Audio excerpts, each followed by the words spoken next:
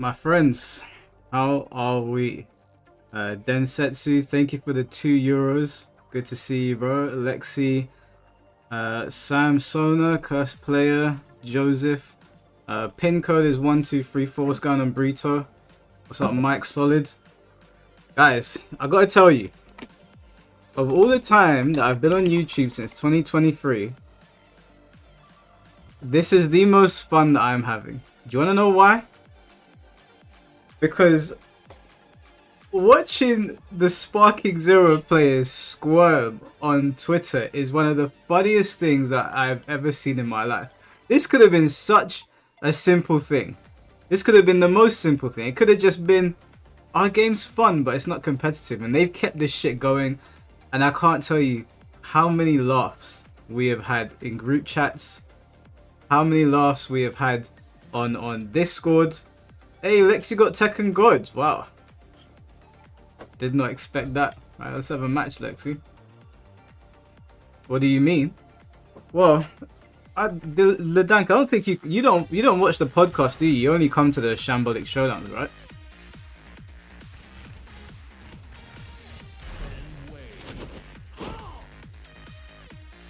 What's going on, Jose? Rayleigh. Saint Mask? Has Mr. Mask been upgraded from Mr. to Saint? Basically, the Sparking Zero players have been like making the argument that their game is as difficult to play as Dragon Ball Fighters, and they've just been getting cooked on the timeline for it. It's one of the funniest things I've ever seen because they could have just like backed away from the conversation, but they decided to double down, and we've just been having fun with it.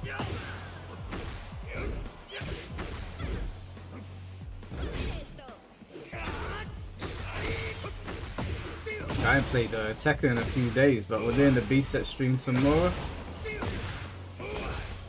You guys make sure you tune in for that.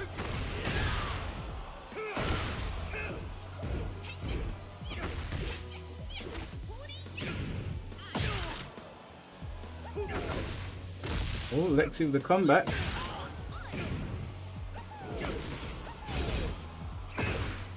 Yeah, you must have thought, did you forget you were playing? You're playing Hopkick Mike.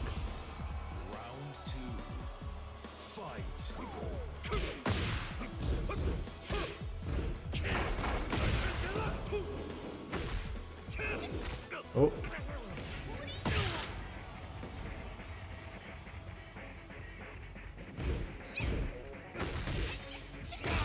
Oh, she got me. Well, I'm not breaking throats. That moonsault out here.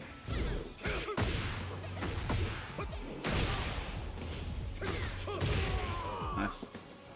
What's going on, Demons? How you doing, bro?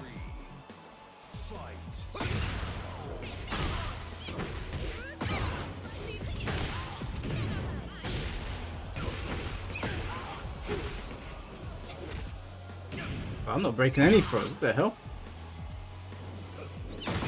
Nice.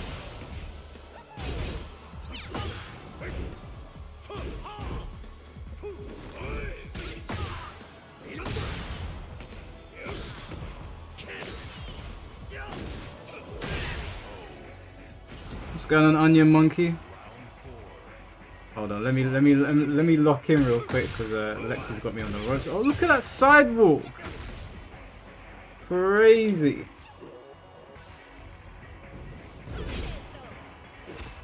Oh my days, I can't break a single throw.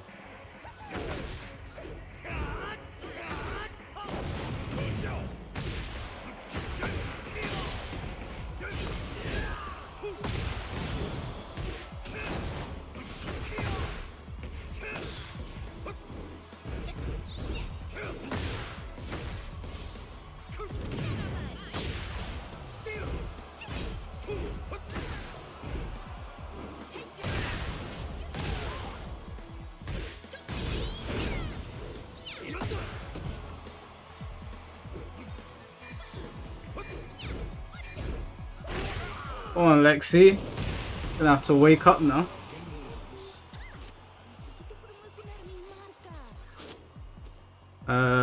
Kevin Mendoza, thank you for the 199. Hello, you handsome beast. How's it going? Bro, it's going very good. I'm in a very good mood right now. The discourse on Twitter has been absolutely killing me, bro. So I know the Dank doesn't know what's going on right now. So let me fill you guys in. For those of you that are here. A couple of days ago, there was a post that went up about Sparking Zero being a more competitively viable game, or more demanding more of a player skill-wise than Dragon Ball FighterZ. And the internet saw that post, it blew up, and obviously everybody was laughing. Like, we in our group chats, we were laughing. We were like, "What the hell is this?" Now, we initially believed that it was rage bait. We were like, it must be rage bait. It wasn't rage bait. Now, obviously, some of them are gonna save face and say, "Oh, it's just rage bait." It wasn't rage bait. They firmly believed it. So I thought to myself, do you know what? Yeah, I'm not enraged by this, but I am humored by it. I'm gonna take this. I'm gonna run with it. So we did the stream on it. Obviously, not a single Sparking Zero player came in and had anything of common. There was no common sense whatsoever. It was fun. Like, I commended 4GB for jumping on. Like, respect to him. He was the only one that jumped on to defend his points, even though I don't think he knew what he was talking about. But respect where respect's due. He did jump on, and the post went viral on Twitter as well. Like, imagine one of the live streams went viral on Twitter, not YouTube. It got 224,000 views, right? People basically just laughing their heads off, like how this was even a debate. And it's just kept going. Like, they can't accept it. Now it's turned into, oh, face one of the top players. And me and C4 were thinking about it, like, but you know what? Let's take them up on this offer. So we're going to host an event similar to the beef sets with Tekken 8, but we're going to do it for Sparking Zero and for Dragon Ball FighterZ. And we're going to have a criteria for these players to meet, and we'll also hold ourselves to account and hold that criteria for ourselves as well. And we're going to see which game is more demanding. Now, they've done a lot of yapping online, and I can't reply to all of them because there's a lot of them. But I'm going to put the message out there that no one's scared to play them. No one is scared to play them. They're going to get their wish, and it's going to be in front of everyone. And then after we finished clowning everyone, then we're going to move on. We're going to move on to something else. But I have to say, of all the sagas that we've had on the internet, on this channel, this is by far the funniest one. I'm having so much fun with it. They're on Twitter right now, but there's so many messages that I can't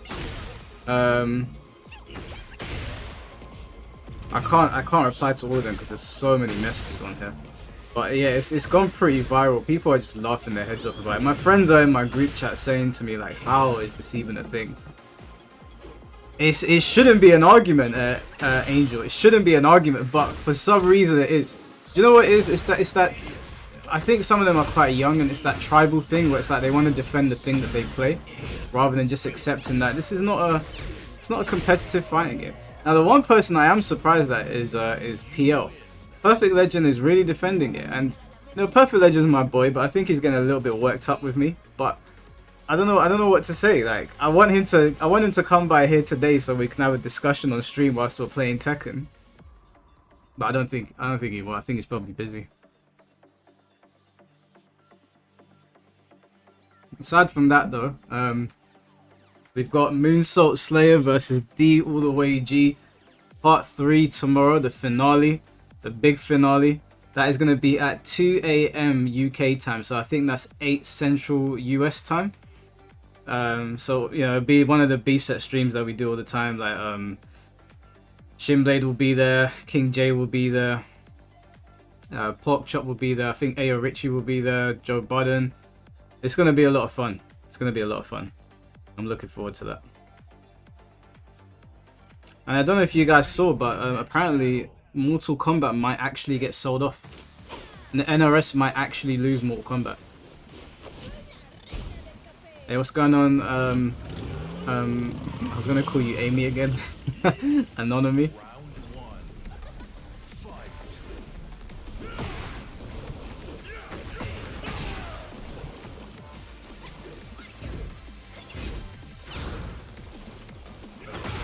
Something is either peak or stop, there's no in between. That's what I'm saying, XY. So like I said to them, Sparking Zero is really, it's very good at like recapturing that power fantasy of Dragon Ball.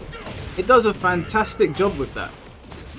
But it's not a competitive fighting game. That's just it. It's a great game. It's not a competitive fighting game. Black Pharaoh, I wanted to message you, bro. Like we've got beef sets coming up tomorrow. What are you saying? You versus Blackheart? You versus Blackheart or you versus Finty?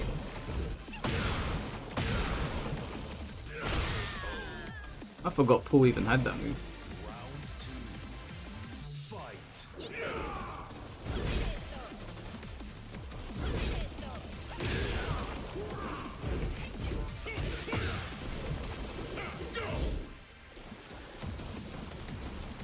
It's a simulation fighter just like the WWE 2K games. Nothing wrong with it not being competitive. Exactly, XY still. Thank you.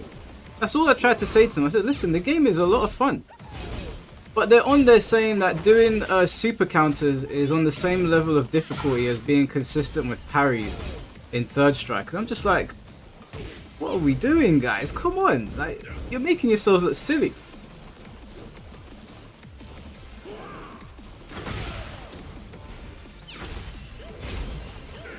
Imagine that, like we bringing Third Strike into the conversation. It's just insane. Like, what are we doing?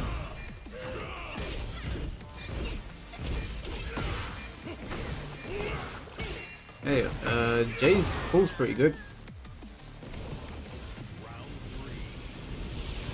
I don't know how Perfect Legend is defending that game, but I don't know. Do you know what I think it is with PO? I think people did. What the hell? I think people dogged on him for Dead or Alive for so long that it probably feels like that again. But Dead or Alive is a competitive fighting game. People dogged on Dead or Alive for loads of reasons, but a lot of them were bogus and they've been disproven. Sparking Zeros are spot on. They're spot on. Jay, I don't know what happened. I think it's probably your connection. It went out, but you were playing well. Seems like you lagged out.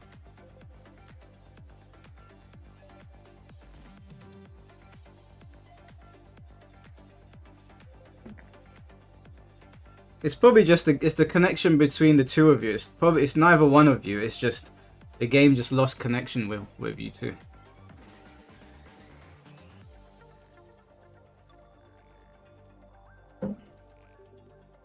Online gaming.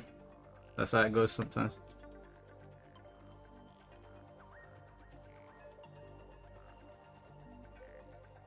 "4GB's entire argument was bruh." You know, I respect 4GB because he did jump on and he did say what he wanted to say, even though not much of it made sense. But I respect him for jumping on because a lot of them are on Twitter just yapping away.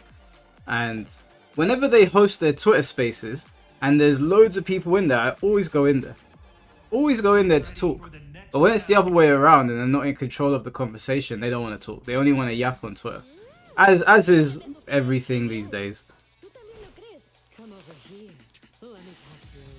I actually enjoy the new Pokemon, but the internet is making me afraid to admit it. Bro, listen, if you enjoy something, never be afraid to admit it. I enjoy Sonic 2006.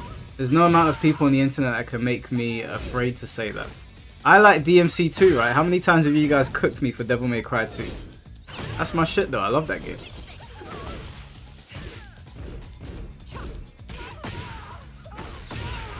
Oh, there you are, Black Pharaoh. Yeah. What are you saying, Black Pharaoh? Are you jumping on the B sets tomorrow? I still want to see you versus Blackheart. Or you versus Finty. No way you just torn in her face.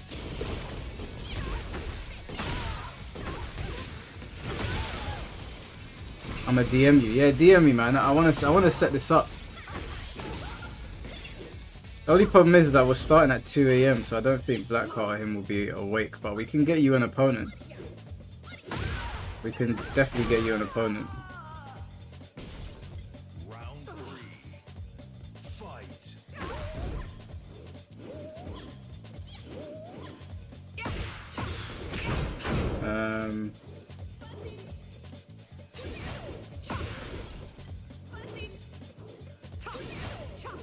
What do you mean you love? What do you love about Sonic 06? I love the fact that it feels like the future Trunks story.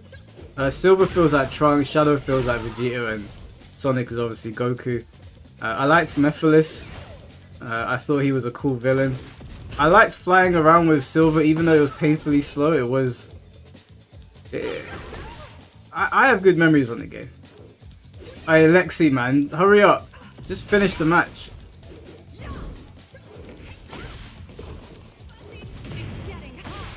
Mike, I respect a lot of your opinions, but stop trolling with DMC2. I like DMC2, okay? I like it. I'm not telling anybody else to like it. And I don't care if the entire world hates it. I like DMC2. I love DMC2. That's my shit. Look at this cute mug my girl got me.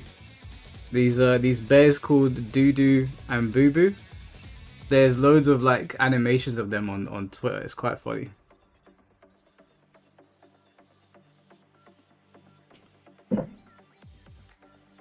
Mike, didn't you say I would never beat you again? I said you would never beat me in a set. I didn't say you wouldn't. You wouldn't take a single game off of me. I mean, you've never beaten me in a set. That would never happen. But you could take games off me here and there. But if we did a 1st to 10 Lexi, come on. You know what would happen.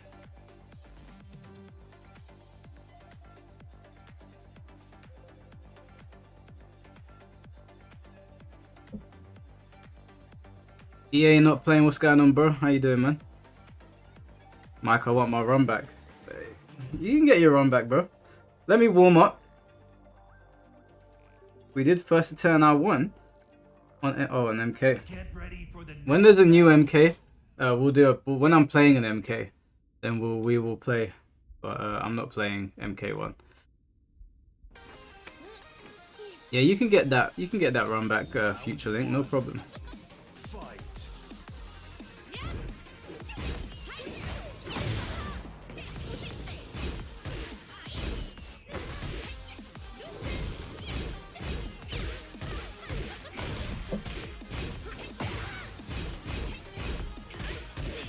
You know what's crazy? I've never played a single Sonic game in my entire life. How did you go about avoiding Sonic games? As a gamer, I don't even know if that's possible. You haven't like... Really? That's like saying you never played a Mario game.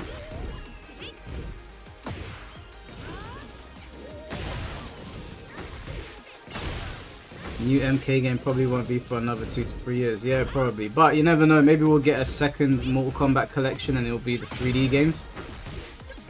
If that happens, there's going to be a lot more Mortal Kombat on this channel.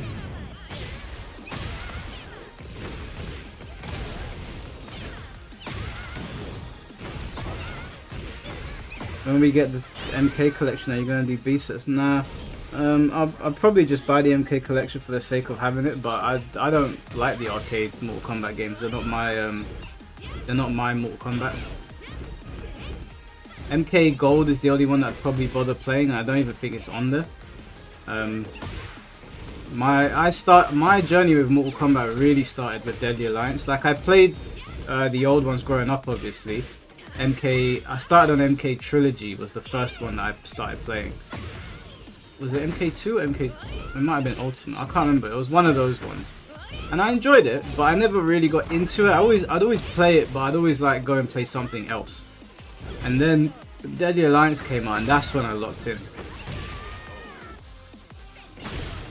Deadly Alliance comes out and it gets like rollback and ranked, then yeah, there will be beef sets on here 100%, and there'll be MK guys on here from like the older generation.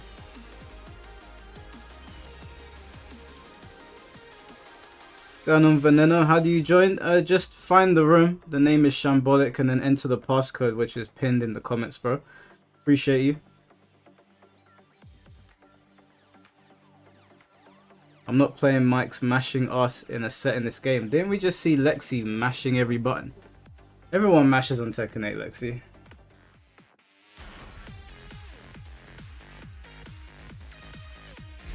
MK Rio vs Tom Brady, yeah, man. Definitely, there'll be loads of like runbacks. So if we get a 3D Mortal Kombat collection, 100%.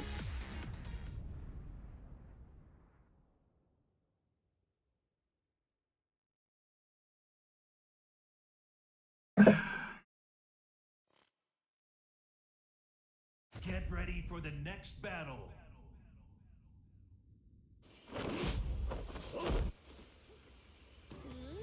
La mezcla de Azucena es genial. ¿Tú también lo crees? Round 1. Fight.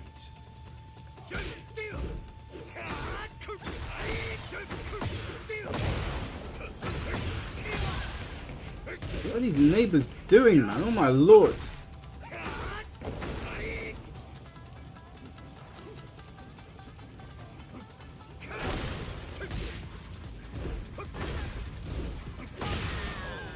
Just banging on the walls. Is Deadly Alliance good? Deadly Alliance is the best Mortal Kombat game ever made.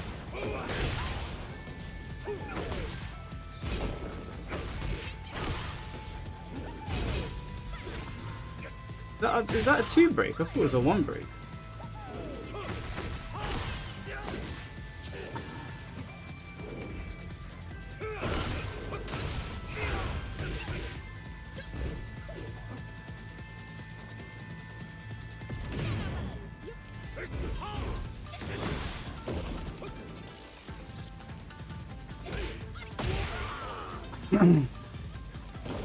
New Shaolin monks. I wouldn't be against that.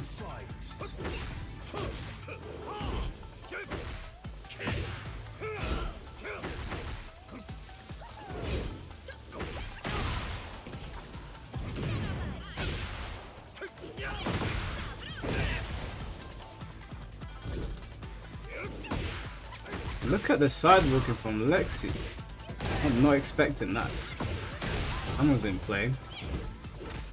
Oh my god, I broke that again. Is there something wrong with my pad? Is that not a 2 break? Round 4. Fight.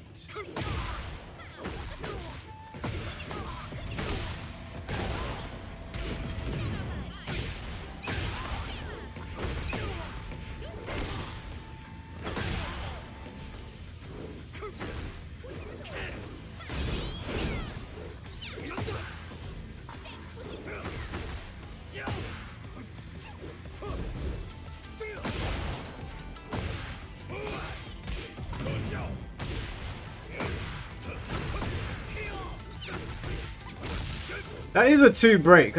Unless I did the wrong one.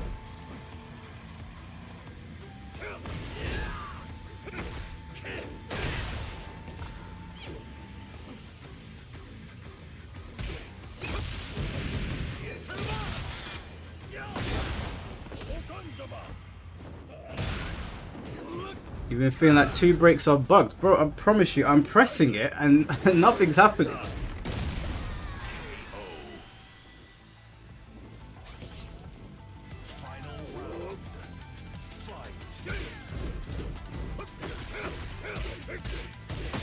Block the 10 string.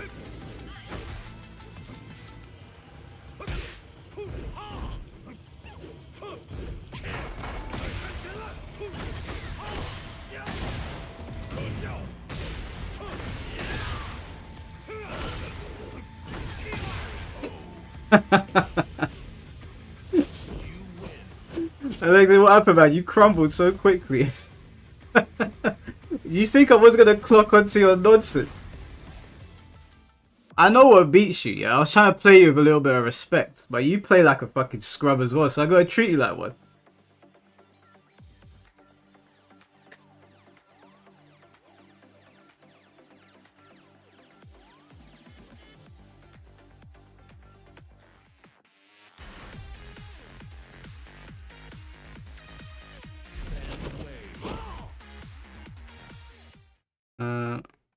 Firstly, I've enjoyed way more Nintendo games than others recently. Too many disappointments on my PlayStation. Do you know what? I haven't touched Nintendo in ages.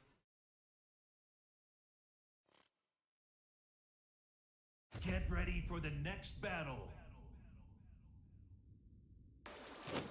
Oh, is this Future Link? Round 1. Oh my god. Fight. We're on yellow bar here.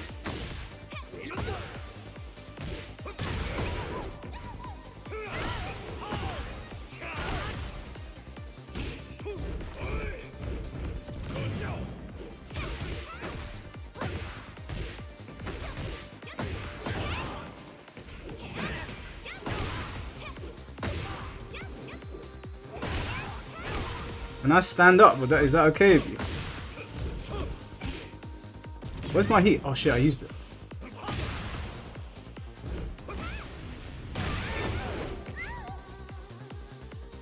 Round 2.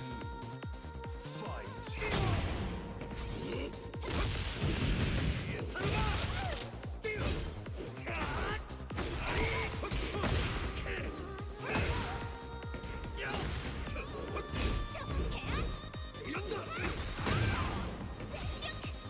Do it again. Oh no.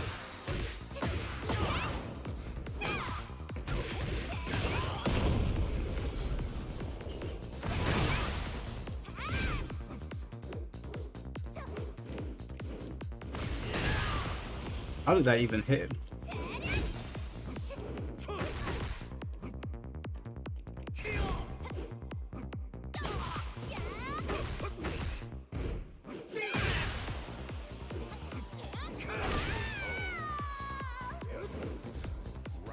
1 second, Kevin. I'll read your super chat.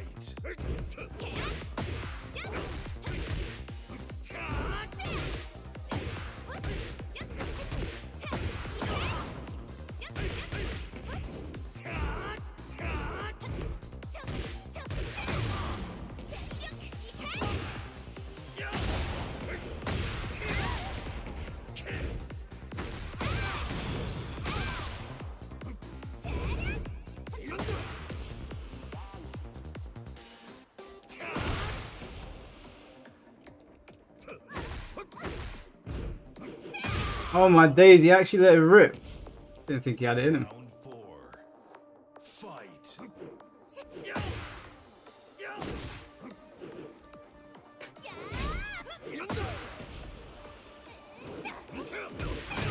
Oh my god.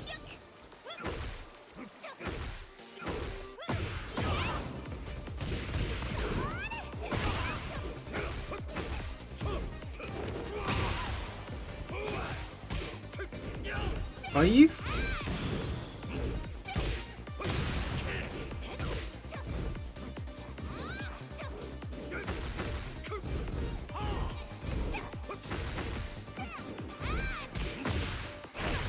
Unlucky son.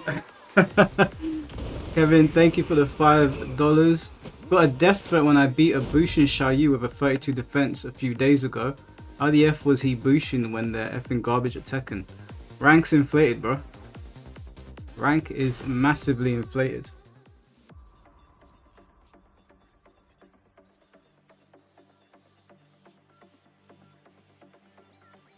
Going on, Kenjamin? How you doing, bro? Is this like a lobby? Yeah, it's a lobby. You just gotta find it. The name is Shambolic and passcode is 1234. Just gonna play some Tekken for a bit, sit and chill out. And then tomorrow we've got the beef set streams.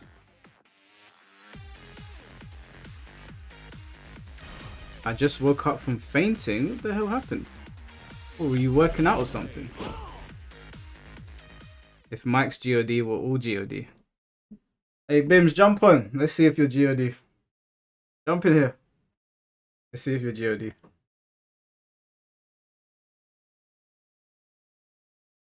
Sakurai said earlier today, just because you have a higher rank doesn't mean you're more important than others. Where did he say that?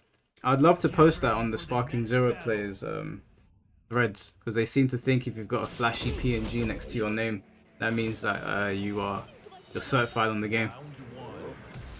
Fight.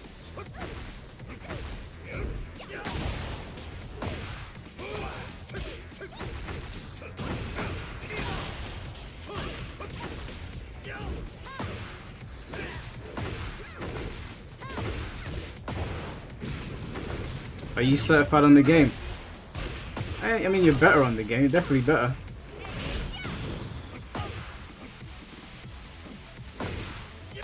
Oh no. I'm dead. Let him learn.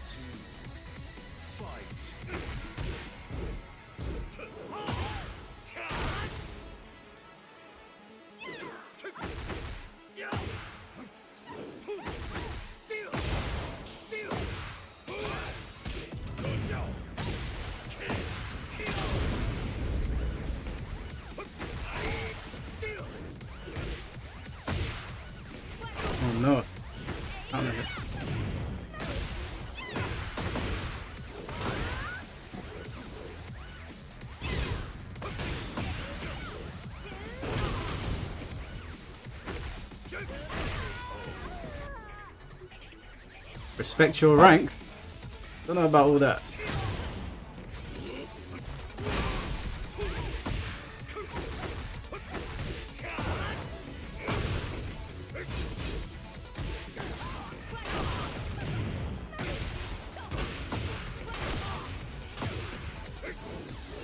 Oh, that was nice.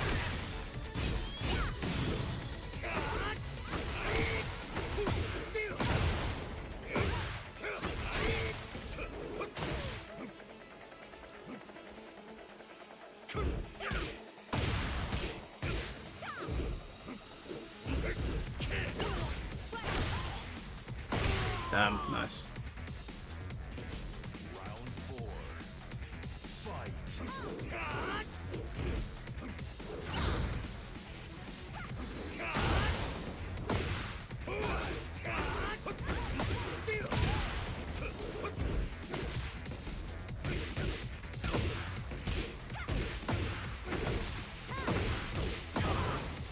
Isn't the B set tomorrow? Yeah, the B set's tomorrow.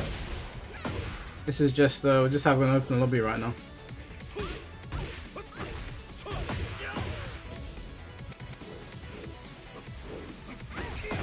I knew you were gonna press the button.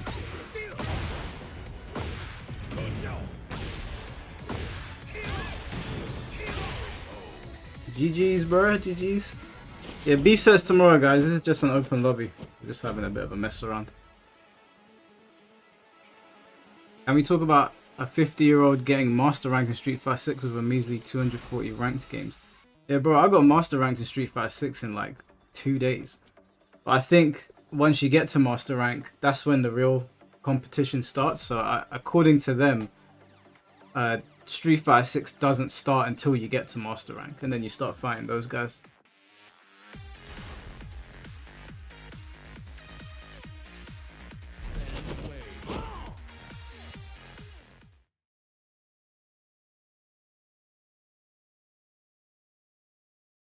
Her being good at Tekken is no different than Sonic being good at fighting games at that age and Ninja Killer. Oh yeah, the guys that were hating on the young girl for doing well, those people are idiots. Because they're hating on her, they're saying, oh, she's 16, and that's proof that the game's been dumbed down. But I didn't hear anyone saying that for the 15-year-old that was in Grand Finals in Street Fighter 6. And almost won the whole thing. He almost won the whole thing. And that guy is legit. Get ready for Legit. the next battle. They didn't say anything to him.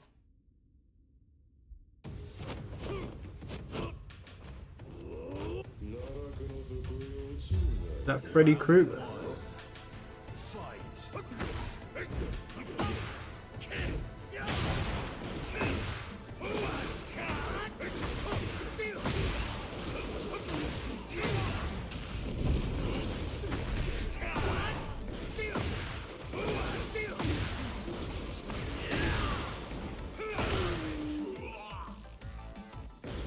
Round 2.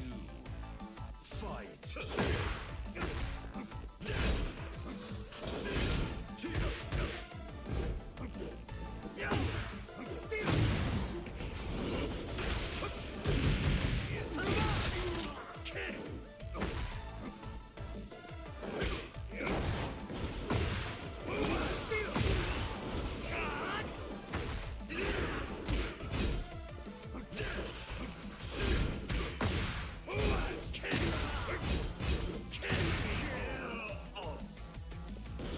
Round 3. Fight.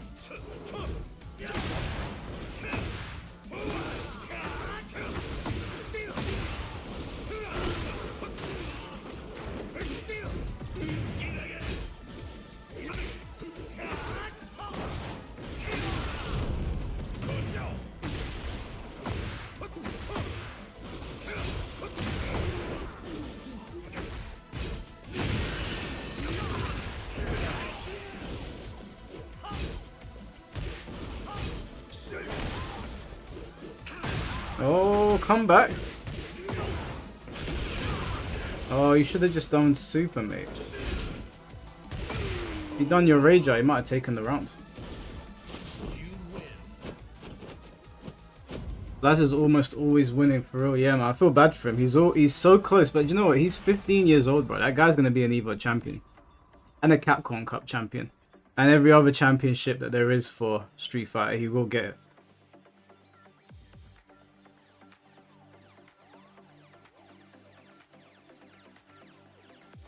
Ugh. Kids are naturally going to be better than adults at video games.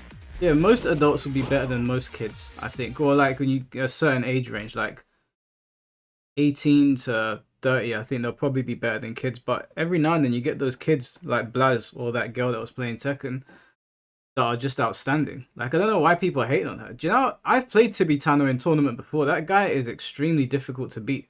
She played really well. Really, really well. Even though Tekken 8 is, obviously, it's more accessible and it allows people of a lower skill ceiling to come in, there is a limit. There's a point that you get to where that doesn't matter as... It still matters, but not to the point where you're beating Tibitano. Like, that's cap. People that are saying that are bullshit.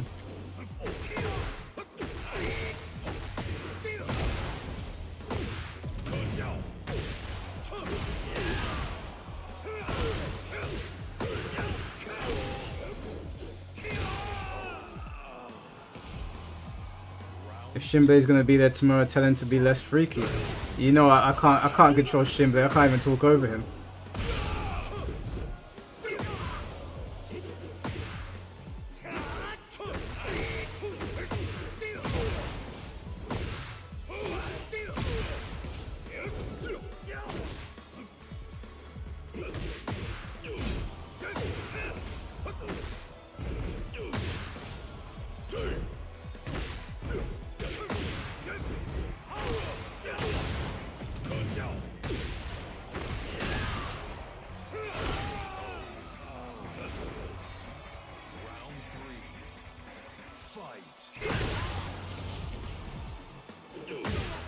Nice.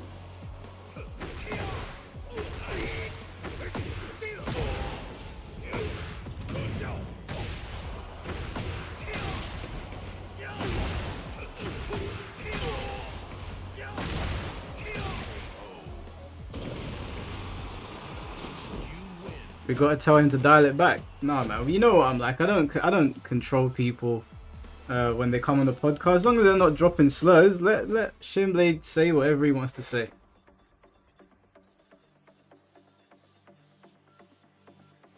Mike, really? What did I do? What, you guys don't want Shimblade to be Shimblade? Listen, man. There's no way I'm censoring Shimblade, bro. He's too funny. He's way too funny.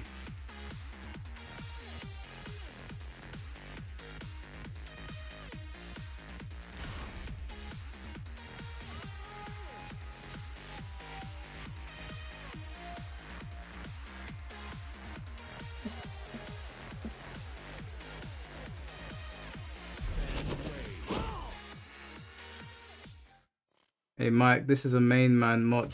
Who? Oh, Mazel. Yeah, Mazel's here all the time. I see Mazel in here all the time. Mike, let me land.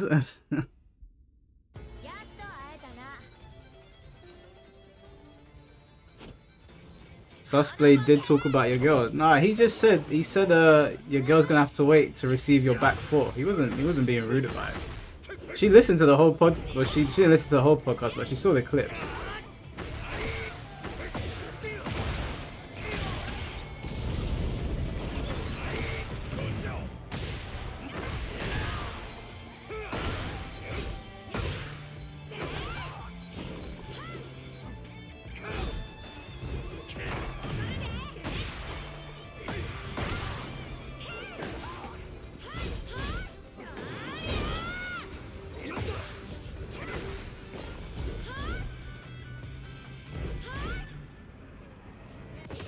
Did he press a button?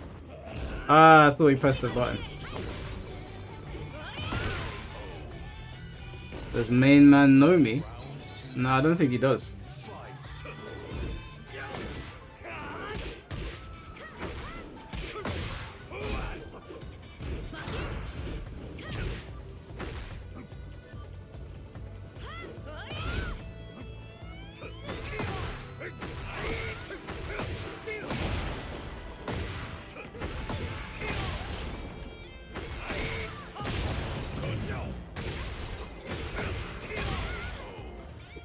He does? How do you know that? Fight. Oh wait, you're one of his mods, my bad.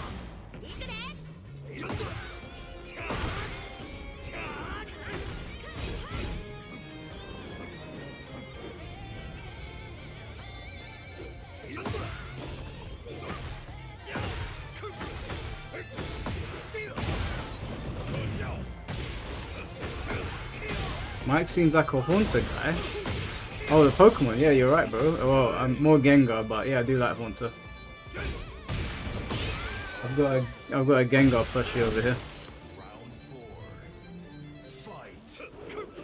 Bro, I would love to do Main Man versus Blackheart. Because Main Man's EU as well. That should be so funny.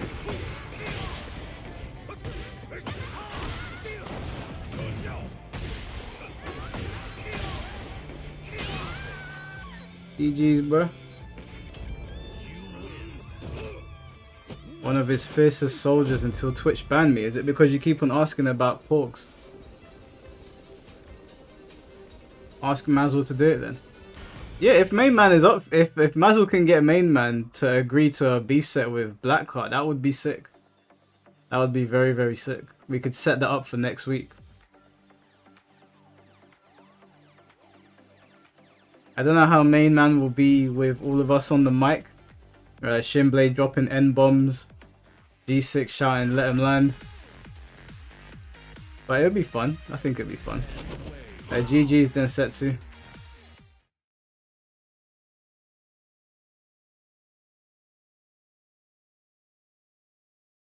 Wait, TMM and Blackheart have beef? No, they don't have real beef. It'll just be a bit of shit talking. They don't have real beef. I have no way to contact Main Man though. I don't know where I'd reach out to him. His chat moves way too fast. I don't think he's on Twitter. I don't know if he has a Discord.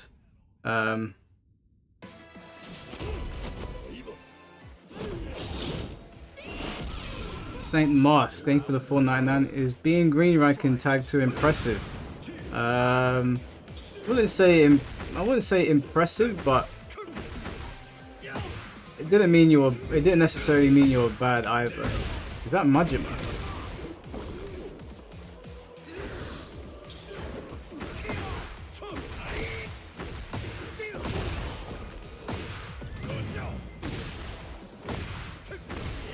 Damn.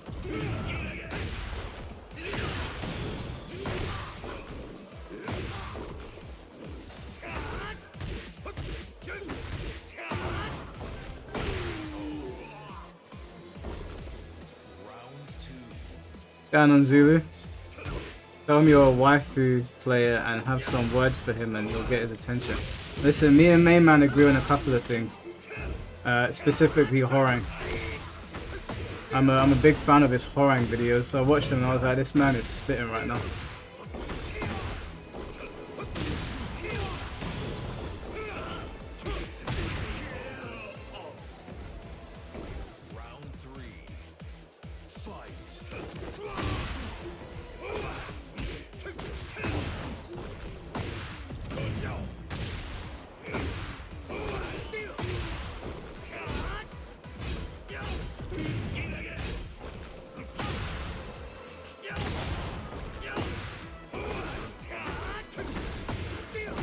And then, oh,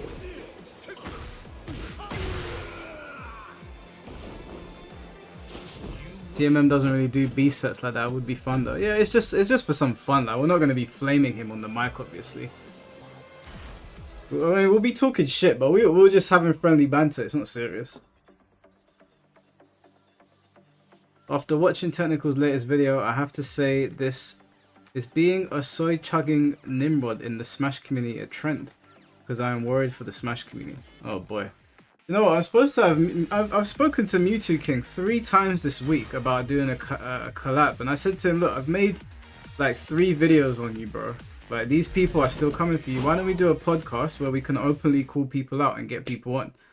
He said, yeah, I'll let you know my schedule. I let him know mine. Then he messaged me again. I said, are we doing the podcast? He said, yeah, I'll tell me what your schedule is. I told him and he didn't get back to me. And I was like, bro, I want to help you, but like, I can only do so many videos, or I mean, if it's a big thing, that I can do a video on it. But I don't know what to talk about. Like, he's getting bullied by them, but I don't know how else to help him other than tell him to come on the podcast and we'll sit and we'll talk about it.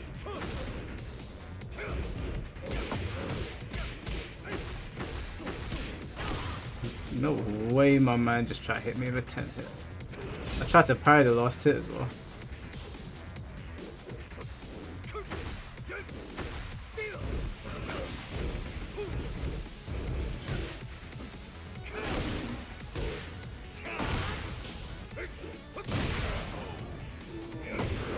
Who's getting bullied? Mewtwo King.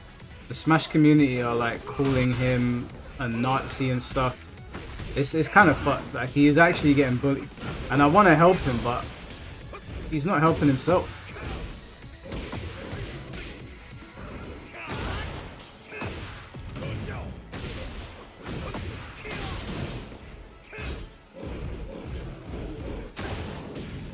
Oh, what the hell? Oh, nice. Oh, he didn't go for the pedigree.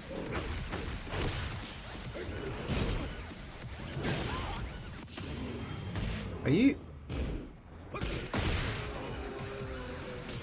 Because of the hacks and technical stuff? Yeah, just everything, man. Like, you know when people can't put you in a box, they like to then label you things?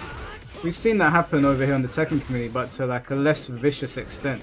On the Smash community, they're fucking wild with it, bro. They are wild with it. They'll call you all sorts of things.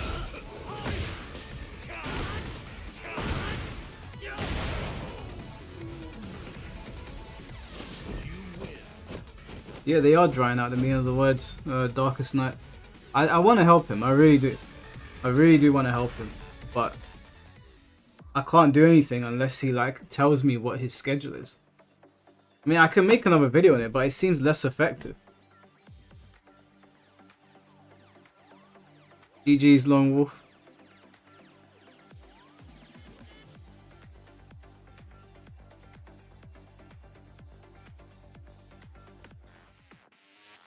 Yeah, they are a hive mind, unfortunately. They are a hive mind.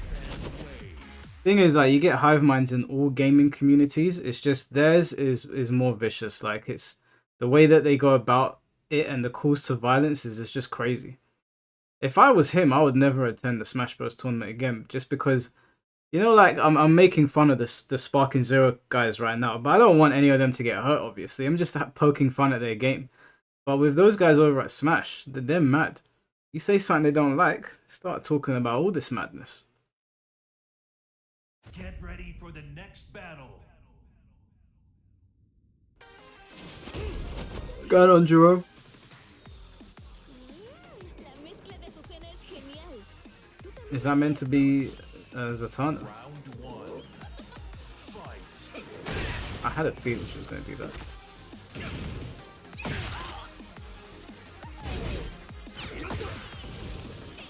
Oh my god, she did it again.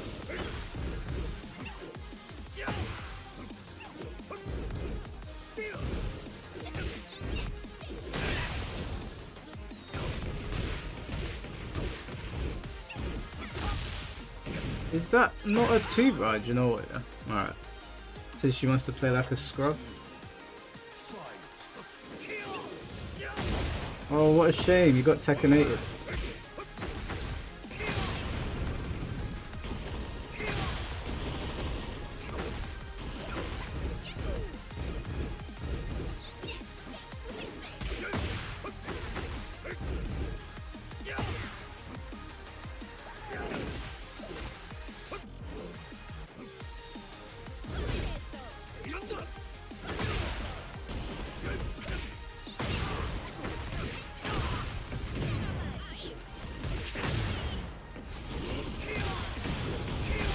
See, Bims, thank you for the 9-month membership, bro. Make King Cole a mod. Well, you know, this is a democracy. We'll have a little bit of a vote.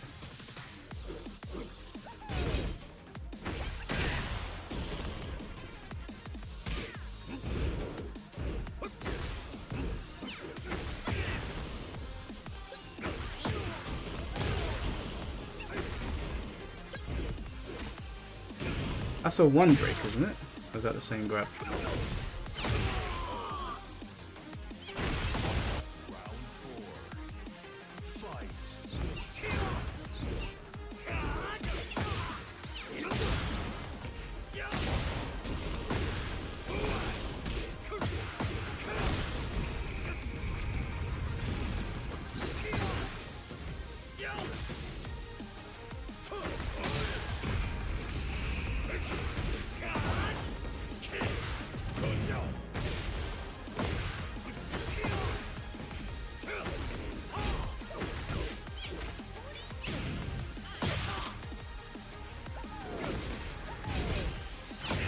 Pro breaks are not working today, boy.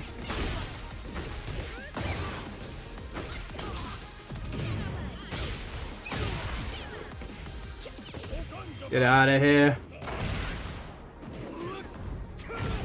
Yeah, I promise you, I'm pressing the throat. It's a generic grab. I'm pressing to break throats. It's not working.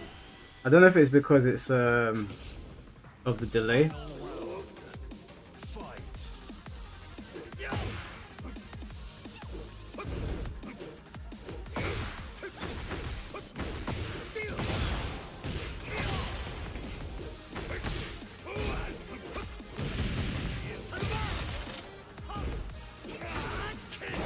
Hey, what happened, Lexi? You fell apart? Get her out of here. Get her out of here. Back of the line, mate. Me logging in on little sleep, overworked and no warm-up, ready to fight a fully warmed up 8-win streak, having a matchup winning Fengway. Oh, do you know what? Give it a rest, Zulu. We all have to go to work. We've all got partners. We've all got families, we've all got responsibilities, okay? You guys see me streaming until 6 in the morning, then I have work at 8.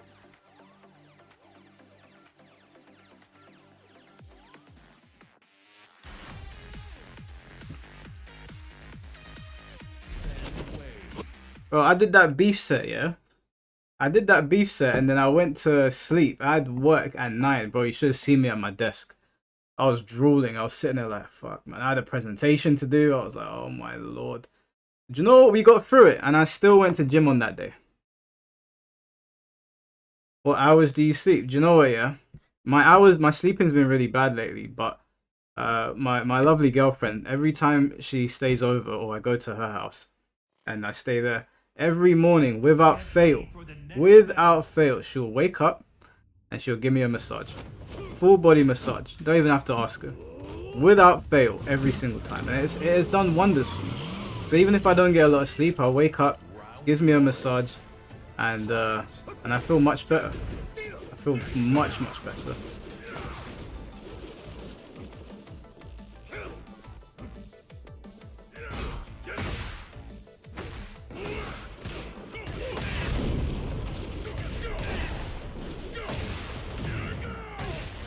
When's Mike Jr. arriving? Hey, do you know what, yeah? I don't have a date for you, but I'm not against it. I used to be like, oh, do I want to have kids, blah, blah, blah, but then, you know, you meet someone, you're like, you know what? It might be that time. Well, not for now. We got loads of things to do in the meantime.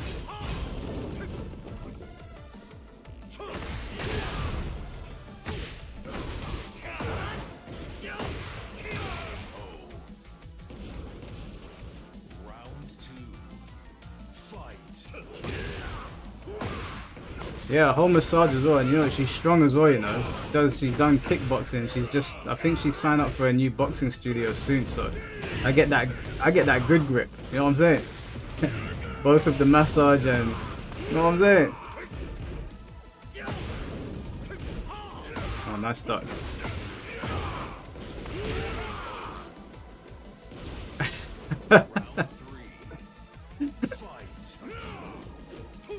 Hey, let me lock in because this guy's pool's good.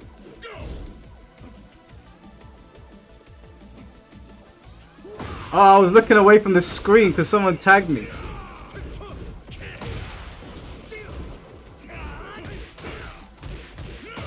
Hey, this pool's nice. Alright, wait, hold on. I need to focus. This pool is nice.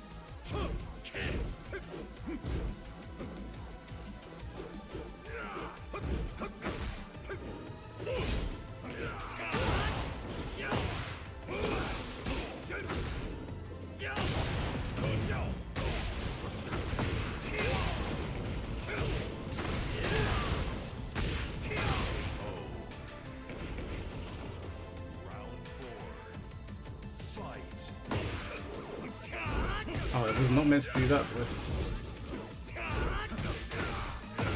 boy. Ooh, nice.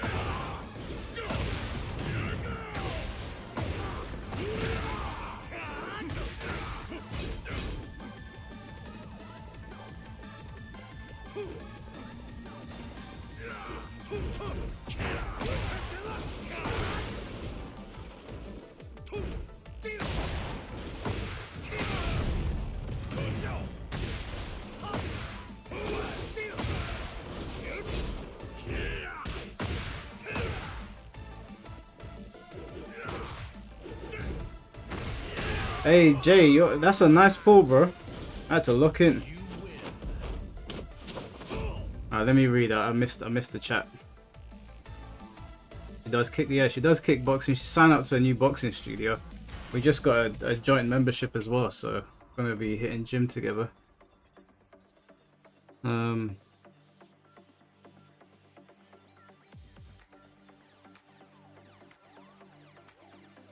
Gorilla grip. Let me keep it PG around there, you know what I'm saying? Saint Mask, thank you for the $4.99. I'm still looking for the one mic, although I made a new friend group at church. Oh, nice. Hey, listen, man. Meeting a church girl, that's a big W.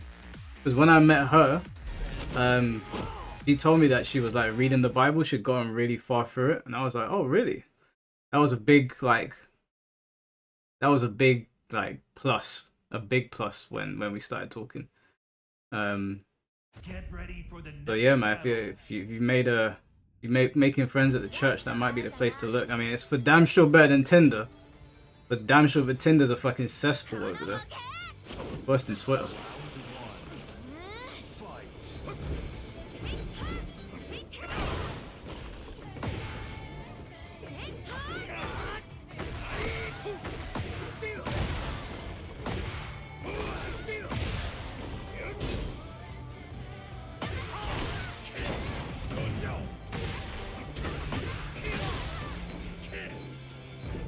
How the hell did that whiff? What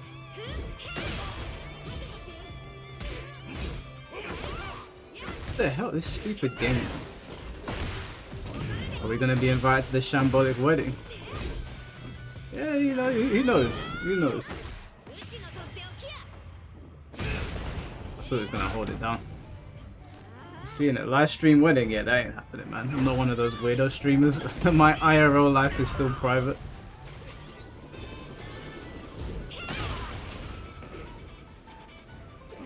You see that woman on Twitch that live streamed her pregnancy? Run a tournament to see who gets invited. Not a bad idea, you know. Oh, nice block. Oh.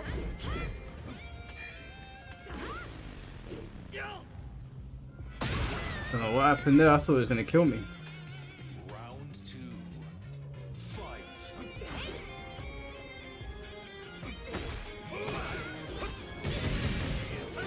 Yeah, she had the pregnancy live, man. Crazy. Firstly, I think that's fucking diabolical. That should be a private, intimate moment between you, your husband, and the doctor. Whole world watching you give birth, bro. That's crazy.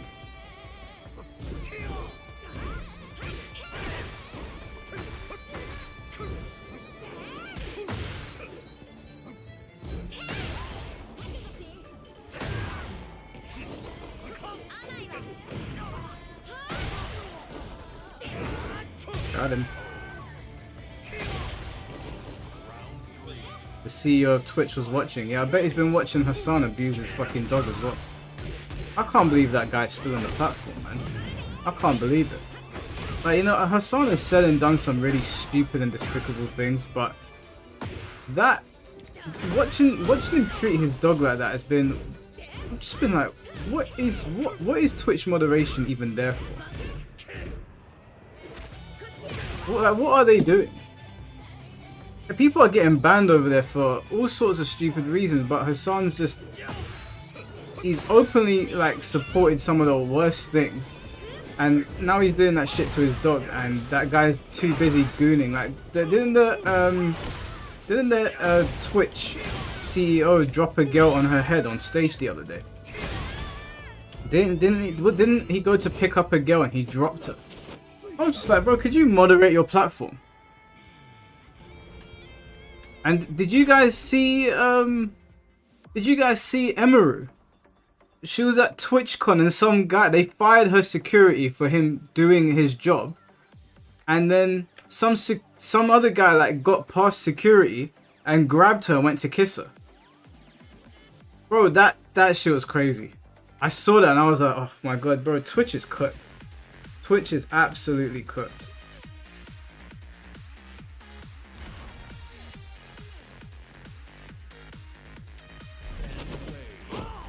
Honestly, and the other day that kick stream, there was a kick stream, I can't remember what his name was.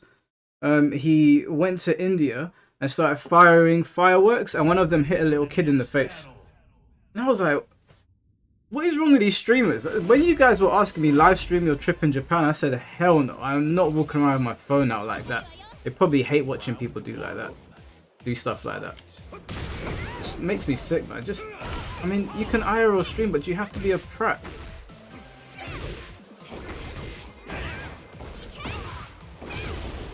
Sam Pepper, that's it. I don't even know who the hell he is. Never heard of him before. And then I got some messages from people saying, oh, look at this and look at that. I was like, wow.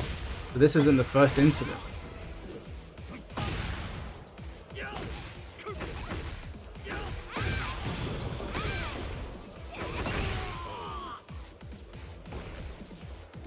Taking the piss out of Diwali. Yeah, it was the other day. I don't know if it was Diwali, but he was up to no good for sure.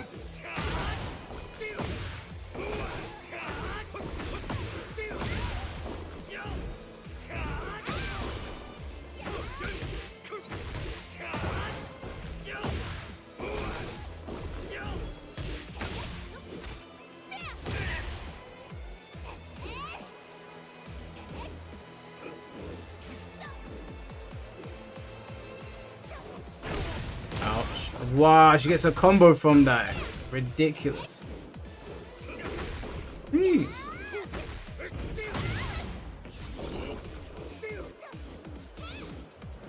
Don't know what happened there, mate.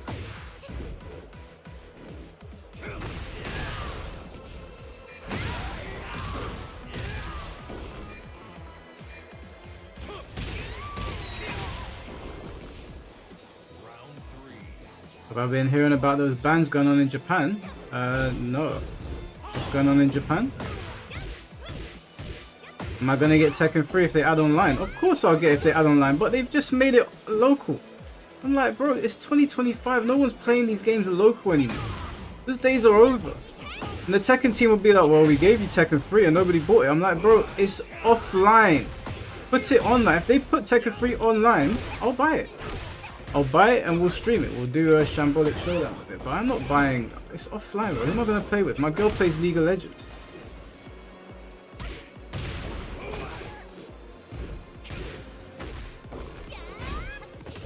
Oh, he rolled out of the way, didn't he?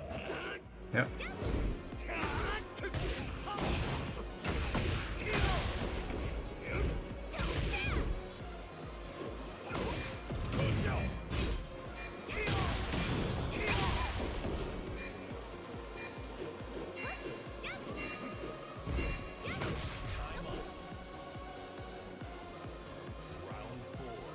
Moonsault said you could play via the share button.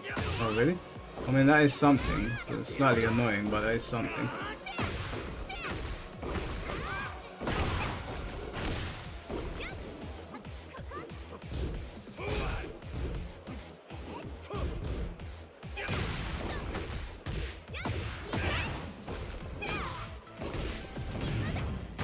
That would be awful, especially because most of you are in America, so yeah, the connection would be absolutely shoddy.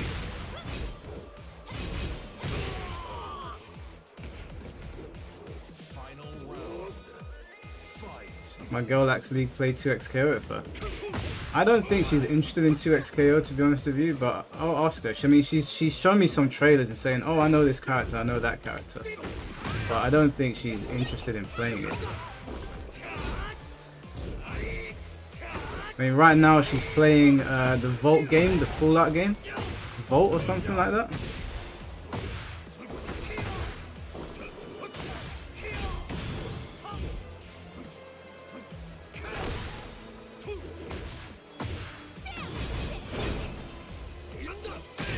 The hell?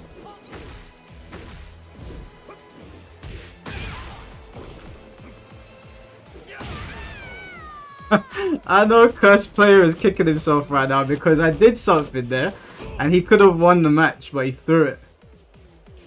You threw the game, bro. That was actually your game to take.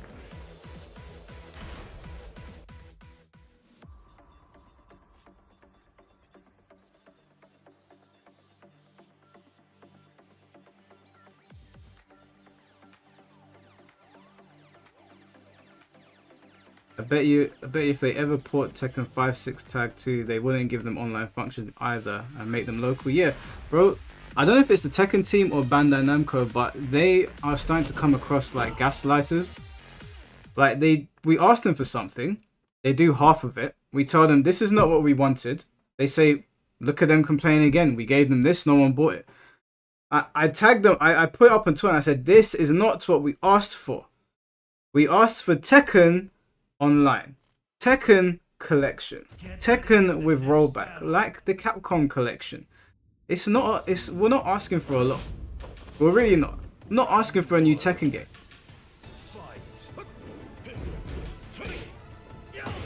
Oh, I know this is Steven.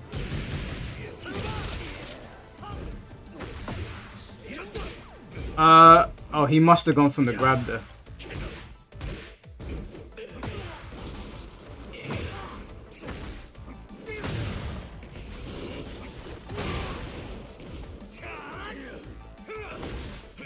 Cameraman is working overtime right now.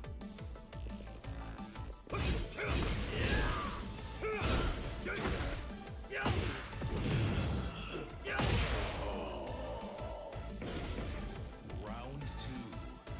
Fight.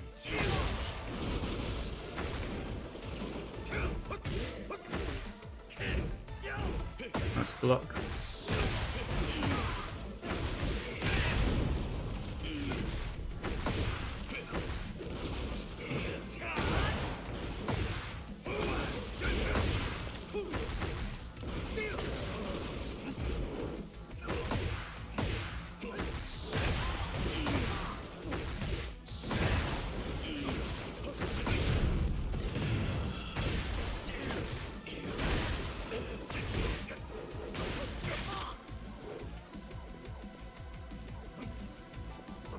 I caught you lacking, mate. Oh, no, you stupid controller.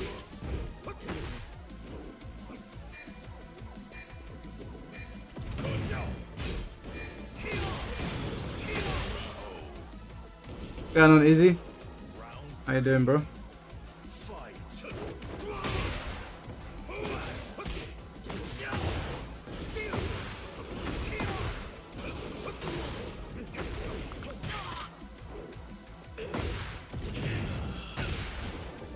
I stepped that shit.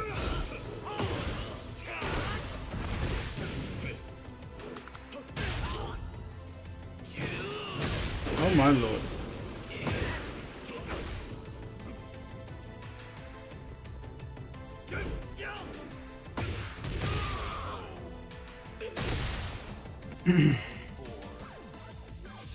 Everyone's saying the lag's not too bad. What with the shit? Listen, I'll buy Tekken 3 right now if that's the case and we'll play it. I'm not good at Tekken 3, but it'd be fun to revisit an old Tekken game.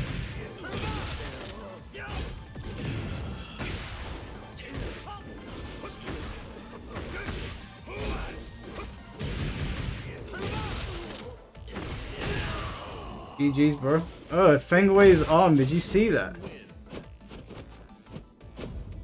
I'm gonna start volunteering on Monday. Where are you volunteering?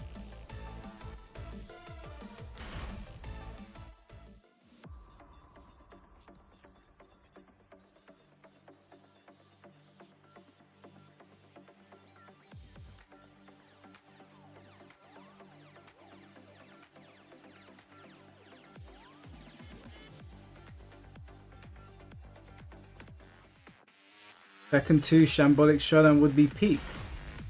Bro, come on, you know that wouldn't be peak. As much as I love Tekken, Tekken 1 and 2 are extremely dated. Oh, you're volunteering at the British Red Cross. Well done, bro. That's some good work. Yeah, Tekken 1 and 2 are dated. Tekken 3 is barely passable in my opinion. I still play it, but it's barely passable. For me, Tekken 4 is as far back as I'll go now. Get ready for the next battle. Round It's that Robotnik. fight.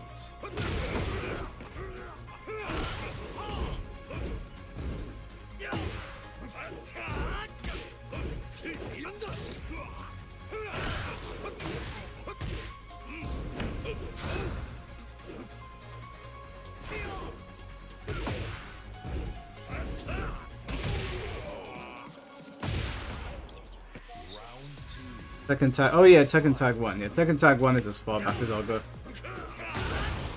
I mean, I'll play Tekken 3 on stream if they give it, like, if it works online. I don't mind playing it. I wouldn't mind playing Tekken 2, but I don't know for how long we would play that. That would probably get very, very boring very quickly.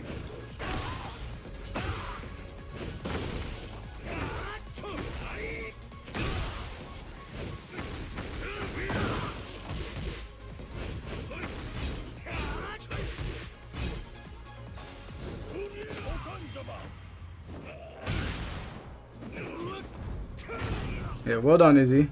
That's good on you, man. Keep us updated with the work over there.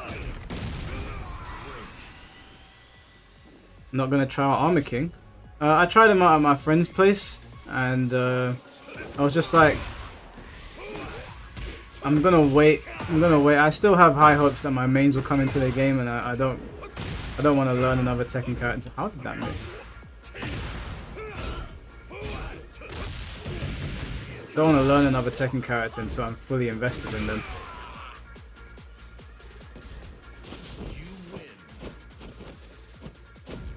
Going on Enfinte 8.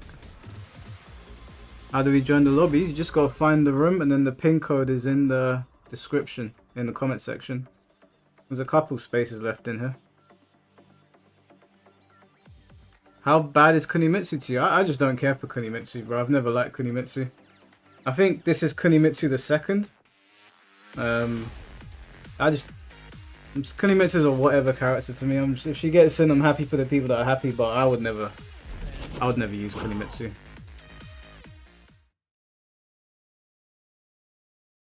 Who's my original main? My original main is Kazuya.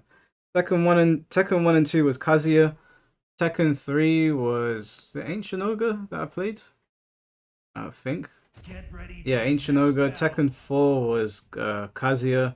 Tekken 5 started off as Kazuya, but I switched to Dragunov, and then I switched to Feng. And then I just stayed with Feng and picked up other characters like... Tekken 4 I used Marduk as well. But I only used him like on and off. It wasn't properly until Tekken Tag 2.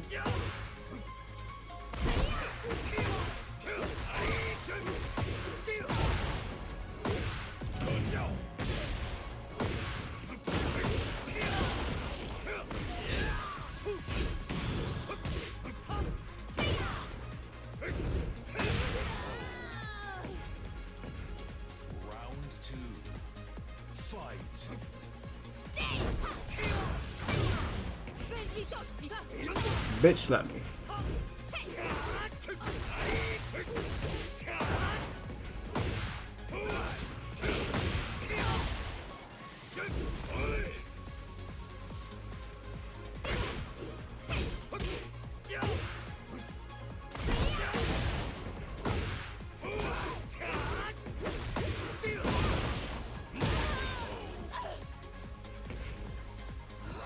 I mained Law for a little bit in Tekken 6, but then I went back to Feng and played Marduk.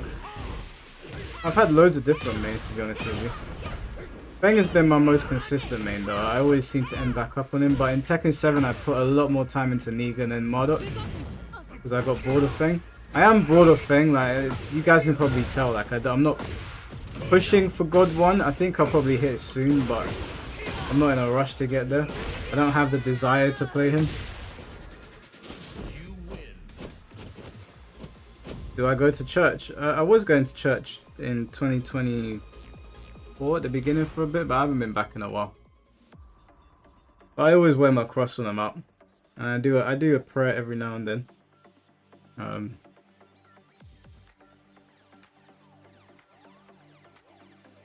It's a long climb. Zulu, to be honest with you, I got there very quickly and then I fumbled my promotion match. Almost put my controller through the screen. And after, you know when you fumble a promotion match and then your energy goes down? And I started losing ton all the way until I got down to a demotion match. And then I worked my way back up and then I went back down, then up, then down. So I can't wait to go back to it right now. I've got a Bleach tournament coming up soon, so I'm just playing that. I'll probably come back and try to get God 1 again.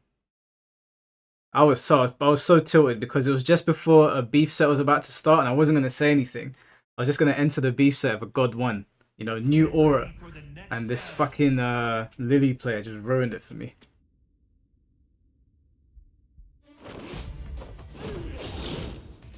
Round 1. Fight.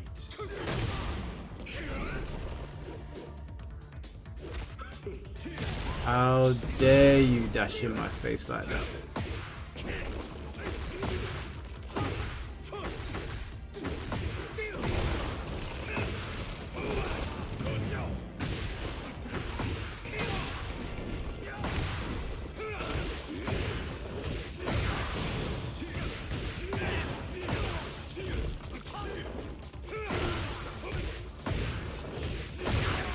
Chicken Senpai, thank you for the 7 months, bro. Appreciate the drumsticks as well.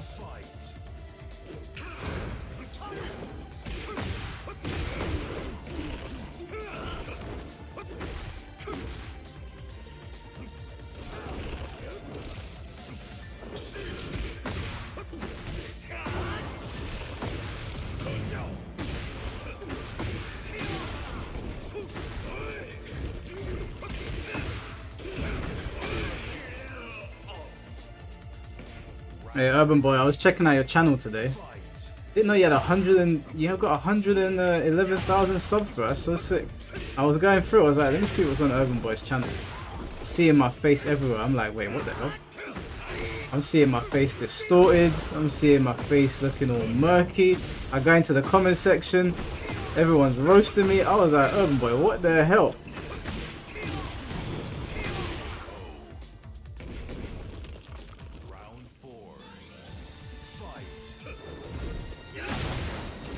I don't make a big deal out of it. Yeah, still, that's really sick though. 111,000 is awesome.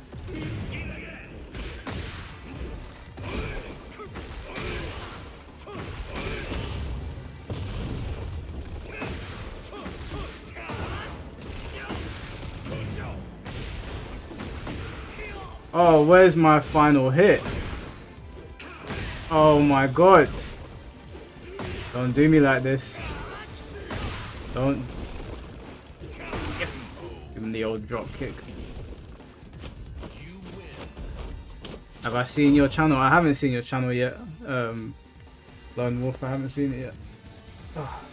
I saw my face pop up on my For You page and it said Urban Boy and I was like, what the fuck is this? So I clicked on it, I was like, no way. I thought the remixes were only on Twitter.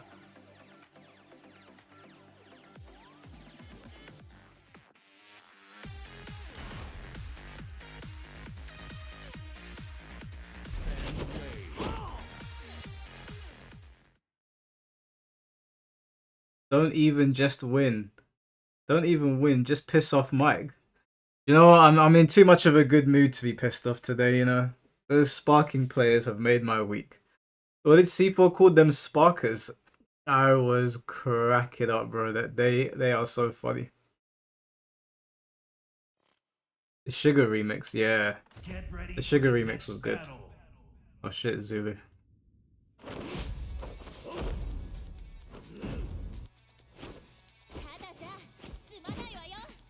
Round 1.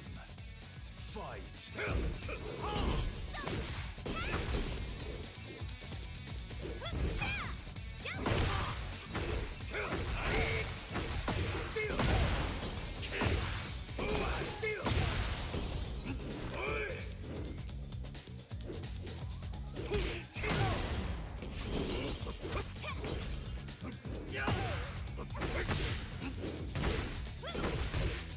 Fish Tacos, thank you for becoming a member, bro. Appreciate you. I thought I was blocking low, but apparently not.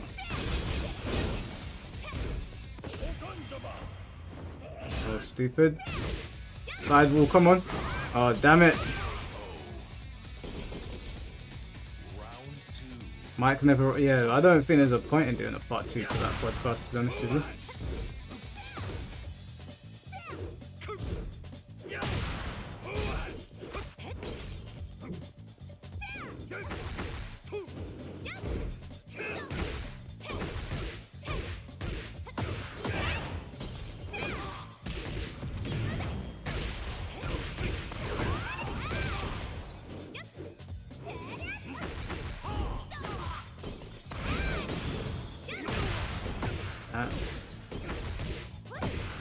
Am I dead?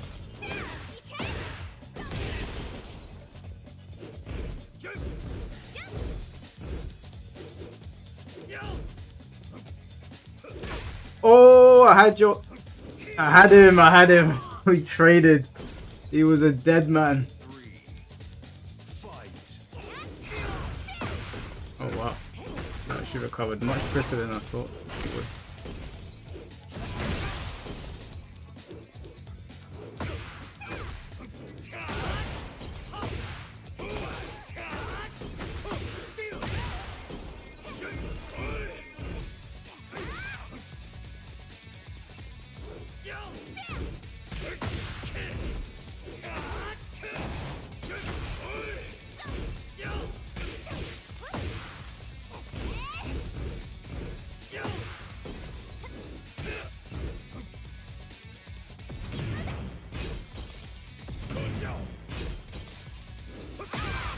Don't know why I pressed the button there.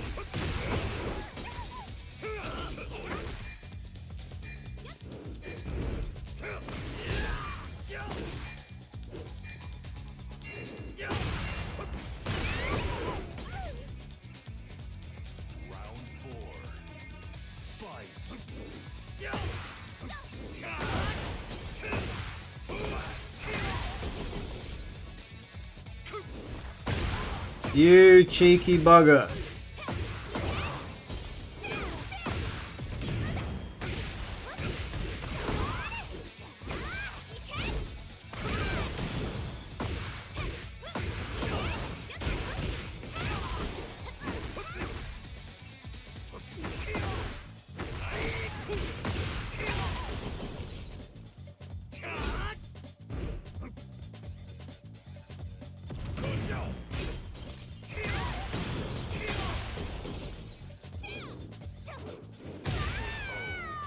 How you play just there across the screen just doing a madness, bro?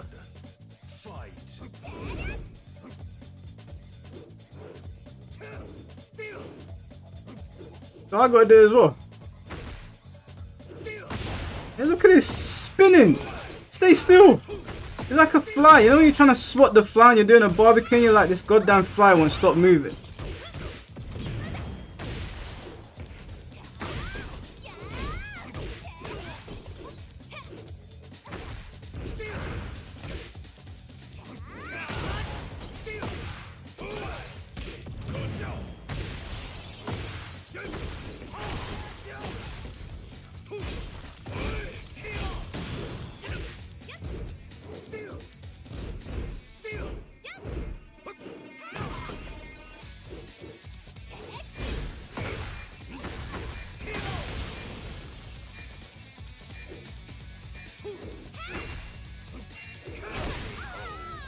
Get him out of here. Go back to bed. Go back to bed. You're too tired. All that spinning got you nowhere. GG's, bro.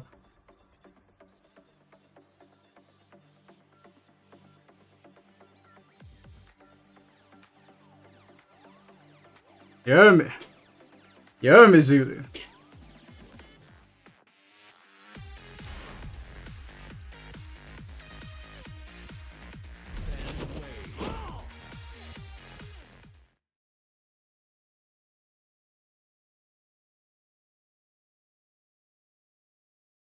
They claim Sparking is a more competitive game than Fighters, bro. That shit has killed me. That has been one of my favorite sagas. They have absolutely killed me. I said to the guy on stream yesterday, yeah, do you think it's harder to do a Sparking Zero combo, like the hardest Sparking Zero combo, or a Mishima Electric combo? He said Street Fighter. And I was like, what? I was like, no, I said a Mishima Electric combo or the hardest Sparking Zero combo. And then my man said, yeah, Mishina. I was like, Mishina? Who the fuck is Mishina? And I was like, wait, this is what I said. Sparking Zero is probably the only fighting game that they've played, so they don't have a frame of reference. They don't even know what we're on about. There were so many terms that we were using yesterday that just went over their heads. And a little bit of it pains me, because I like Sparking Zero. But the community is just... They're not locked in.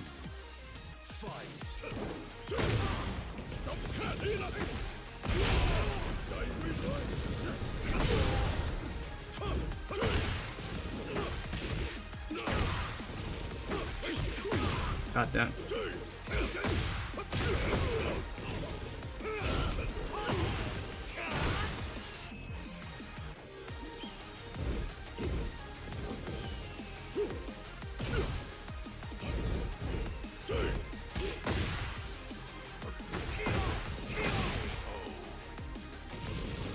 Man said Missioner, bro. I couldn't believe it. I couldn't believe it. I wanted to die, but I was trying to hold it together.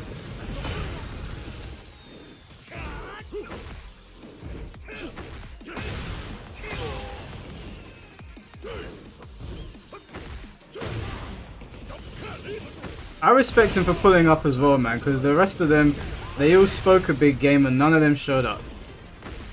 And they're still yapping away on Twitter. But only one of them showed up, and for that, he has my respect.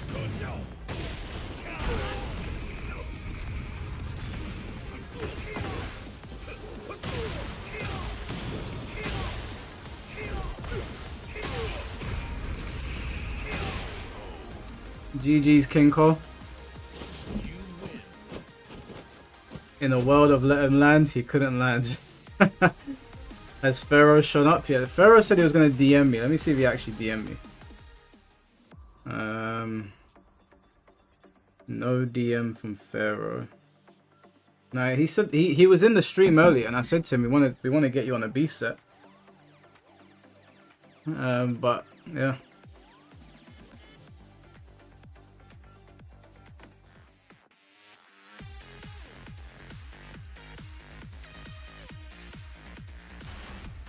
Have you tried Ichibe? Bro, Ichibe is broken. Okay, I'm sorry. That character is ridiculous. And I play Renji. That is now his worst matchup. Renji can't beat Ichibe. He can't use his circle skill on him because Ichibe can counter it with the forward circle. He can't use his Bankai on him because of the counter. Renji already has to 3-touch you, but because Ichibe puts the ink on you, he loses a stock. So Renji has to 4-touch him. Bro, it's a nightmare. It is a nightmare. I've come up across... Everyone's using Ichibe right now, so I guess it's good because I'm getting matchup practice, but it's an absolute nightmare beating them.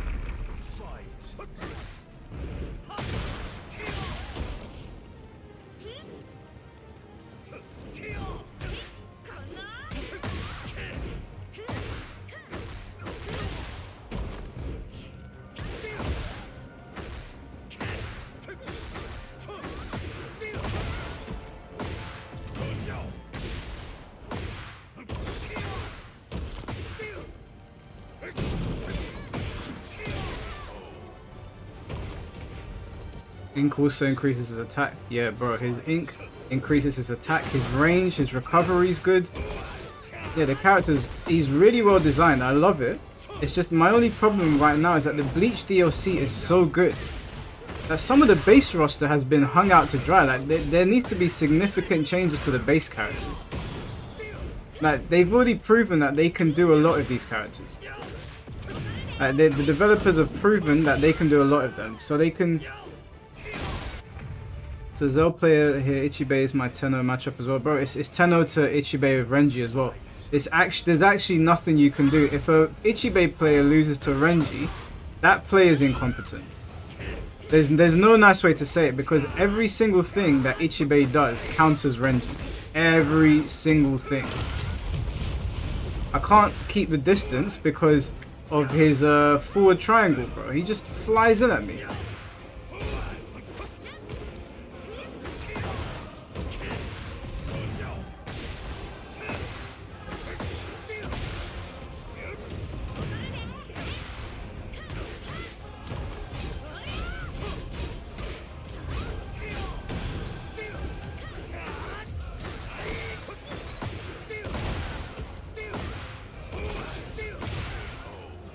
GG's Densetsu.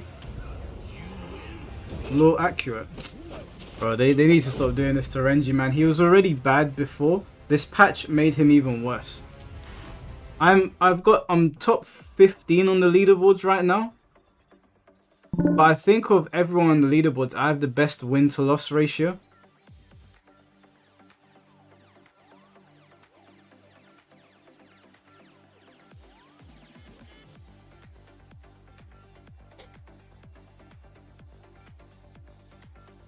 You fell off. No, I just haven't played. Like it has seasons, so I got #1 on the first season. Second season I didn't really play. I got to like, well, I did play, but I didn't like try that hard. I got to top 30. This season I've been playing, but I've been playing Renji. This is the first season where I'm using Renji online, and he's rubbish. The character's crap. Like I am struggling to beat people, but I'm still winning. I'm still winning most of my sets. It's just way harder. I played Bankai Ichigo last season and I didn't even try and I got into the top 30. That character's ridiculous.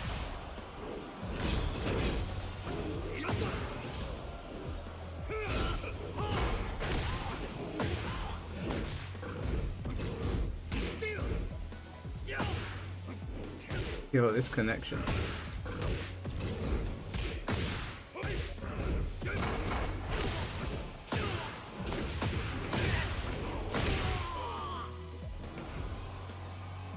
Do I ever stream it? No, I don't stream Bleach because I know my audience is not really interested. You guys are traditional fighting game players.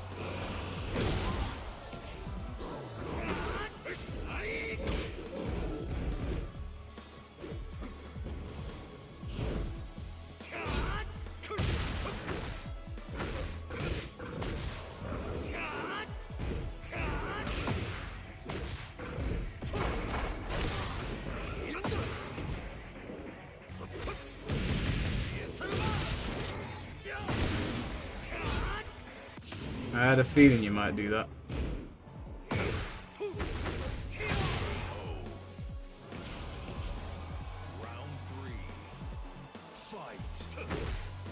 Wow, hot kick off the bat.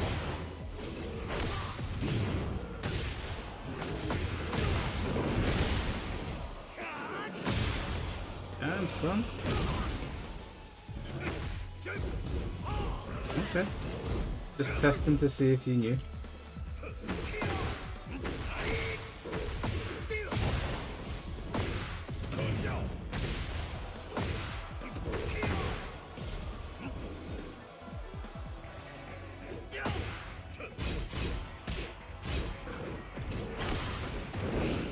Oh, KO! Oh my lord, it killed me.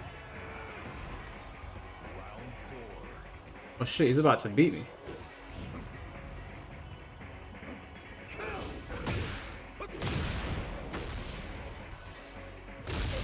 Oh lord, is my streak coming to an end? Nah, not like this. Not like... No! Oh! Oh! Why I can't punish that, the lag!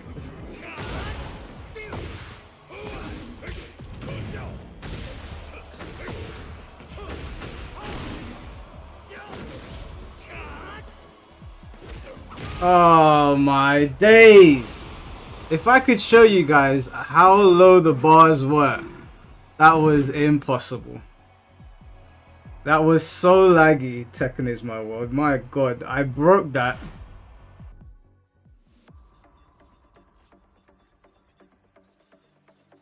$200 ping king, bro. That was like 500 ping. I felt like I was playing on you know when MK starts jittering everywhere.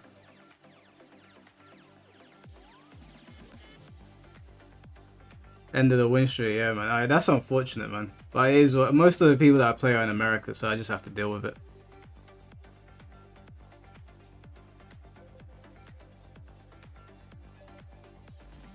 Playing in syrup. I was playing in it's that move that Mudkip uses and it goes everywhere.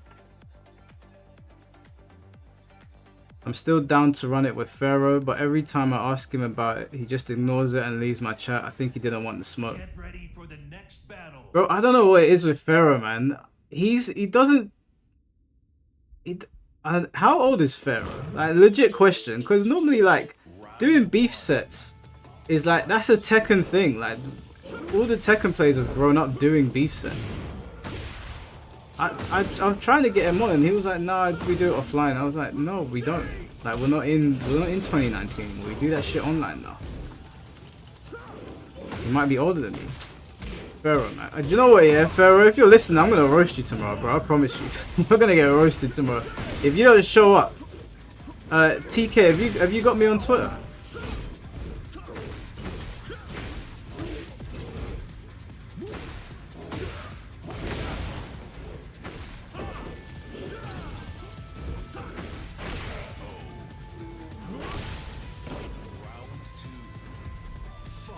I enjoy the fuck out of the beef sets, the vibes are great. That's what I'm saying, man. Like, I've had to explain to so many other players because they're always like, "No, I don't want to do it," and I'm like, you know, as somebody with a platform, I feel like you should probably want to do do something that entertains the community, right? Because I do a lot of bitching about this game, but I also try to make videos or streams that are fun. So whilst I'm criticizing the game, I try to do something fun as well.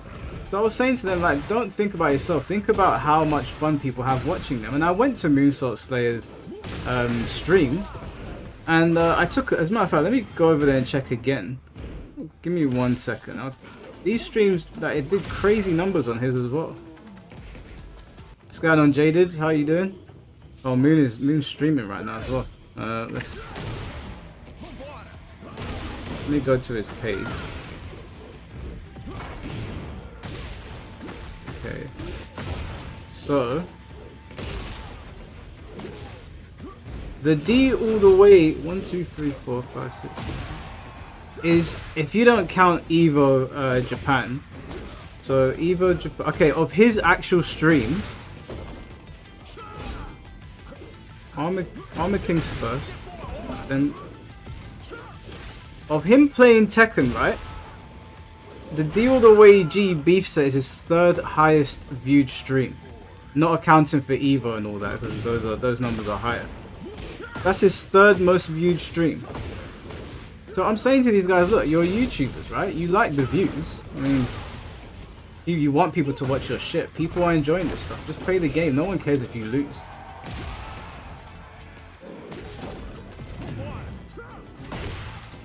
Doesn't GM hate Shinblade now after the petty beef? So I asked GM already if he wants to play. He said no. So I can't force people to play. What about Soul Calibur 2 Dolphin stream? That's on PC, right? My PC was shit the bed and I haven't had a chance to switch things over yet.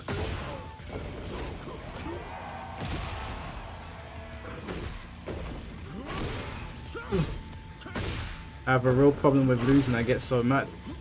No, I get annoyed in the moment, like, oh, damn it, I shouldn't have lost that, blah, blah, but I don't get angry at people for it. Like, it's so dumb.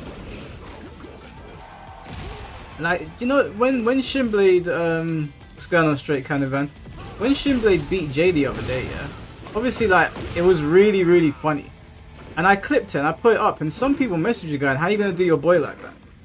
And I was like, and Jay didn't have a problem with it at all. Like, Jay's going to be on the streams tomorrow if he's awake, because it's at 2 AM.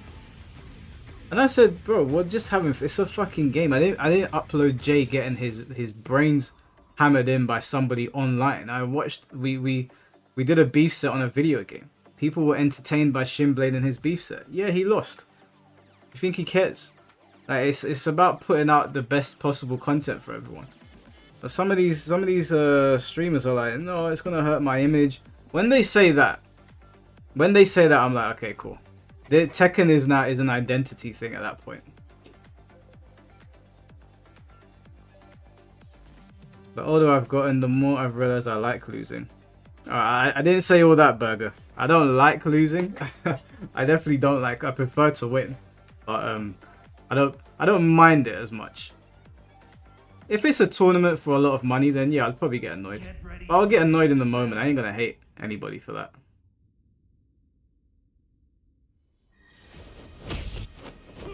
What's going on, King Raven? Round one. I'll tell you what games I do get annoyed on, actually. I get annoyed on team games. So like, when I'm playing Uncharted, if I've got a shit team, I get annoyed because I'm like, that wasn't my fault. I had no control. I might get 20 kills when my team is crap and we lose. I can't play team games. They actually annoy me so much. Me and Pharaoh were in the same tournament. We didn't play because they were late entrants that changed the bracket, but I'm also gonna be in Paragon today and I'm probably gonna restream you until my run. Yeah, that's fine, TK. Just message him and say, listen, we're doing the B-set stream tomorrow. You've been called out. You're both in the same area, so the connection's gonna be fine. I don't know why he's do you know what? Maybe Pharaoh doesn't want to play. I think I know why. Maybe Pharaoh don't want to play because he called us all casuals. Maybe Pharaoh's the casual. Round three. Fight. Maybe Pharaoh's there. You let Pharaoh know. Mike Collar said, hey, listen. He called us all casuals, but we're willing to play. Uncharted multiplayer is not a real game. Yes, it is. Yes, it is. How dare you? Uncharted multiplayer is fantastic. I can't find your lobby. It might be full. We'll check it. We'll see after this match.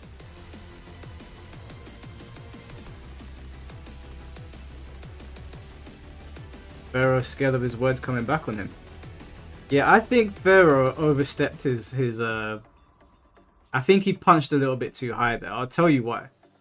I don't think I'm particularly good at this game. I think I'm okay. I think I'm alright. But Pharaoh's come to the streams before and I've beaten him multiple times. And even when I've lost, it's been very close games. Now, again, I'm okay at the game. I'm okay at the game. I shouldn't be beating pro players, you know? Not really, anyway. I'm gonna try and see what he says. He called me a casual and I immediately grinded to Tekken King. Yeah, I mean, look, Pharaoh's not bad. Like he's beaten me before, but I'm not sitting here pretending to be a pro. Get ready for Mike, the you should next watch that battle. other Mako 2G. What the hell? Who is that? I don't know who that is. Hey, what's going on, Blackheart? I know Blackheart's not going to be awake tomorrow for the beef sets, but he is really who I want Pharaoh to fight. Because Pharaoh was talking about his Raven and him as a player. Well, you know, he wasn't talking about his Raven. He was just saying that Blackheart's a casual. I was like, I don't know about that. GOD of every character? I'm not sure you can call Blackheart a casual.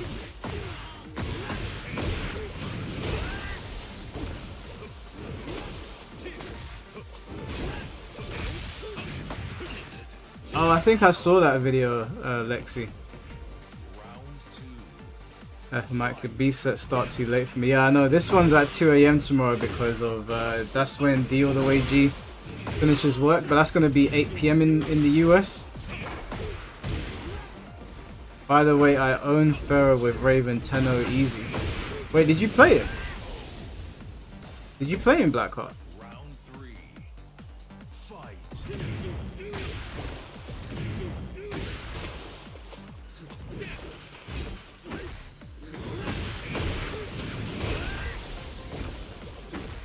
No, but I bet it would go that way. What are you saying with Jun, or are you saying against Raven versus Raven?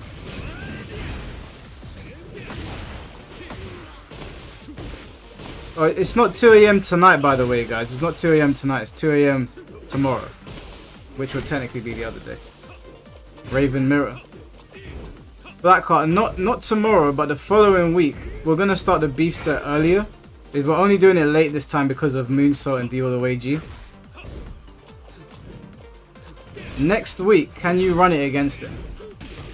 we would love to see that. It's gonna be on earlier. It'll be on like 7, 8 o'clock our time, and you'll beat him quickly.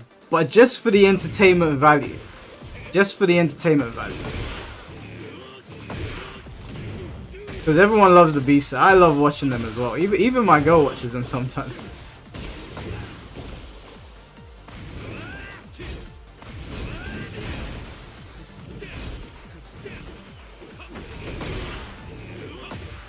Like, I can let Pharaoh know that you've been called out.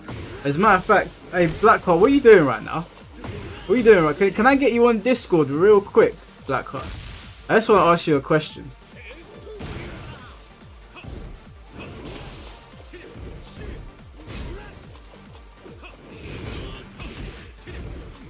Just jump it. Let me ask you a question, Blackheart. Hold on.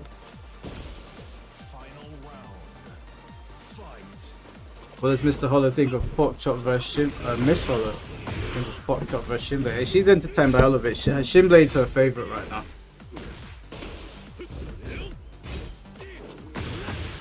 Let me call Blackheart real quick. I need to ask him a question.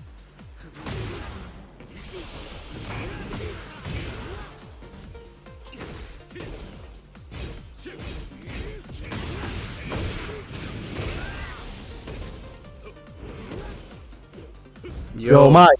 What you saying, bro? What's up, bro? Can you hear me well? Yeah, we can hear you. We can hear you. I want to ask you a question in front of the whole stream. I want to get your... Hello, chat, by the way. Hello, chat. Hello. Tell me, Mike. Tell me. So I want to get you versus Black Pharaoh next week. Obviously earlier than... It's not going to be at 2 AM. We're only doing it late this week because of Deal the Way G and Moonsault. But if we start at 8 PM UK time, yeah, which is earlier than this, it'll be like 9 for you. Can you commit to fighting Pharaoh in the first to 10, Raven versus Raven? Okay, so apart from jokes, I could, but I would really like to see at least if it lags first, because you know it's American, no? Because if it lags like Shinblade, no, Mike, no, I don't think so. Because with Shinblade was unplayable. I know it's for the fan factor, but honestly, playing at 300 milliseconds, no.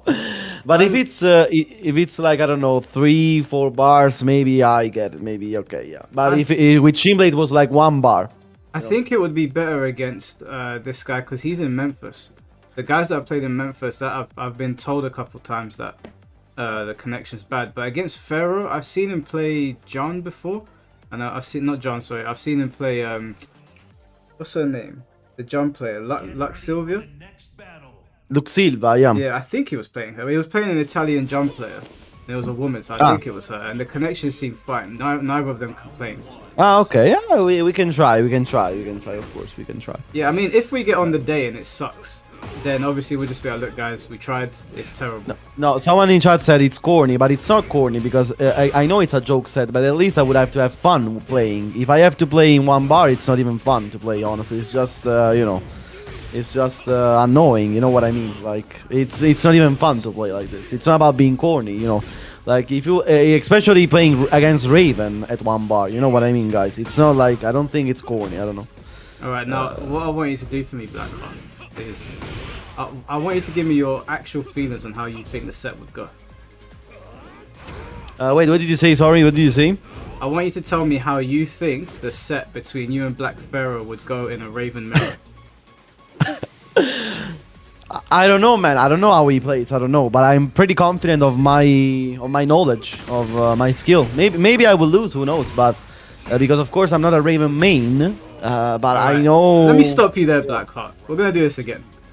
I want you to tell me how you would do, like a man, against him in a Raven mirror. I think I would smoke him. There we go. That's what we wanted. There we go. Wait, you saying? Mike, I know that you want. I know that you want to hear this. I know you, but you piece of shit. Listen, I just want you to be honest. You're too humble. It's not about being humble. It's I don't want to sound cocky. You know what I mean? Because I'm not like this. You know, I'm not like but this. You have the right to be cocky. Though you have every character to God. Yeah, I know, but you know what I mean. Like, I think like people that behave too cocky in this game are not seen very well. You know what I mean? For example, I don't know. I always when I do when I behave like this, I always think about LTG. I don't want to become like LTG. You know what I mean? I'm not like him, but you know what I mean. You know what I mean. Well, the thing is that if LTG was as good as you, then his trash talking would be validated. But you're Yeah. good enough to get GODs and GOD1s with all the characters, so your trash talking. Yeah, is I know that validated. like the thing that pissed me off when when he came into the call is that he called me casual because casual is a negative.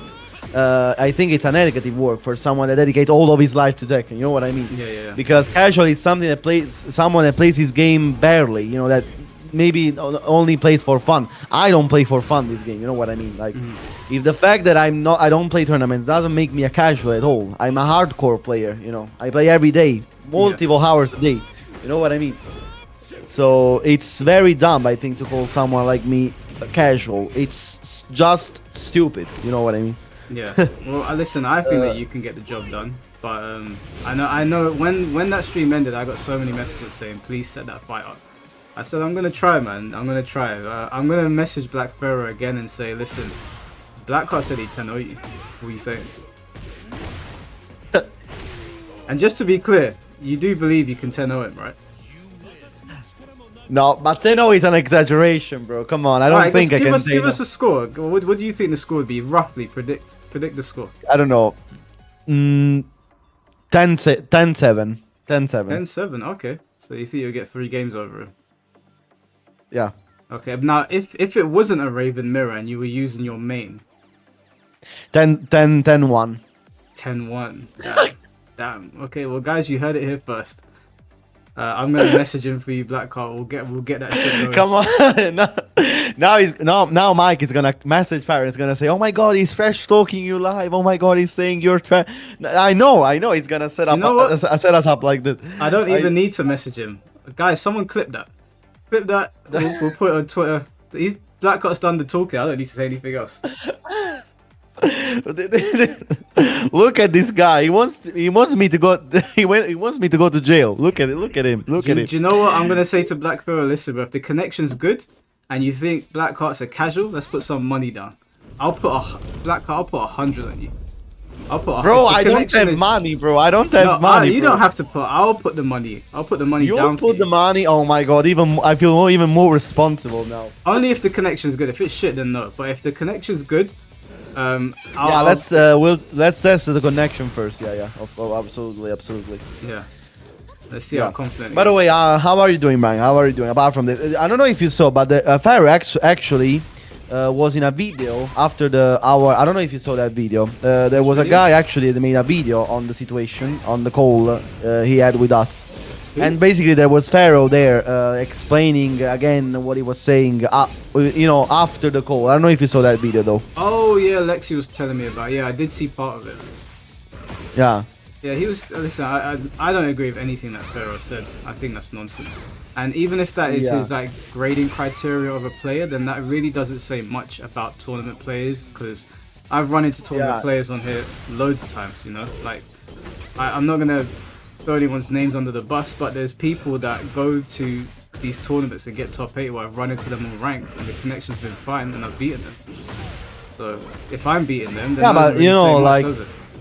Like I always said that of course I'm not a competitive, but it's not like if you're not a competitive player, if you don't play in tournaments, then you're a casual automatically. There are multiple layers that make up Tekken player what it is. Like Arslan Mash is a pro player, of course. Okay. Then there are for example, in his opinion, players that maybe are lower skill level than me, but they play tournaments, are more like are less casual than me. But it's not like this. You know what I mean? Like maybe people that go into tournaments only for fun are less casual than me. No, absolutely no. You know what I mean? You know what I mean? Like if you know the game at this extent, if you play the game every day, if you play all the characters, if you practice all,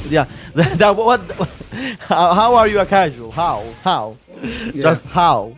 What he was saying was so absolutely ridiculous because there's so many people that go to tournaments and they get smoked. They always just fill up the pot So you could say they're casually going to tournaments. They're not going there seriously.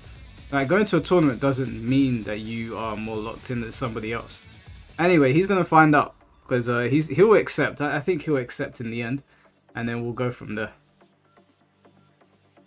But yeah, other than that, bro, I've been good. I've been alright. I've been having fun at the Sparky Zero players' expense. That's been a lot of fun on Twitter going through that. But yeah, other than that, I'm good. Well, man. no, I'm wait, chilling. wait. I didn't read this. What happened? What happened?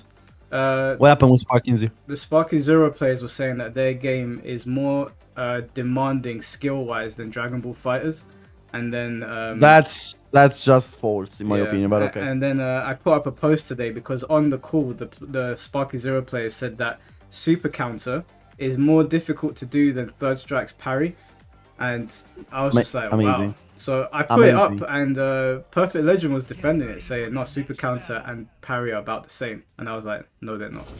I don't even need to be a professional player to know that they're not. The fact, like Sparking Zero was born, and let's be honest, okay? Oh, I know there's a competitive scene that I don't know how alive is it, by the way, It's because dead. it's fucking dead. It died in the first but- month, bro. Like it's a good game. It's a good power fantasy, but it's not a competitive fighting game. Absolutely, absolutely, I agree, absolutely.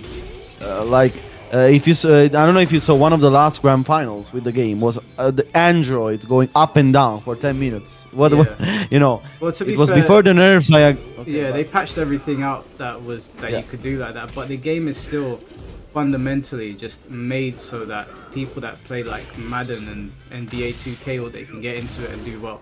And no offense to people that play those games, but the way those fighting games are designed is for people to jump in and start doing crazy shit. And obviously there's a higher level of skill in there that you can get to, but the ceiling is here when like Dragon Ball FighterZ ceiling is all the way up here, and Dragon Ball FighterZ isn't even the hardest fighting game on that list. It's just much harder than Sparking Zero. Absolutely, but because Dragon Ball FighterZ was born as to have a serious competitive experience, apart from the fact that how can you call a game with 200 characters competitive? Like, to be competitive, you should, every character should be viable. I don't think it's like that. I don't know if I'm wrong, but I don't think it's like that in this game. Maybe like. In fact, in Dragon Ball FighterZ, every single character is in the roster is designed to have a competitive relevance. Yeah. In Dragon Ball Sparking Zero, most of the characters are just for fun. It's a party game, I would say. It's a game you play for fun. Yeah, it's a party game. It's like you can do Mario Kart tournaments, and obviously you have players that are better at Mario Kart than others.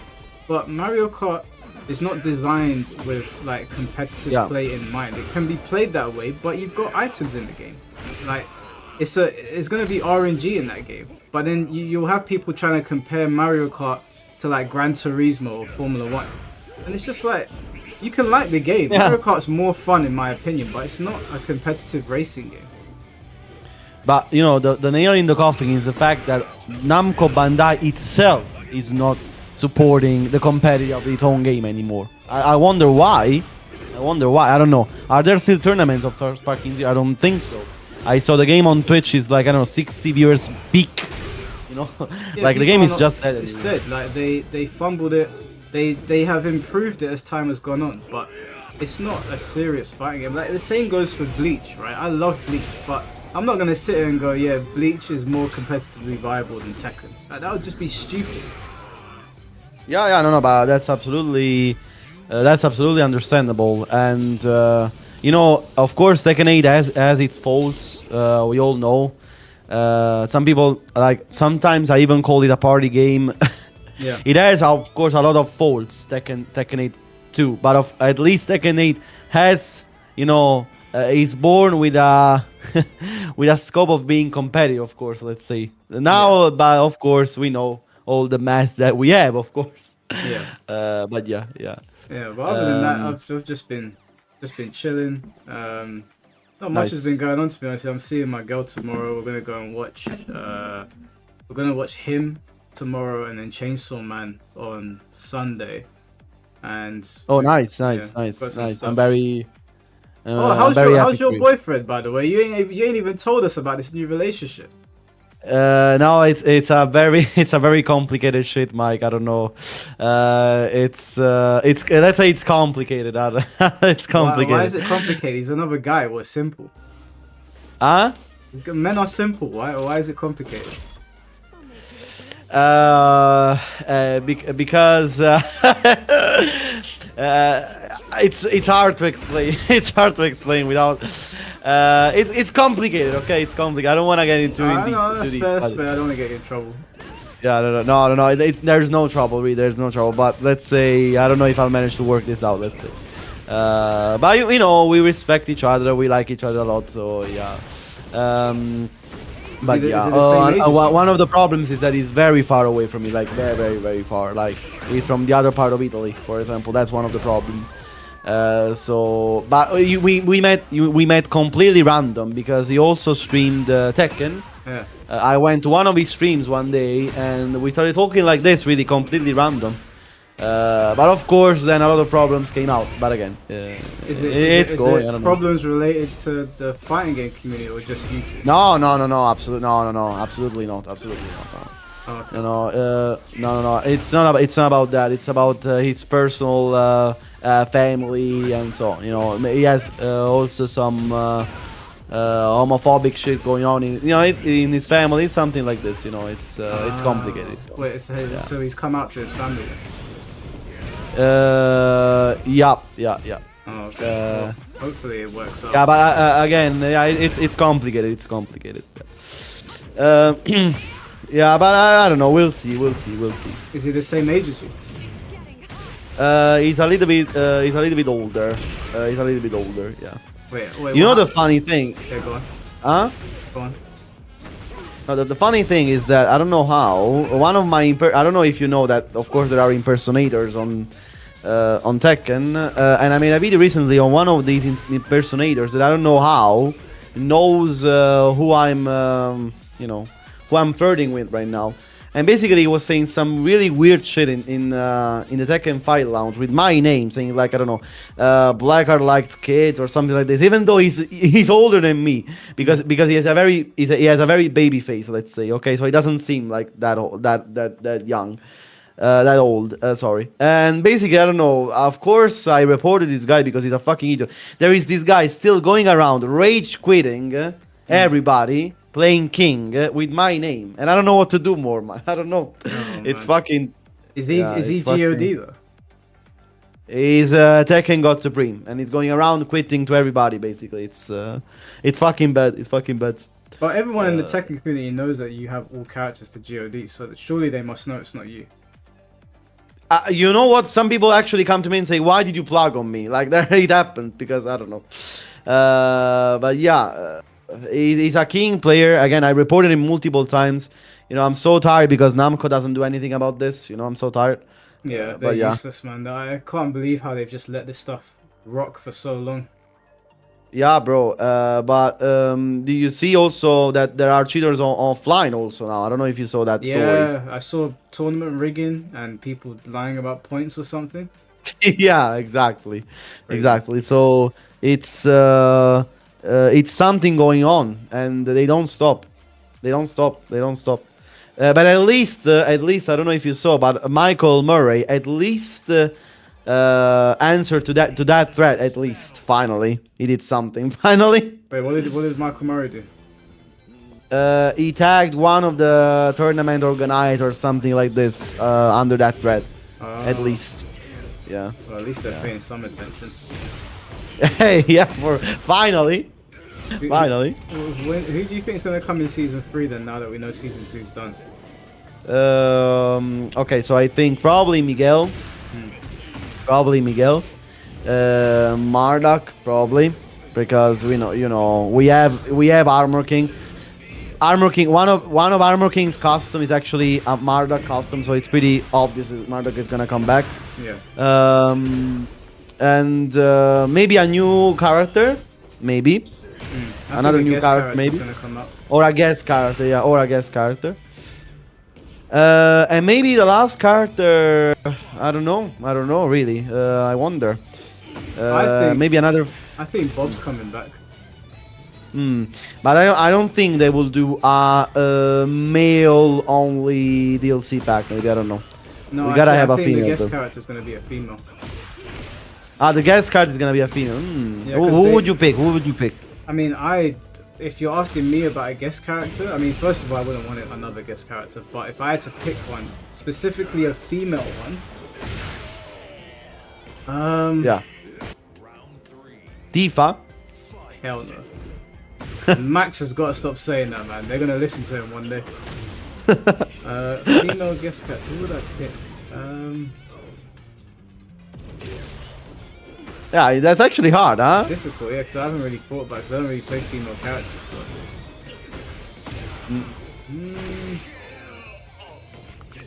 Chun-Li. I was gonna say Chun-Li, but I don't know how well that would go over. And she's got a fireball. I don't want another fireball in Tekken. Yeah. Not Mine's and everything. Yeah. Bayonetta. Bayonetta would be cool, actually. No, she's got guns and she summons demons. We don't need that in Tekken. Yeah, I made something new for Tekken, right? We don't need that. Damn, female character. No, I need to pick one. I can't not pick one. Shermie. Yeah. Nah, not enough people know it, bro. Ivy from Soul Calibur.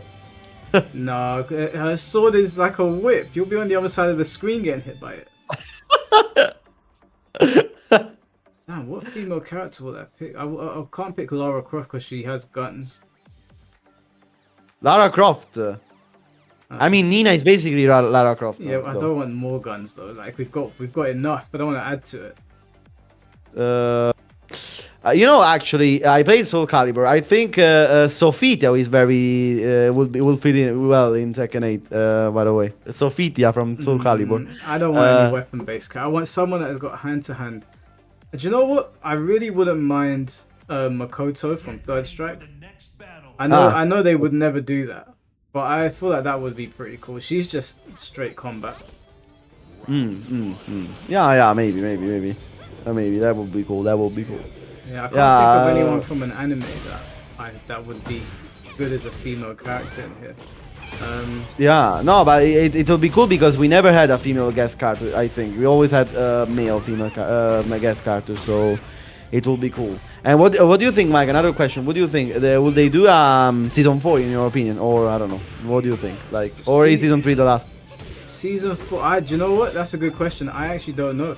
I think it's 50-50 if we get a season 4. I could see season 3 being the last one, or I could see season 4 coming as a surprise. Like, oh my god, we're getting a season 4. Just because of the way things have gone, it's been really rough for Tekken 8, and they haven't reported a sales update in a long time. I don't know if this game is doing as well as people make out. Yeah, I feel the same. I don't know why they are so stubborn into not patching the game. You know, because they always use the excuse, yeah, but you know, tournaments and so on. But I think that's an excuse because you know, pro players I think can adapt really well to tournaments. You know. Yeah, I mean, You know what I feel? think about it this way, yeah. When games are doing really well, they get heavy support from the developers. They get heavy support. Like whatever game it is, they will support it. They'll do patches. They'll listen to the community. There's a lot of feedback. A part of me believes that Bandai Namco is telling them to wrap it up. Like, don't patch, because obviously patching the game is going to cost them some money, I guess.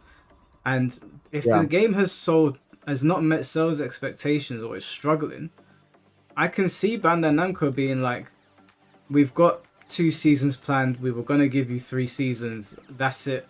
Don't put too many patches out because this is an expensive game to make, according to Harada.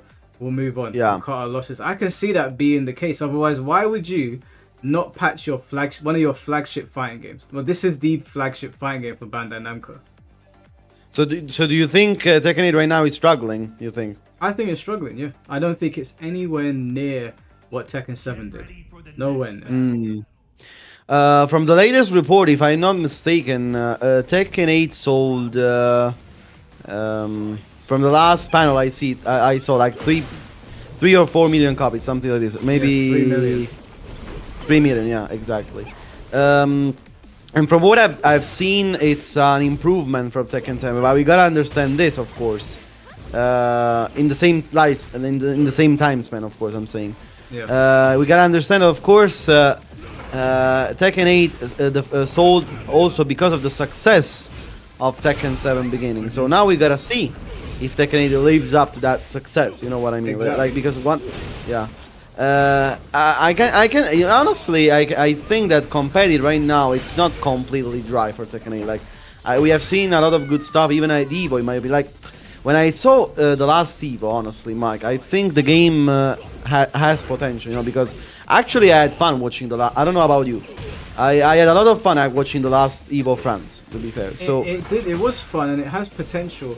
My problem Yeah. with this game and the reason I think it's failing is that, like you said, it was coming off the back of Tekken 7, which was massively successful. So it was riding that momentum. But obviously, there comes a time where you have to stand on your own, and you have got to start. You've got to start basically selling copies off of your own merit. And yeah. I don't think that's happening. I feel like it got its first million in the first week, and then in the first month it got 2 million, and then it was like, okay, now Tekken 8's got to stand on its own, and then it sold 1 million, and then we heard nothing since then. And Yeah, we don't know. We don't have any news. We don't have any no news. news. They're not really engaging with the community the way other developers are. I do think it's cool that they went to another country to develop a new character, but that might have already been planned, and that's like a business expense as well, because season 1 and 2 were apparently already planned out. So Yeah. everyone that is saying that, oh, it's doing better than Tekken 7 at the time, you have to remember that Tekken 7 was coming off the back of Tag 2, which almost killed the franchise. Yeah, So yeah. Tekken 7 was really dragging its way out of hell. This game got off to a running start and it slowed down completely. I obviously don't want Tekken to like fall off the face of the planet, but it's their flagship fighting game. They will just make another one. They're not going to abandon Tekken. That's not going to happen.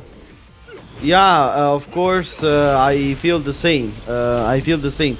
Like we are at one point which I don't know anymore if they want to really improve this game or if that's like or if it's okay for them like to be in this state. You know what I mean? Yeah, like, the other thing that you need to consider is that this game is dramatically more expensive than Tekken 7. So Yeah. even though it might have sold faster in a short space of time, it also cost them like what, twice as much to make this game or 3 times as more. So if Yeah, they're not, absolutely, because a new engine and so on. exactly. So if they're not recouping their losses through sales, and I'm assuming not through the store, I'm assuming the store's doing decently because everyone's got the costumes. But when I say everyone, like, how many people really have bought the costumes? Is it just the really hardcore players, of which there's not The that gooners, many? the gooners. I mean, I haven't bought a single costume since the game came out, not one. And I have to imagine there's Yeah. probably other people like me as well. So I don't think this game is going to be around for as long as Tekken 7. That's a good and Let's see. it's a good thing because at this point I am ready for a new Tekken game. Like I'm playing this game because I have a deep love for Tekken, and I do feel like it can get better, but getting better is still not going to be to the point that I want. So Yeah, no, absolutely. But did you didn't buy the costumes because you didn't like them or because of an ethical principle? Let's say I don't know because yeah, you don't want- I said that like I don't like the way they didn't tell people that there was going to be a store in the game. I don't like the FOMO aspect of these stores. I don't like the way the battle pass is set up, and I said, you know what, I'm not supporting this crap. Yeah, I know. I'm No, not but going to feed into a business practice that I feel like preys on customers, even if those customers are like, it's okay, I want this. I don't like these business practices in these games, so I tend to not invest in them. If there is one that I do like Helldivers for example, I feel like they listen to their community, they update the game periodically, and when they make mistakes, they go out of their way to rectify them and even do things for free. So I'm like, okay, So you can have my Yeah. money when you do that stuff. Yeah, so you're saying basically that you can support these practices if the game is supported well by the developers, let's say. Yeah, It is. if you Yeah, support it's the the game, fact that in tech. yeah, if you support Sorry. the game and you're listening and communicating with your community, then I'll be like, okay, cool, you're locked in. We're not just a cash grab to you. I mean, obviously they want to take our money, but if you do it in a way that I deem respectful, I'll give you my money. I don't feel like Tekken 8 did that. I feel like the way they behaved in the opening of this game was quite dubious, and then having all of these costumes come back into the game and be charged when they were previously free, and some of them are like locked behind the battle pass and stuff. I'm just like, you can keep them. It's fine. I don't want them. No, but I completely understand this. I personally don't know. I personally don't know why they decided to do this fucking battle pass swap. Like there can be so many ways to, you know, to ask maybe your fans or your supporters for financial, you know, with the prizes in the game, you know, so on. Like not with the like everything with this fucking battle pass. It's so fucking dry. But also, honestly, also because the most of the times, the prizes you get for the battle pass it's fucking trash. I don't know. Like for example, you know, the famous bowl. You know, do you remember the bowl from I don't know, one of the battle pass? It was a fucking dry bowl. That's all. And you know, these prizes are not like super interesting. You know what? But I you mean? know, I spoke to my friends and they're a bit younger. I think they're about your age, and I said to them, battle passes in general are a bad thing. Loot boxes are a bad thing. Like I don't like them. I think that they promote bad business practices and they prey on gamers. And they turned around to me and said, "What are you talking about, Marv? Loot boxes and battle passes are awesome." And it dawned on me that there's just a different generation of gamers now. Like there was everyone before EA and Star Wars, and then there's everyone after. Because when they came in, they're the ones that started popularizing all that shit, and now it's normal. It's like they want the loot boxes in the game. So well, I'm talking to like an older crowd, to be honest with you. I'm not talking to these youngsters that think that this is okay. And the businesses are smart. They don't just create these things. They study psychology. They understand what FOMO is. And that's when they start implementing these stuff. And they did it with Mortal Kombat. They do it with Overwatch. They do it with all these other games. And the gamers now deem it acceptable. So it's not something that I will partake in. I don't like it. No, it's okay. Of course, it's okay. Everybody's free to spend their money as they please, of course. And I can agree with you. Like I did the same actually. I didn't buy anything from the. The only thing I gotta be honest. The only thing I bought is one Jin costume because I really liked it. You know, it is the historical one with the crows, black and white. That's the only one. The only time I said, okay, you know what. But after this, you know, when Lydia dropped, I said, okay, fuck this. After Lydia, I didn't buy anything anymore. No, just no. Yeah, I mean, it if was the, too if much. the full costumes were like, well, how much are they? They're like $2.99, right? I honestly don't remember. But yeah, they cost a little bit. Yeah. Yeah, if they Absolutely. were cheap and they were like well designed, like, because we see modders taking their costumes all the time and making them look better, and I'm like, if the modders are doing that in their bedrooms for free, why can't you guys just do it? Yeah, that's another shameful thing about Bandai Namco. By the way, they destroyed so many of these mod sites and so many of these cool mods. That was also so, in my opinion, so distasteful for your community. You know, because they actually took a lot of time, a lot of effort to do this. You know, it's something I really didn't like when it happened. You know, the Tekken mod site got like shut down or something like this. Or also the mod channels, the mod YouTube channels, you know, the ones that actually made the videos and so on, all obscured by Bandai Namco. That's not a good practice also for me, absolutely, because you know, mods in a way also support your game. You know what I mean? Because you know, it helps more people, you know, have fun with the game, you know, playing the game in different ways. So why banning them? You know, why copyright strike them? You know, it doesn't make sense. You know, you're not doing a favor to your own community. But yeah, it is what it is, I guess. Yeah, I didn't find it useful. But yeah. Sorry, I was just in a match and it was very clutch. Okay. Who did you play again? Who are you playing as? Oh, Zulu. I've beat him earlier, so I know he's looking for revenge. I see. Yeah, Zulu is very strong. Zulu is a very strong player, bro. Yeah, he is. Yeah. Today you're not crying on Shayud though. Nice. Huh? Today you're not crying on Shayud though. Nice. I'm relaxed today. Nice. Because I beat him earlier, so even if he beats me now, it'll be 1-1. Nice. Cool. One sec, hold on. And how did your beef set go? I don't know. I don't know if you did any beef set yourself, or did you just host them? I've won all my beef sets. I beat Moonsault Slayer, I beat Loose Streets. Those are the only two that I've faced. Yeah. By the way, like, so Moonsault, like, this is something that really surprised me. Moonsault won the whole thing, but like, for example, it was Aorichi also playing in those beef sets? Because it was a battle royale, and Aorichi was and up, and really. Yeah, and then Joe Budden came back and started beating him, and then Joe Budden had to leave. He was actually in the lead, and when he left, Moonsault Slayer just crept back very slowly, and he won the whole thing. Crazy. So so Moonsault beat everybody. You know, he beat, I don't know. He beat King J. He beat, I don't know. Who did he beat? He beat everybody. He beat everybody Aorichi. apart from, he didn't beat Richie, but he beat everyone apart from Richie and Shimblade. Crazy, It was bro. pretty crazy. I was very proud of him. I think Moonsault is leveling up. I see that in his streams recently he's labbing like crazy, bro. Yep. He's labbing like crazy. He wants to improve, bro. I swear. Not gonna lie, and I'm gonna be honest with you. I seen some old Moonsault, like, for example, the one time he played against the buff guy. And I honestly thought that Yuji Yoshimitsu was not super good, not gonna lie. Yeah. But recently I've seen him play again, and he has improved.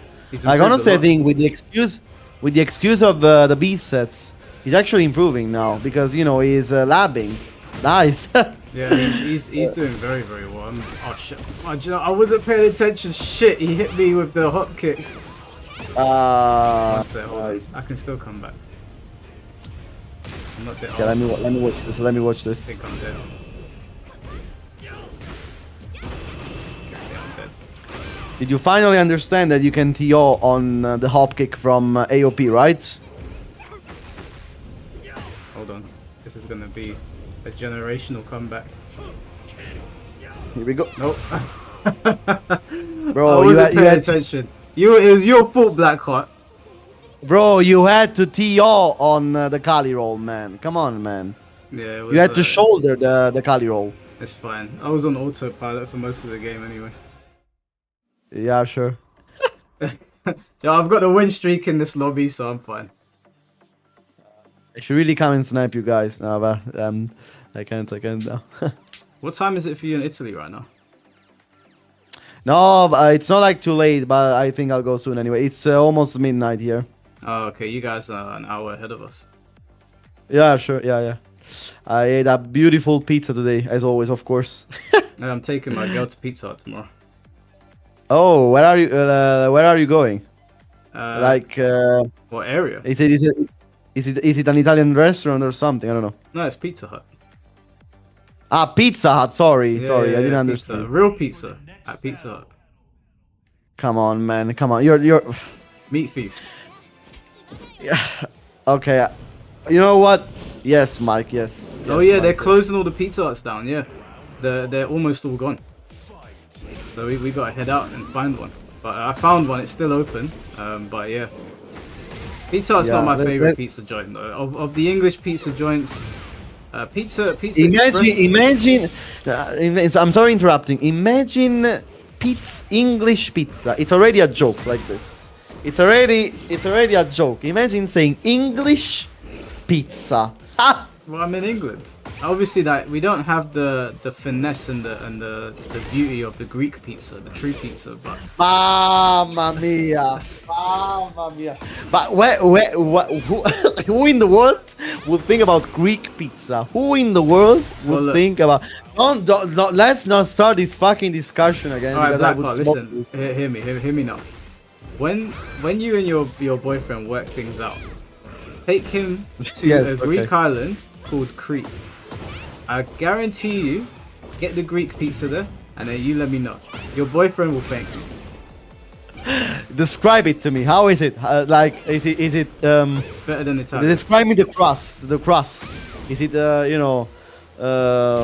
like high shaped or like very thin? How is it? You can get very thin, but when I went there, I went to a place that did souvlakis as well, and they had quite thick ones. Pause. Thick one. Okay, but is it crusty or like I don't know? Is it crunchy? Sorry, or It's more. It's not. It's not crunchy. It's like it melts in your mouth almost. It's hard to describe. Wait, let me see if I can get a picture of it. Hold on. it melts in your. It doesn't feel crunchy. It feels like the best way to describe it. Pizza. I see. It's very soft. It's very soft. Yeah. Let me see. Let me see what the name is. Okay, that's you know the soft version of saying it's not cooked. Okay, I see. No, it is cooked. Oh, these ones are all crunchy. What's the one that? Damn, I forgot remember its name is. But basically, go to Crete, and where's this? I don't know if it's the. It's in Chania. Is it in Chania? Yeah, go to Chania. You'll thank me later. Just Okay, trust me. okay. Or maybe we'll damn you forever. Maybe I don't know. Who knows? Who knows? Wait, do you like knows? pineapple on pizza? Bro, come on, man. I just Do you? I gotta double check. No, I don't. But there's some heathens in the chat that do. What is your favorite topping on pizza, bro? Probably chicken. Huh? What? Chicken. Mm. Do you know that it's illegal to put chicken? Like, we don't put chicken on pizza in Italy, right? You don't put chicken on pizza in Italy. Absolutely no. Well, that's Absolutely no. that's why Greek pizza's better. No, bro, it's so meat chicken. It's so fucking dry. How would you put that on pizza, bro? It's fucking dry. Man. I Listen, don't know, like, hear me. Just do. You know how to make honey chicken? huh? You know how to make honey chicken? Honey chicken. Yeah. No, So, no. well, AI can show you. I'm not gonna go through the whole ingredients now, but make some honey chicken. Make a pizza. Put 2 and 2 together, and trust me, get a bit of meatballs in there. Pause. No homo. Mamma Well, actually, mia. homo for you. What an abomination! What an abomination! Just hear me You out. know, I'm telling you, it'll be good. I'm telling you. Like the pizza, like usually the meat we put on pizza is like either pork, like pork sausage, you know, or I don't know, like prosciutto, you know, ham, or I don't know, like pepperoni, salami, you know, this kind of topping. Wait, hold you on, know. Blackheart. Italians put French fries on pizza. Yeah, also yes. Oh, yes. okay. You've disqualified yourself from the conversation.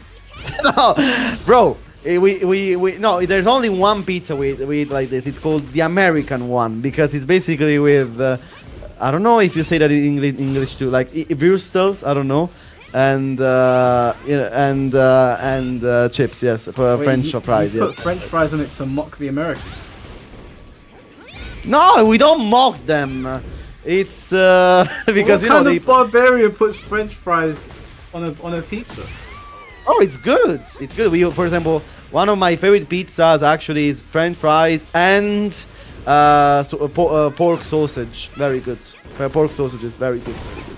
Yeah, pork sausage was good. I agree there. But French fries, that's mad. But you're looking down at me for French fries, and you're when I said honey chicken. But no, I'm not denying it doesn't taste good. But we don't put chicken on pizza. We just don't. I don't know. We just don't. It's not a meat we eat on pizza. What can I tell you, man? What can I tell you? We don't eat chicken on pizza. What can I tell you? When I come to Italy, which will probably be in 2026, you're gonna take Really? me to an Italian restaurant we're gonna record it, yeah. And I'm gonna let these guys know if the pizza's good. But are you planning to come really in Italy, or is it just a joke now? Are we really I'm planning planning to come? come to Italy. I wanted to take my girl to Cyprus to see like my homeland. So I was looking at flights to Italy as well, and they're not that expensive. So I need to go to Australia next year for my friend's wedding. Okay. Once Australia's Okay. finished, then I'm gonna start traveling around Europe. And where would you come to Italy? Italy, where what? Because of course Italy is big. You know, where did you already look out some places in Italy in particular, or I don't know? The place that I looked at was. Hold on, Was it South Italy or North Italy? I'll tell you the name. Yeah, sure. Where is it? Hello, carried Raven player. Mortal. Hello. It was. It says Rome Fiumicino. Fiumicino. Fiumicino. Where's that? Is that near you? No, Rome. No, I'm in near Naples.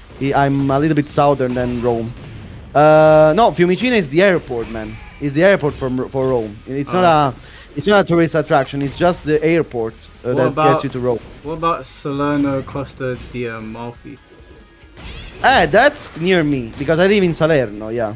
Okay, yeah, we could go to that airport as well. You can meet Bro, me at the airport. Amalfi is such a beautiful place, bro. It's one of our beauties from Italy. It's the Costiera Amalfitana, bro. It's so good, so good.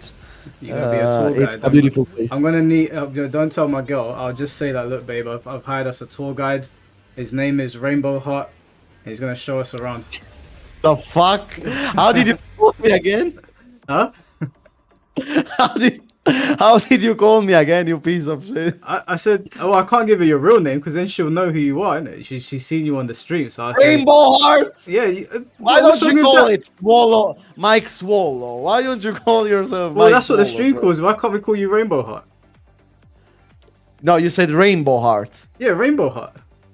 Why? Because is it because I'm gay? Is Yes. it because I'm gay? Yes, exactly. You homophobic piece of shit. How is that homophobic? Isn't that the color of your flag's rainbows, isn't it? I don't wanna be recognized because of what I want in my mouth, man. I don't know. I didn't say call all me.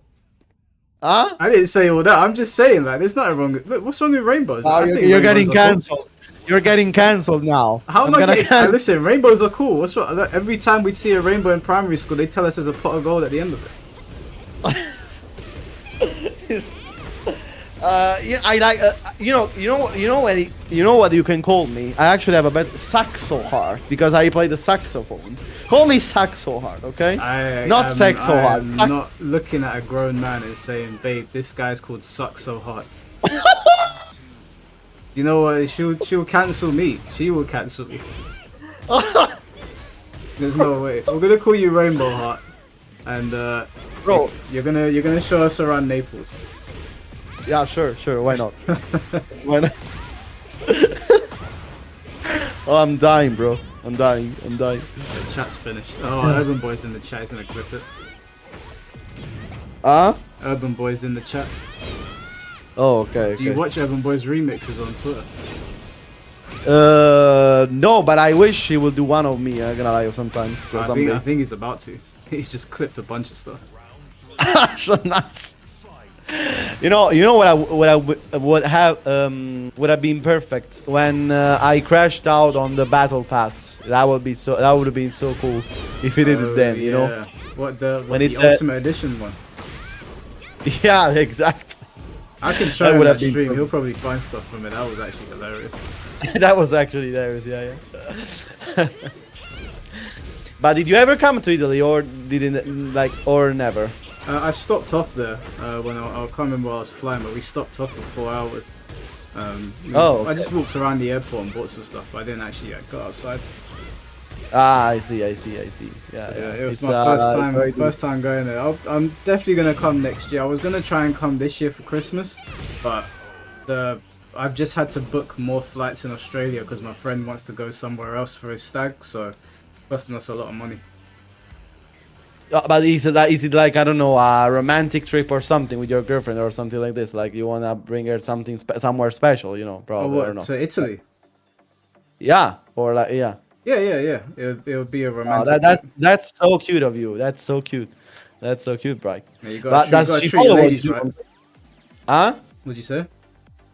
Does she follow what you do on YouTube, or I don't know? Is she interested into fighting games, or I don't know? Yeah, she's not interested in fighting games. She plays League of Legends, but she watches me on YouTube. She knows all about it. She knows what's streaming right now. She gets all of it because she plays games as well, so she understands everything. I was streaming until 6 in the morning the other day, and the stream couldn't see it, but she was literally passed out behind me. I'd pulled out the beds because my bed pulled out, and she was just sleeping there while I was doing it. But did you ever play League of Legends yourself, or no? Instead, what No, about you? I've been watching the World Championships a bit more because she's interested in it, and I know the finals are sometime in November. So she said she wants to get up at 7 a.m. and watch it. Oh, okay. So yeah, I'm watching it. I understand what a mid and I understand the lanes a little bit more. I know that like one of the lanes is more populated than the other, so it's harder to get characters there. It's a very strategic game. It's very complicated, and it's also very toxic to play. From what I know, it's very toxic. Like the Yeah. community is kind of toxic. Yeah. It looks fun to play though. Like I was watching the teams play. It just looks like the Koreans are way better than everybody else. Yeah. No wonder. Why? As always, you know. C4 said, "Did you go to the best tournaments in Italy?" Yeah, sure. I played in only the best 5 and 6. I played in the last 2 OT. One of the last OTBs. Yes. In one of my last ones, I played against Chikuring and Lohai. I had this great pleasure of playing against both of them in tournament. And I don't know if you know, but I was almost about to win against Chikurin, by the way, Mike. I don't know. Where did you finish? It was like 2-1 last rounds. Yeah, he played Geese, and I was playing with Noctis, because I don't know if you know that. Of course you know. I was a Noctis main in Tekken 7, and yeah, I was about to win. And one fun fact, in that OTB, I hosted the Momo Dog here. Really? Yeah, because he was in Italy and I hosted him when we were both not very known at that time, so it was very fun. And But did you yeah. go to them in Tekken 8? No, I didn't go to the OTB. No, I didn't go to OTB Tekken 8. No, I didn't go to that. I stopped playing tournaments after Tekken 7. Yeah. Do you think you'll ever go back to it? I don't know, Mike. I don't know. Like I miss a little bit. I miss competing a little bit. But honestly, the game is just in a very dry state right now. I don't know. I just don't like playing in this mess, bro. I don't know. I don't know. C4 said, "Next time say hello to me, Blackheart. I normally there. Bode is the homie, so I try to go to his events." Huh? I think What? C4 goes to them. Ah. Okay. Nice. C4 is Mr. Worldwide. It's all over the place. Really, I didn't know that. Yeah, but yeah, sure. Why not? Were you in all the OTBs, C4? Like, did you go to the ones I cited? I want to get C4 on here to talk to him about the situation as well. Sparky Zero players, they're so mad. C4, are you about? Why? What does C4 think about the situation? He thinks it's hilarious as well. It's just Yeah. it feels like they're getting like I'm having fun with it, but it feels like some people are getting they're genuinely starting to get angry, and I'm like, well, you guys started this, and now what? I can't have a laugh with it. You guys started it, so I'm making a joke out of it. Bro, you must be like the most hated person in the world. The thing is that like it's never that deep to me. It's just a game, but they're getting so pressed about it, and I'm like, we're just having some fun, man. Like, you guys were talking shit, and I've called you out on it. Now you gotta deal with it. Yeah. No, I get what you mean. Yeah. Yeah, some people tie I've their been to identity 2. it. C4, which OTBs were you in? He said he's I'm very been to curious. 2. Yeah, no, which ones? Which ones? And the OTB is held, Mike, in this beautiful hotel in Naples. It's very cool. I don't know if you know the location. I don't know if you saw any OTBs. It's held in this beautiful hotel, and the best thing about this is that they give for free Popella sweets. Basically, they are some kind of stuffed sweets. Okay. I don't know how to say that in English. Fuck. By the way, with cream in it. By the way, and they are so good, man. They are so soft, so good. I like. don't really like I like. I took a lot of fat when I was there. Yeah, I'm not a big fan of like I don't like things that are filled or like creamy things. I like it when they're like plain inside. Pause. When they are. When they're like plain, like, if you get a donut and it's got a filling, I don't like it. I prefer it when it's like it's got the the top part, like the Biscoff or like whatever they put on there, like the Nutella or the Oreo. Ah, But if you put the but Oreo, are you you know, a sweet lover eater or a sweet eater, or I don't know, you don't like sweets too much? I don't know. I don't like sweets very much. I do like some savory stuff. Ah, But I'm not a big fan of sweets. I like chocolate more. I see. Yeah. Yeah. So, I like cookie dough. Kinda. Cookie dough is very nice.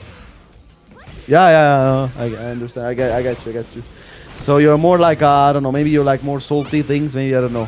Instead of sweets, or I don't know. No, I don't like sweet things. Ah, neither. What the fuck do you eat? What the fuck do you eat during a day, bro? Or are you one of those boring gym bros like rice and chicken over and over? I don't know. Is it like that? Is it like that? Pretty much. Like my palate is very boring. Like I don't eat breakfast. If I do eat fruits, like if I bought fruits, it's a banana or pineapples.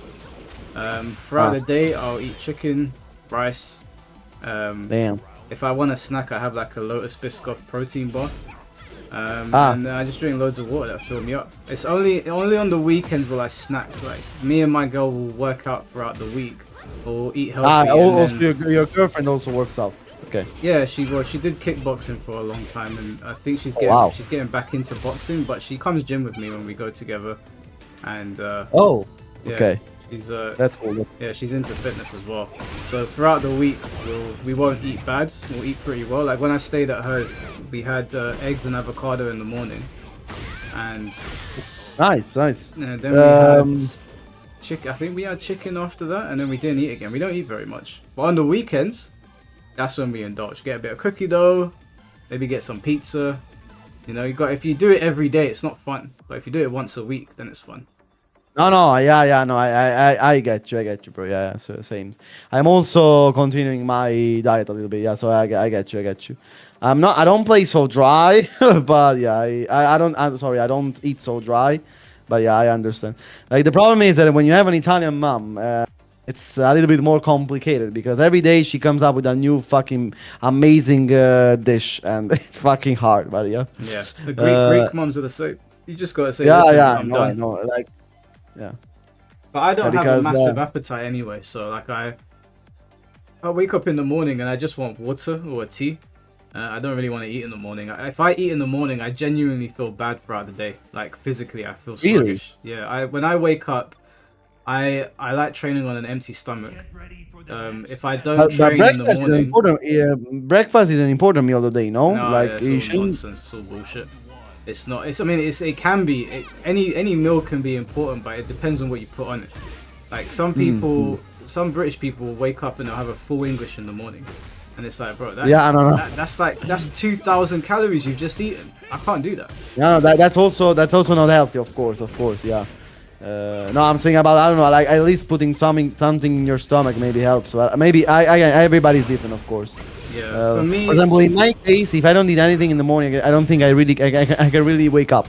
You know what I mean? Like I just feel so sleepy. You know what I mean? Yeah. Well, I've gone 3 days without eating and been okay. So wow. Yeah, I don't like you can train your body to not need to rely on food so much and only like literally use it as an energy resource when you need it. I'm not saying you can just go 3 days all the time, but when I wake up in the morning, if I'm not working out, then I'll have water and I'll have tea. The only thing I will eat in the morning is either a banana or some pineapples. I won't have food in the morning. Why pineapples? Why do you like pineapple more than other fruit? I love pineapples. They're my favorite fruit. Ah, really? I fucking hate them. You hate pineapples? They're good for you as well. Bro, they are fucking disgusting. Oh my god. Bro, they taste like shit. I don't know. They are so acid. So I hate pineapple, bro. I like banana, of course, and not because I'm gay, but yeah, I like banana. In my, in my mouth, not in. But yeah. No, fuck pineapple, bro. Fuck pineapple, bro. Yeah, fuck. Pineapples are good because they fill you up and they're very low calorie. So they're a good energy source. I'm not gonna say you know, what I else like, they're good for. They're good for something else that all men should be aware of. Mike. I'm telling you, I'm just telling you. Listen, man to man, I'm telling you, it's good for men to eat pineapple. But is it okay? true? Is it true though? Is Yes, it true? it is true. Of course, it's true. What you eat will be, it will come out the other side either way, and it will be reflected. So you should treat your body like a temple. Yeah, but why would it make it more sweet? Because pineapple tastes like shit. Why would it make it more sweet? Like, pineapple is not sweet. At least the pineapples I have, always had, they're fucking acid as fuck. They're fucking shit. No, I don't know. Lexi knows what I'm talking about, okay? Because she's probably dealt with some motherfucker that never ate pineapples before. Ain't that right, Lexi? you got up and you were like, oh, this guy's never eaten pineapples, has he? Innit? Yeah. I like, for example, watermelon. And all. I can eat a lot of watermelon. I love watermelon, but yeah, it's. Yeah, I'm not big on watermelons, to be honest. I just eat my pineapple, my bananas. Those are my two fruits. I see. Well. You find something new every day, and nevertheless of this, you don't like pineapple on pizza. That Yes, pineapples I can should remain pure. They should not be crossing over. I respect that. Really. For the first time, I can say, Mike Swole, I said something objectively true. So congrats, Mike. Congrats. I'm saying objectively true things all the time. People just hate it. Bro, you fucking said that, I don't know, Fang is not like, I don't know. You downplay Fang constantly, bro. That's no, already I don't downplay Feng. All I say about Come Feng is what is true. Okay, what is true is that Feng, yes, he's a very powerful character, but nobody uses him. And all I ask is, why is that? Why, according to you? Why, according to you? I believe that Feng is harder to use in this game than most of the characters shut. because he's not hard. Yeah, when people hear me say that, they think I'm saying that it's hard to use. I'm not saying Feng is hard to use. I'm saying he is harder than some of the other characters. Characters like your character, for example, which is doing unga bunga shit from across the Piece screen. of shit. Let's be honest. We see like Raven is not as hold on. Raven is not a good at. We can agree Fengway is a better character than Raven, right? Get ready for Yeah, the sure. next battle. Why do you see so many more Ravens? Because he's fucking brain dead. There you I go. don't know. There you go. That's true. That's the correct answer. A lot of these characters are brain dead. Feng is obviously more brain dead than his previous iterations, but he is nowhere near as brain dead as the characters that you always see in tournament, Raven included. Yeah, maybe yes. Otherwise, if Feng is so powerful, which I agree he is, why is nobody using him? And why is nobody using Alisa, bro? Why? That's Tell also me. true. There's probably some. I don't know enough about Alyssa, but if she's so powerful, why is she so unpopular?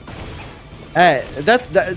You know, I have no explanation because she's fucking brain dead and fucking stupid and fucking. I don't know why nobody uses her. The same as Lydia.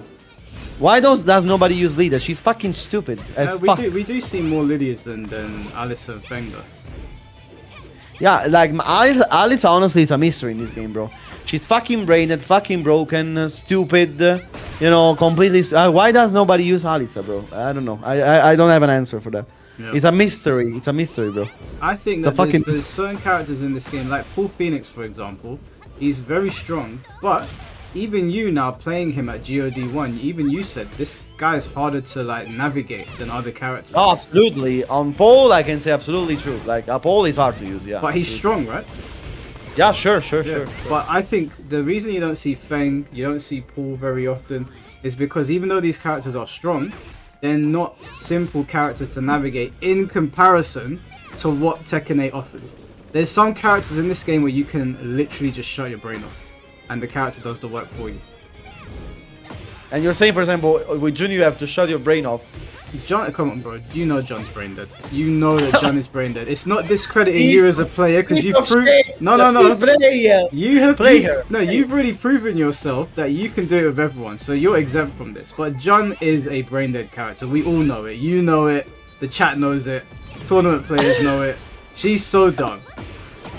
Just admit it, Blackheart. It's fine. You've already proven yourself. You can play anyone. She's strong. She's strong. That's not what I said. I said she's brain dead. You see, he knows it. He knows. It's fine. But she loses health. She Oh loses my health. god. Yeah, she gains it as well. But yeah, I don't know. I am not convinced. I'm not convinced. Buff June. Buff June. No, we got a John player come up now. God John. Let's go. Let's go. Let's go. Let's go. This character Tom. is Anna as well. Anna gets picked a lot because she's brain dead. She's absolutely a brain dead character. Yeah, but did you notice that in the last Evo we didn't see a lot of Anna though? Yeah.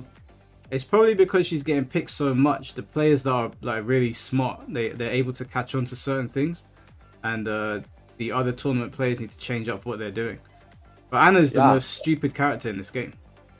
Yeah, no, on that I think everybody can agree. Of course, yeah, absolutely. Yeah, like look at Eddie, right? You're seeing more and more Eddies, but Eddie is not as good as Feng on paper. Feng is a much better character on paper, frame data wise, everything. But you see more Eddies in tournament. Why? Because the character's brain dead. He's just creating visual noise. That's why when people are talking to me about Feng, I'm like, I don't want to hear it. Nobody plays this character. I stream all the time. No one shows up with Feng. So here we go, guys. Mike is again calling himself the hero of the situation. Yes, yes, I am. As the people's always. chat. Yes, I am. Here we go. Here we go. Here we go, man. Here we go. Even That's what I wanted to hear. Here we Joker go. plays. Joker plays Feng, right?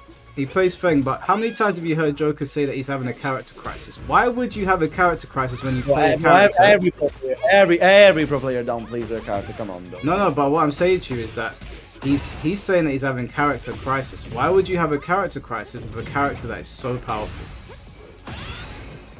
I don't know why. I don't know. Because when I play Feng, I'm gonna say it. I'm gonna say it. When I play Feng, I don't think he's that hard, okay? No, he's not. No, you're misunderstanding what I'm saying. I'm not saying that Feng is hard. I'm saying that he is not as brain dead as some of these other characters. But he also has brain dead shit, come on. He also has brain dead shit. You're not hearing what I'm saying. I said. I know, I understand. Everybody in this game is basically brain dead. Everyone. But by comparison, Feng is not as brain dead as John, for example, or Anna, or Nina, or King. Yeah, that's true, absolutely, that's true. Yeah, and so you see these characters getting spammed in tournaments constantly. You see them getting spammed online. What was the character usage rate for Feng this season? Wasn't he in the bottom 8? The bottom 8. Maybe it's just unpopular. I mean, it's so ugly. He's so ugly. No, it's not because he's so ugly. It's because Feng is still largely a poke character. He's not a string heavy character. Feng's not really doing strings. With Feng, although he's strong, you're picking your moments with him. You're not doing a billion strings into stance mix-ups. When he does a single hit, he can go into that one stance. But it's not like Jun where she does string, low stance, then you gotta guess now. My God, here we go. I'm being real. That is the reason why people that are playing this game pick string heavy characters and they spam the strings because of the plus frames on them. Feng is not a string heavy character. Is he a string heavy character, yes or no? Is he, yes or no? No, it's not a... There you go. Now which characters are getting overpicked in tournament? String heavy characters. Bro, but you're talking like pro players don't know strings. I'm not saying that, but why are string heavy characters getting spammed in tournaments? It's not about, I don't think it's about strings, in my opinion. Like, it's about let's see, easiness of these characters, and also the fact that they're busted. Like both these things. Okay, I think it's not about strings because of course pro players know strings. It's not about strings. It's about, I don't know, how easy they are. And also how effective they are in their easiness. Yeah, but that comes into it because the effectiveness of these strings can't be overstated. They're ridiculous. Whereas, I mean, but characters can be effective even without strings. For example, Lydia is effective because of her broken hits, like with her broken 50-50s with no strings. You know what I mean? But let me ask you a question: Is Paul a string-heavy character? No. Is Feng a string-heavy character? No, absolutely. So why is it these two powerful characters are not being played by anyone? You're the pro player here. You're the one with everyone to GOD. No, You've got the most experience. You tell me why. I'll tell you why. In the case of Paul, it's because he's neutral. He's not. I don't think it's super good. Like his poking, I don't think is very good. For example, like he cannot control characters like I don't know Anna or Nina, for example, up close. Okay. In my opinion, that's why Paul is not so popular because he doesn't do well when he gets pressured. He doesn't have panic moves. You know, so a lot of panic moves. Like he struggles a little bit when getting pressured and he's poking. You know, and that's very important in a tournament. You know. Okay, Poking now has tell to me, be- why is Huh? Feng not being picked? I don't know. No, you. If do know. you want my opinion, I don't know. I don't know. That's not an opinion, is it? I because you know when I play him, I feel like he's super strong. I don't know. I don't Okay, know let me what to ask you a tell. better question. Why do you think Anna's getting picked? Anna's getting picked because she's easy and completely broken. Like she's easy neutral. She controls everything so well with no execution, with no, you know, she Okay. does everything well with zero effort. Okay, cool. basically. And let me ask you again. Is Feng not getting picked for those reasons? Probably yes. Probably yes. Probably yes. Probably yes. Alright then, well, you know, it's not that I don't need to downplay my character. I know Feng is strong, but I can see the difference between Feng and who's getting played in tournaments. I know why Feng is not getting picked. Feng he's stupid, For the next but he's still playing more original Tekken than some of the other characters in this game. muscle. You still No, on that, absolutely. On Yeah. that, I can say, yeah, of course. he's not yeah. playing New Age Tekken. Like, yeah, on Discord, C4, I'm gonna call you in a sec. He's not playing New Age Tekken the way like Anna or Nina or even Yoshimitsu are doing it, or even Dragunov. He's still playing, and Paul are still playing pretty old school Tekken. But they are extremely powerful characters. It's just that they are not playing Tekken the same way that some of these other No, wait, characters in are. Europe, no, wait, sorry, maybe, no, you think Dragunov plays or doesn't play? Old I school think Tekken, I think Dragunov is in the middle somewhere. He's not Ah, Anna yeah. stupid, but he's no longer as weak as he was in 7. No, yeah, okay, yes, I agree, because if you play Dragunov now, in my opinion, he's way more Tekken 7 than he was Dragunov beginning, let's say. He has bullshit, of course, but most of his broken stuff and Tekken 8 stuff has been nerfed a little bit, so honestly, I'm happy with how Dragunov is right now, in my opinion. Like, Dragunov, right now, he's Tekken 8, but not too much. He's Tekken, yeah, he plays well. Yeah, I don't know. I like him now. Yeah, I like Dragunov as well now. I think he's alright. But yeah, Yeah. Until someone comes along and gives me a concrete reason, then my reasons stand.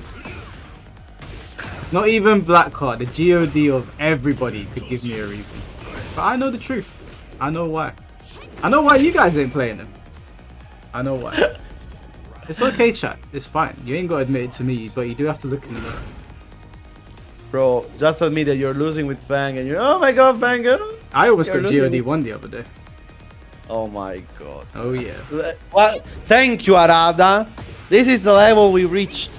Thank you. Well, Michael, to be fair, Mike I fucking almost Holo got... Jr. What's C4's name on Discord? C4, what's your Discord name? Why can't I see it? Oh, there it is. What's your Tekken 7 rank again? I got Tekken Gods in Tekken 7. There we go. There you go. But isn't that 2 There- ranks from the top? Huh? That's 2 ranks from the top. Fight. No. Yeah, there's Go, Tekken man. Gods, then there's Tekken Gods Prime. No, true Tekken. No, true. No. Isn't that true Tekken God also? Oh yeah, they had the Omega one. So there's Tekken Gods, there's... True Tekken God, Tekken God Prime, and Omega. Yeah. So, it was pretty... I mean, Tekken 7 was much harder as well. And to be fair, I didn't invest as much time trying to rank up in that than I should have. Okay.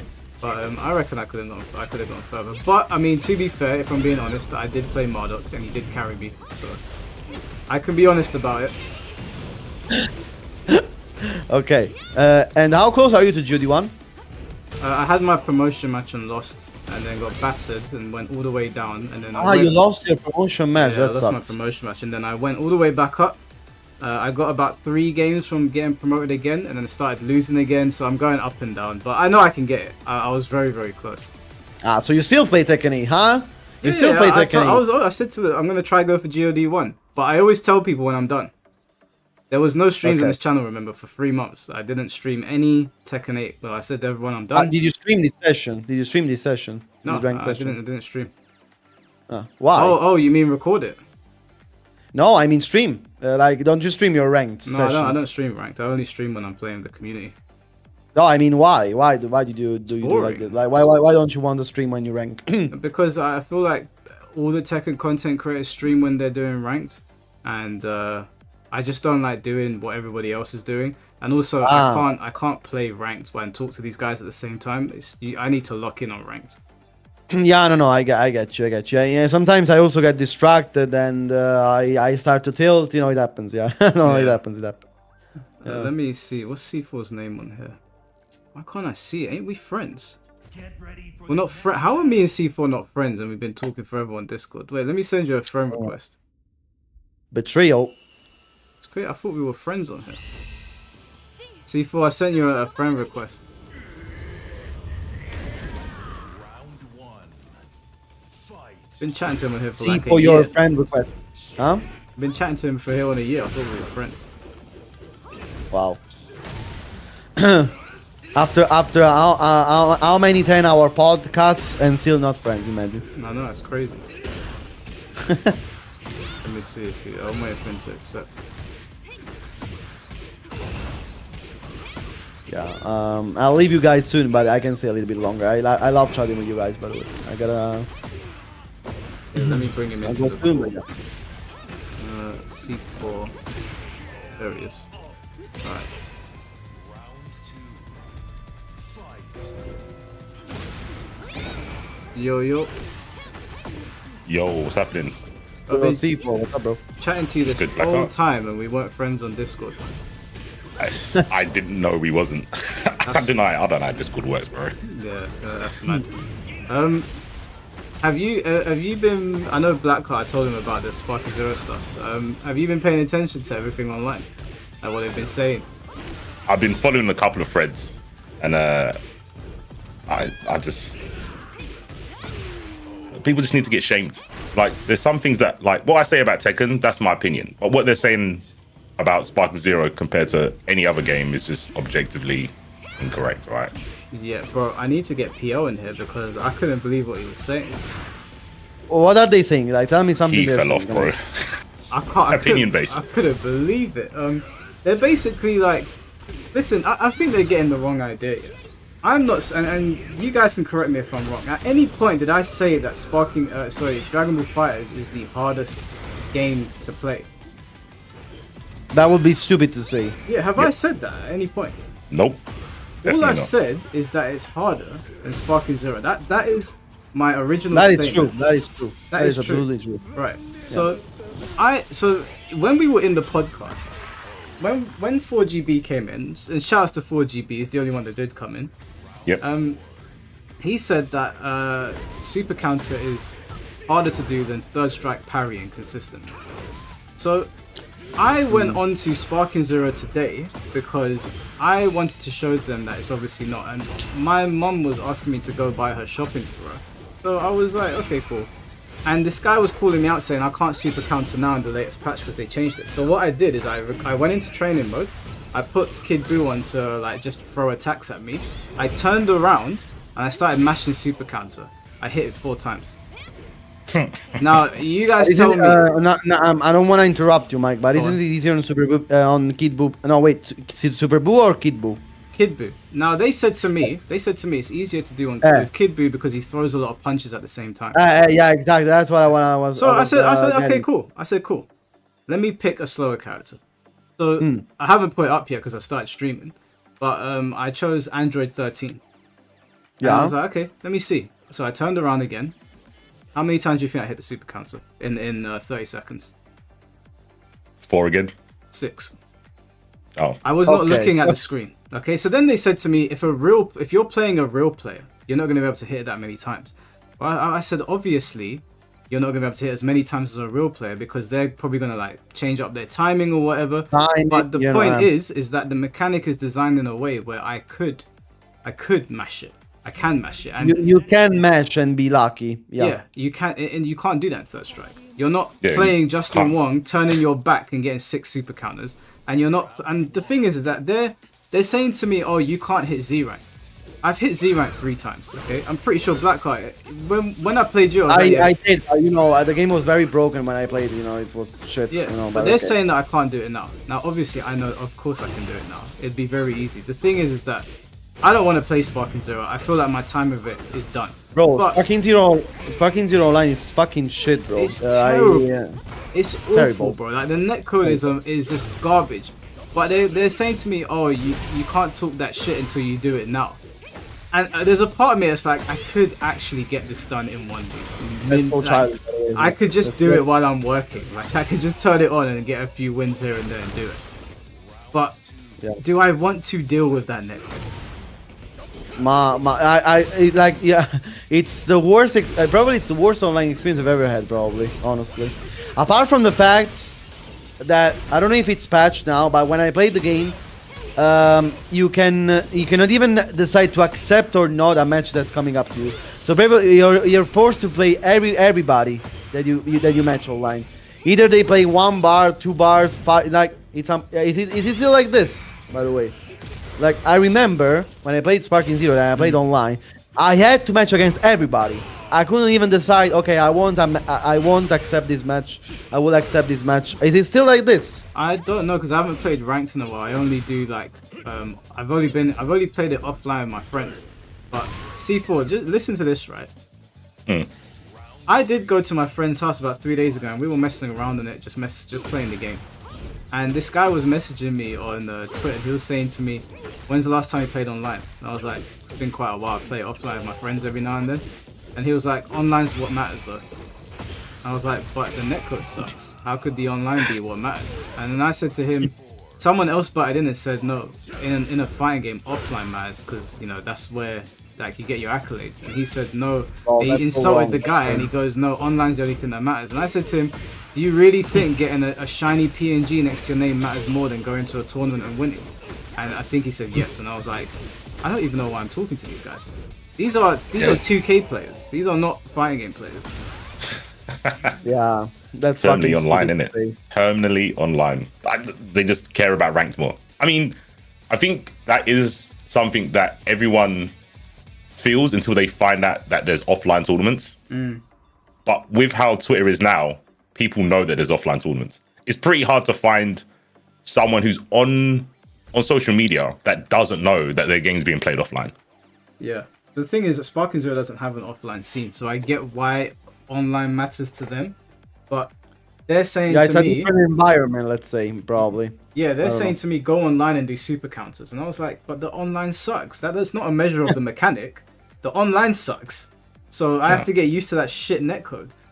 Isn't it fucking amazing that, you know, in a game with such a, that you need to do such a precise, strict timing, you have the worst online experience ever. Like, probably the game requires some more timing than maybe even Tekken it on some things defensively, and yet it has the shittiest online I've ever seen in my life. It's so fucking, you know, it's such everything can be mashed in that game, bro. Like they're making out like it's like when we were asking the guys, like I asked someone else, what do you think is harder to do? Like a what game did I choose? I can't remember what it was now. Don't it up. Don't it up. I asked him, is it harder to do like Doom loops or like Magneto loops in UMVC 3, or the hardest combo in Sparking Zero? And he said Sparking Zero. But I said to him, I said, you know what? Let me ask him what the notations are, because maybe I'm in the wrong here, even though I know I'm not. And I said to him, sure. Can you? So I sent him a link and I was like, can you tell me what he input here, because you know the game so well? You want to know what he sent back to me? Take a wild guess. Don't tell me something about auto combo, square into square. He said to me, he sent me back this message that said, square 4 times, wait a second. Square 4 times, triangle, because I think it does the kicks on the head. And then square, and then it was like this dash around, so just left and dash. Charge key, which is hold triangle. So I said to him, there's no notations here at all, and everything is square triangle. And he said, yeah. And I said, do you know what that guy's doing with Magneto right now? He said, I don't need to. I was like, okay. Yep, that sounds about right. I honestly think you have to not know what you're talking about to say with such confidence that the Sparking Zero combo is harder than anything. You know, Any other the game. Dunning-Kruger effect, bro. You know, the less you know about something, the more confident you are. You know, that's the True. the classic. But the one that's killing me is PO. He said that it's harder to combo in Sparking Zero. I said, Amazing. He said that. yes. I said no way. He's trolling me. He's lost, bro. Find your man's. There's no way. Get the torches, bro. We need to find our guy. That can't be real. I'm gonna message him and ask him if he wants to jump on the call. Let's go. There's no way. What harder than what? Like hard in general or harder than the specific other combo? Let me find. I've got so many, bro. This thing's been going on for so long. My notifications are out of whack. Yeah, you got way more than Mike me. And versus the hard world. finding it hard. I was only arguing Mike with that versus one the guy. world. I can't remember his name, but he was. I kept it cool on Twitter, but it was a fucking buffoon, man. He was a moron. I think I Telling know me who he's been you're playing talking games since about. he's 3 years old, and I was like, "You wasted your time. Should have been playing fucking Pokemon cards or something, because you don't know nothing about fighting games." Oh, I remember that guy actually when he was talking about execution.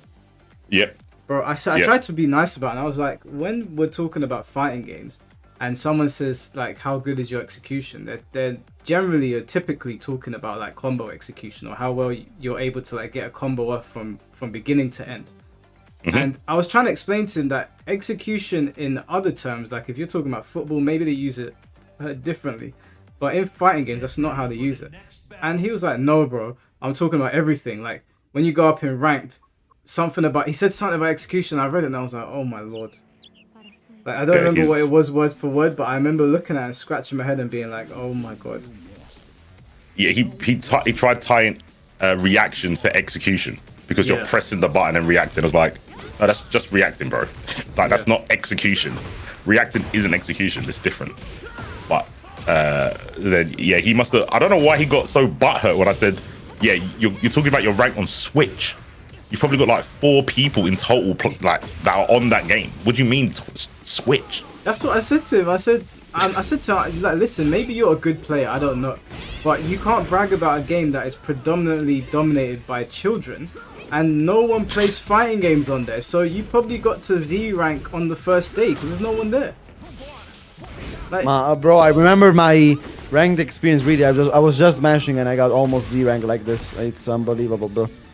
bro, unbelievable. listen, I got 3 Z ranks, and I went to London and won a tournament, and I was not trying. Like obviously I could have tried harder, but I didn't have to try. Like they don't seem to understand that the game is built in a way that you're supposed to like. Yeah, you're supposed to have fun. Yeah, it's just a fun power fantasy. It's not a serious fighting game.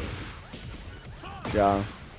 Yeah, he was playing on Switch OJ. My man was playing on Switch and telling us that he got Z rank. I was like, no, like, that's good, bro, but no one cares. But that's an anti-flex. Yeah, I wouldn't tell people that. I'll keep that to myself. That's a secret. Yeah. But then he said like, "Oh, I did play on consoles." Like, I don't believe you now because you would have brought that up first. You would always bring up, "Oh, I got Xeno rank on console before Switch." Yeah. I wouldn't even say Switch. I would say console. I would be lying by omission. I'll say on console. I would never say Switch. That's embarrassing. Yeah, that's one of those things where Batman couldn't beat out of me. Yeah, you take that to the grave. That is, and then you got hurt about it. And I just meant it like that's not really a good gauge to show me that you're good. You could be good at the game, like you said, Mike. You could be good, but if you're trying to portray that by saying you got to a high rank of Switch, you've missed. You've completely whiffed. I'm not buying that. Yeah. But then yeah, he got really upset. So Yeah. I was really close to like just saying Google my name, but that would have been so cringe. So I didn't. I just pretended I was a nobody. Yeah, it wasn't worth it. Like after I said to him, I tried to keep it respectful. I said to him, listen, bro, you're talking Swahili, I'm talking English. We're not gonna find common ground here. Yeah, like I said something like, he was talking about the difference, and I was like, yeah, you proved my point. I've won tournaments, and I have bad execution. And he was like, oh yeah, the tournaments that you won at the cookout. And I was like, okay, bro. Like, okay, bro. I could show you the Wikipedia, but I didn't want to embarrass him that much, so I just allowed it. Yeah. Man, I really want to get PO on here because he's so passionate about Sparking Zero. And the thing is, because oh wait, is he? All right, let me ask you. He's just replied back to me. Can I add you to the call?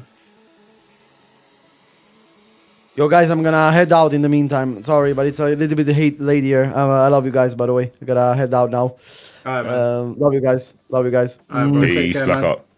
Take care, guys. Take care. Love you. Let me see. I really want to ask because you know, Pio's my boy. I didn't want him to feel like I was disrespecting him, but like, come on, man, what are we doing here? He's lost in the sauce. I couldn't Lost in the believe it. sauce. I couldn't believe what I was reading. And he said that I sound like a scrub from GameFAQs. I was like, what? Well, he said that on the timeline. Oh, Yeah. did he? Yeah, I said. Wow. I said, Pio, what are we doing, bro? I thought we're still friends, right? For the next battle. What? Who got to him? Who got to him? Me. He was talking to me. Oh my god. Okay. I didn't see that bit of the thread. I think the last thing I saw with the PL thing is he said something about Marvel. People consider Marvel competitive, and that's like the most uncompetitive game. I was like, okay, now he's getting a bit crazy. Let me just look away and mind my own business. All right, he said cool. Let me add him in.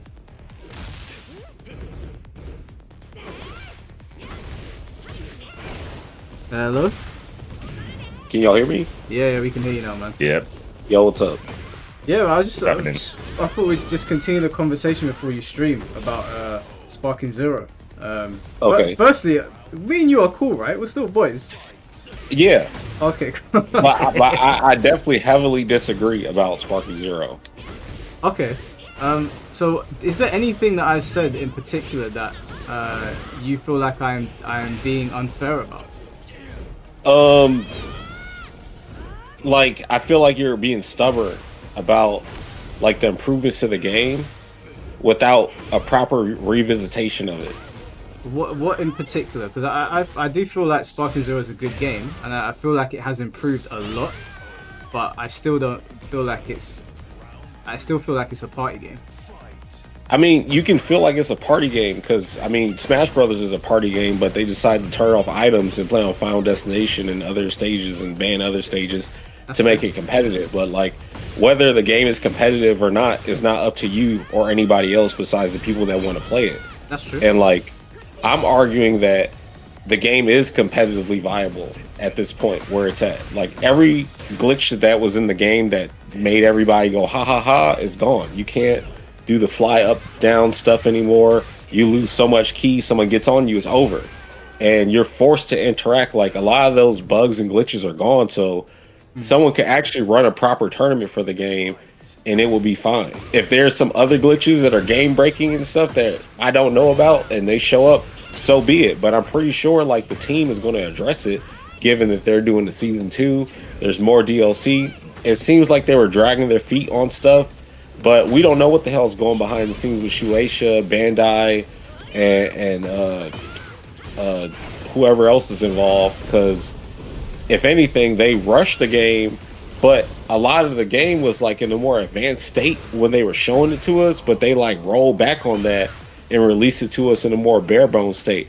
I don't know if it was because that version of the game had bugs and they was like, well, this build is actually more fine than that build, because they rushed everything, if anything, because of Daima. And I mean, Daima was hype, but at the same time, like, I don't really care about it because like it doesn't really, it's more so like a patch on a wound that was already healed type of band-aid that they did with the Super Saiyan 4. Like, but I understand Toriyama wanted to go out with his own type shit, but like, But you know, like all of my arguments are not about the glitches. It's just about the actual game design itself.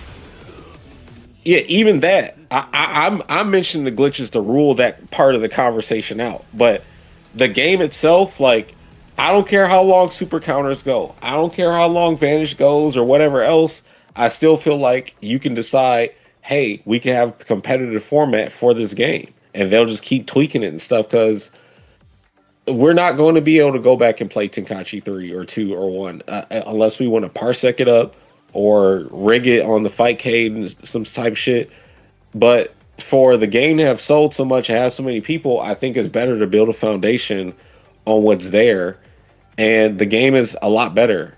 Like, honestly should just host tournaments in it and see how it looks. But you know, this whole argument started from Sparking Zero players saying that it's more demanding skill-wise than Dragon Ball Fighters. That's where this all Yeah, started. but he also went on record and said he was trolling No, about that. he wasn't trolling. He was being honest, and so was his friend Moon. And when they realized that everyone was laughing at them, then they were like, "Oh, look, we were rage baiting." But before they started getting cooked, they weren't saying that. They've turned it into, "Oh no, we were engagement farming," instead of standing on business. And the thing is that they're still arguing, so they do believe it. Yep. Especially Moon. Yeah, Especially he's Moon. still arguing. So it's not like they said, "Oh, we're rage baiting." You know, we obviously know Dragon Ball Fighters is a more difficult game. I'm not coming from a place where I'm agreeing with them on anything. I'm just giving you my like cold hard how I feel about it all. And even Dragon Ball Fighters, I love Dragon Ball Fighters. I was the biggest Dragon Ball Fighter shield. Even did work with Funimation to help promote the game for the Super Saiyan Showdown and all that shit. Is one of my top 5 favorite best fighting games of all time. However, I can still point to the shit that I hate about it, because if it did not have the Dragon Ball coat of paint on it, I would say it's one of the worst fighting games I've ever played, because I'm not going to sit here and play a tag game for no reason unless it has something in it that I like. I think Super Dash assist calls is scrubby as hell. I think one touch of death combo, or I hit you once and now you're in a situation where you just got to guess 6 for 4 different ways and you lose for all of them. I think that shit is corny. I like more interaction, like what Sparking Zero, what DOA gives you when you're playing against somebody. I'm not trying to, I got hit once, let me just watch you do this whole sequence on me. And I also don't put big stake or value in, well, you can do this long combo that you learned and now you have it secondhand. It's impressive at first as we're first learning it and shit, but later on that shit gets old. You're like, all right, hurry up, do level 3 so we can go back to play. And that's how it gets to me. Yeah, but that's all like personal preference though. My arguments were everything that they were saying. Like, for example, we asked one of the guys yesterday or the day before, whenever me and C4 did the podcast, what's harder to do a combo? Who's harder to do it with? The hardest character in Sparking Zero, whoever that might be, or a Mishima, like Kazuya's electric combos. And to be fair to him, he said Street Fighter, so I don't even think he knows what we were saying. But there were people. He said Mishina. He said Mishina, so obviously he didn't know who we were talking about. But then I asked other Sparking Zero players that do know Tekken, and they were like, no, doing a Sparking Zero combo is harder than doing an electric combo with Kazuya. And I was just like, it's okay to like Sparking Zero, I like it, but why are people lying now? Well, I also look at it from this perspective. You can say that and be right only in the sense that when you do a combo on somebody in Sparking Zero, it's not a real combo. It's escapable, like fully all the way, given the mechanics. In Tekken, in Street Fighter, all those games, you launch somebody, the only person that you have to worry about to mess the combo up is you. You're not like playing a tug of war to make sure your damage counts. So if they were to use that angle, which is the angle I'm looking at it from, that's the only way you can say, like, you know, it's harder to combo somebody. You guys are talking about the literal execution commands and stuff and tallying that up, and I understand that. But like, I'm coming at perspective that, all right, I can play all these games at the highest level. Execution is not a factor. All it is just time and muscle memory for me. So once you know the stuff and you do it secondhand, it's whatever. I'm not really even thinking while I'm doing a combo. I'm thinking more so about, do I want to end this combo for Oki or do I want to end it for damage? That's really it. So but being able to get out of a combo doesn't change the fact that the actual execution of the combo is hard or easy. So if you're in Tekken, if Tekken had the same thing where it's like you can escape the combos, it wouldn't change the fact that actually doing an electric itself over and over again is difficult. Whereas in Sparking Zero, there's nothing in Sparking Zero that's difficult to execute. So are we arguing the difficulty in execution or the difficulty in just applying stuff? Because both, really. I would say both. That's kind of hard, because then neither side can be wrong, because you'll have parts where you're right and parts where you're wrong, and there are parts where they're right and parts where they're wrong. You have to be like, all right, we're not talking about execution, or we are talking about execution. All right, well, execution is... go on, C4. I was about to say, I think what PL's talking about applies more to games with DI in it. directional influence. That's So- like, I mean, even that, Soul I'm just talking about being able to escape combos. Yeah, Soul period. Calibur. Like, you got the burst in Guilty Gear. You got literally all the defensive options in Sparking Zero. You got the combo breaker in MK. You got the defensive hold in DOA. You got the combo breaker and Killer Instinct. All that stuff is just they are still even the function of a combo breaker. The DI in Smash Brothers, I forget what it's called in Soul Calibur, but they have the same thing. But the difference between all of those and Sparking is Sparking you can do it way more often. Well, not DI as well, but Sparking, the resource to get out of a combo is pretty much always there. In Guilty Gear, it's a burst. It's like a one-time around thing where you can do it. KI, you can be locked out of combo breaking, but you always seem to have resources in Sparking Zero, so you can. In Sparking Zero, when you don't have key anymore or skill points, you have to rely on a super counter. But then, because you have to rely on a super counter, they can blow you up in your timing. There's a lockout time if you miss a super counter. So like, if I stun you, and I don't know if you watch the videos, but like they'll like move around a little bit to throw off, like they're not going to follow up with a rush punch, or they might do a charge attack or something, and all that stuff is a little bit more difficult to like. It's the same thing as trying to throw somebody's perfect parry timing off in Street Fighter 6. But I understand what y'all's issue is with Sparking Zero. Just you can always do something, but you have to look at Sparking as not the same type of fighting game where it's about just setting up this combo situation. It's more so like a game where you get a big hit and you try to like chain that hit for as long as you can, but they can still escape it. It's not a like traditional type, I'm about to hit you and then you're launched or you're in a state where you can't do anything. And because of Dragon Ball, they had like, think about it, the Dragon Ball fights, none of them, they're just sitting there getting hit by like a long chain or something unless they're getting killed. They're basically like fighting back. It's a constant tug of war between each other. Yeah, but that's what I was saying to the guy, that like they did a great job replicating the power fantasy of a Dragon Ball fight, because you're always going back and forth. But it's a little bit difficult for me to. I mean, even with DOA, now that I've played DOA, I know that there's situations where you have to face real consequences, and there's juggle states in DOA as well where you can't do any of that stuff. But in Sparking Zero, there's no real consequences. There is. It's just they're different. It's like, okay, you're either locked out of being able to do this, or locked out being able to do that. But there's still like an option there, but you still might not be able to get it. Like you're not guaranteed your super counter in those situations, especially when someone's changing up how they're doing stuff. Especially like I hit you right, I start hitting you with a key blast. You can't super counter a key blast, and then that's a hit to throw off and lock out your super counter. Because I don't know the exact frame or time, but you do get locked out of super counter. Like, yeah, you can constantly do the command, but it'll like reset and lock you out. But it's not very long though, because I did it today. I turned around and started mashing it, and I did it 4 times. You can't. Like, if it was third strike, there's no. Out. They have to change up their timing so it bypasses that. It's just that there is no whiff recovery. I mean, there's no whiff frames.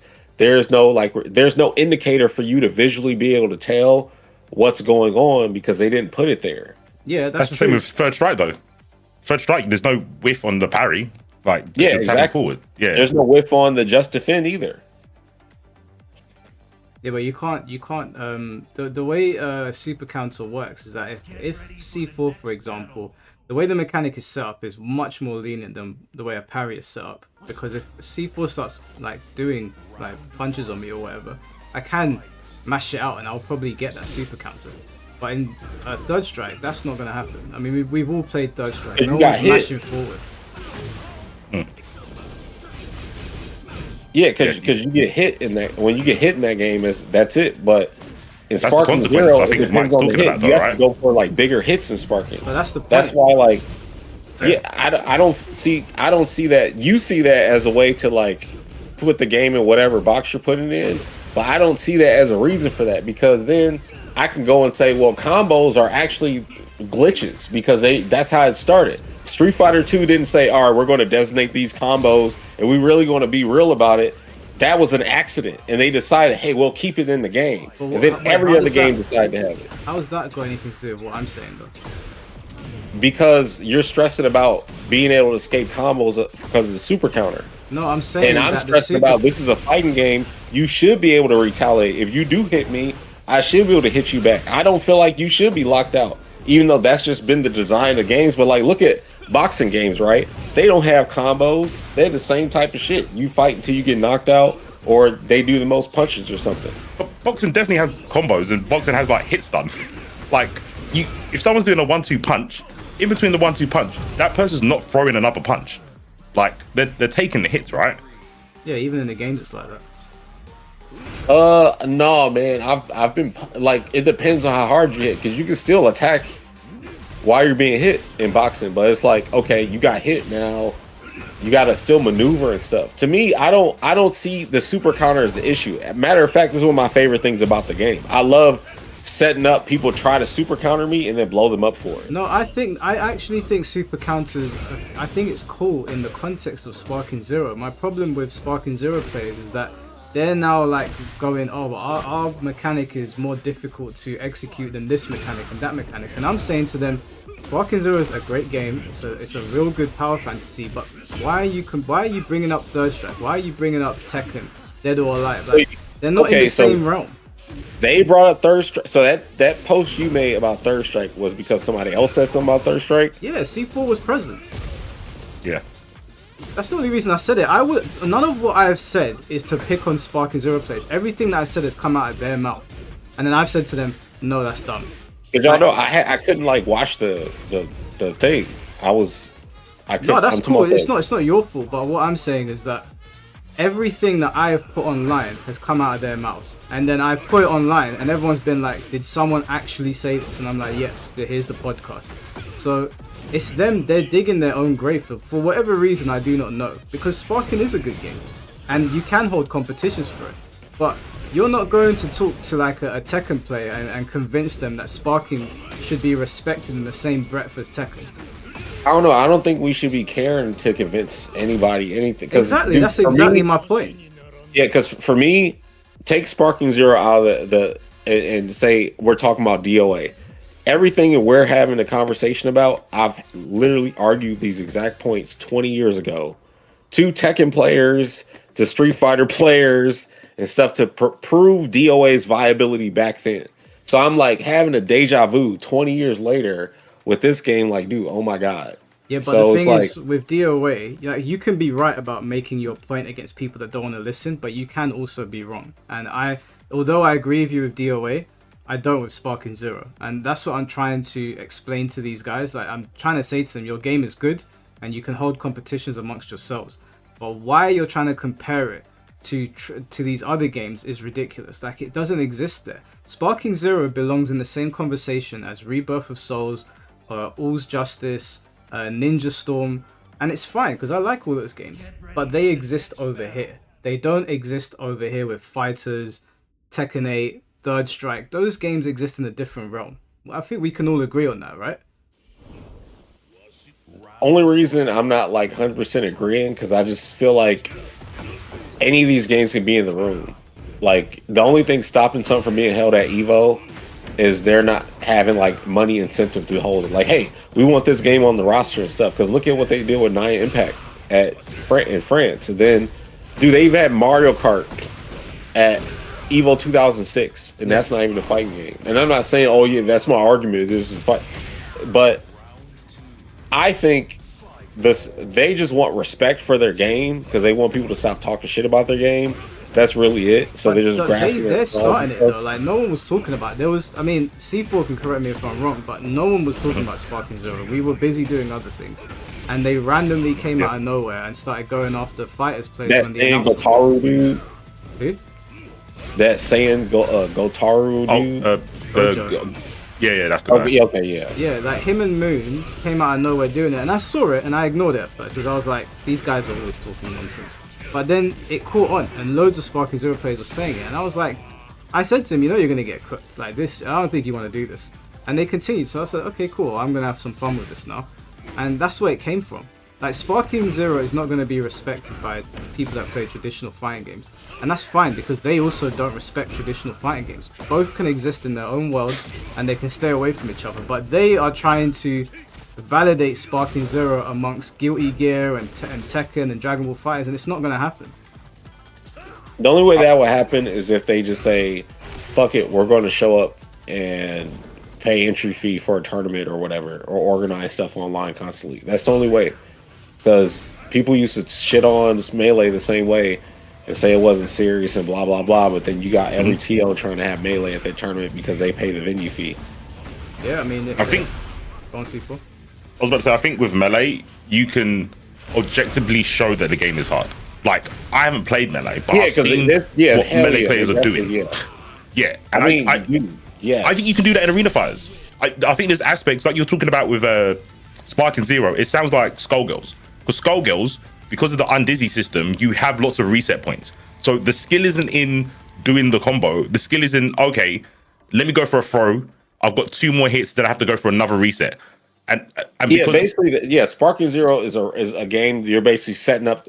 Your resets are basically your combo. You're just constantly trying to keep them in a loop. But say like you stun somebody and then you wait to the end and then you re-stun them a different way. So then like now they got to guess if you're going to like try to wait and reset them, or then you just follow up the combo, because early on, use like key blast to break certain defensive options. I get it. I can visually, like from the last podcast and all the things they're putting up, I can see it. The problem is I can make a better argument than they can for their game.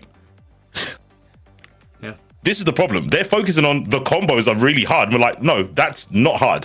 What you're talking about is not the skill, the skill that people will appreciate in your game. That is not it. Don't talk about us doing square, square, square, square as being in depth as doing a misstep. Hey, shouts to Hypnotic. Thank you for the raid. That's what I'm saying. I've got a question here for you, PL, from OJ. And he said, do you think that all fighters are the same level of difficulty? No. Because like some things have more that you need to learn, and some have less you need to learn, but it's hard to execute just from like command stuff. Like for example, Street Fighter 2, right? If you think about it, it's actually kind of simple, but like even doing a dragon punch like from reversal timing is difficult. Like defense wise, just how the command is, like forward down forward, you have to do it a lot cleaner in that game than you would need to do it in the newer games, because there's no what's this shit called, negative edge. Say again? It doesn't hold your input buffer. Yeah, input saving. Yeah, that. Well, that's negative edge. Yeah, it just don't have that no more. Yeah, I just think it doesn't have that in the earlier stuff. This conversation didn't need to happen because they overstepped their boundaries basically, and there was no need because they were doing their thing over there. Like, yeah, Sparky Zero lost 90% of its player base and it never recovered, but it still had one of the bigger anime player bases amongst the arena fighters, right? It had a bigger player base than Bleach, than what's it called? My Hero Academia, then Ninja Storm, all of them combined. So they were doing their own thing, even though it was small. And then they decided to start on the FGC, and we would just look at them like, what are you guys doing? I think from their perspective, they're probably trying to bait people into playing the game. That ain't gonna happen. People don't like that game. Like unfortunately, first impressions count, and Sparking Zero came out and it was a disaster. I mean, I was playing it at that time and it was rough. And even though I acknowledge it got better, it's definitely way better now. They're not going to be able to pull people back in because that first impression was so disastrous. Especially when it's coming off the back of Tenkaichi 3, which everyone loved, which is where the hype was coming from. Right? We all saw like Afro Senju's reaction when they showed it. He went nuts, but then we all played it and we were like, this ain't Tenkaichi 3, man. This is like a really watered down version, and it wasn't working properly. And then on top of that, like, there's not that much character diversity in the game, if I'm being completely honest. It's not really there. They took away a lot of the mechanics from back in the day that separated characters. I know Teen Gohan's kick animation isn't there anymore. No. Where he spins around and stuff. Yeah. Well, I think PL's kind of right though. I think you can bait people into playing your game. I just don't think rage baiting is the way they should have done it. Yeah. But I think you can bait people into like paying attention to you. Yeah. I think it's doable. Sorry, go on. No, I was about to say it kind of worked because we're setting up a thing. So it did kind of work, but I think, I don't think that was their goal. I think we're doing more for their scene than they are. Yeah. Because if their players beat the Dragon Ball Fighters players, people be like, oh, they've actually got gamers in their scene. Yeah, well, the way I want to do it is, we should probably keep it to Dragon Ball and not like put all these other fighting games in because it's gonna get messy. I think that we should have a bunch of players, ones that are representing Team Sparking Zero and ones that are representing Team Dragon Ball Fighters, and we will match them up, and they'll play a set on Sparking Zero, and we'll evaluate the set. How many rounds were won? How close were they? We'll come up with a whole criteria, and then we'll get those same two players to play Dragon Ball Fighters, and we'll see how they do in that. How many rounds were won? How close did they get? How many perfects were there? And then we'll look and be like, okay, when he played your game, he lost to you, but he took a lot of games and he got very, very close. When you played his game, he washed you. So Yeah. we could mark it on a criteria like that. The most interesting player you could use for this would be like Hikari, because he just won Evo France and he was good at Sparking Zero. Yeah, that's the first person I called him. He said he's down. Yeah, like He's gonna play the Gojo player. Because like, all right, the biggest issues with the game PR wise is all the tournament videos, which cannot be replicated in terms of the androids glitching stuff, the key blasts into alts that you can't do anything about. All that stuff and more has already been addressed, and the combat system is way better now. So. Yeah.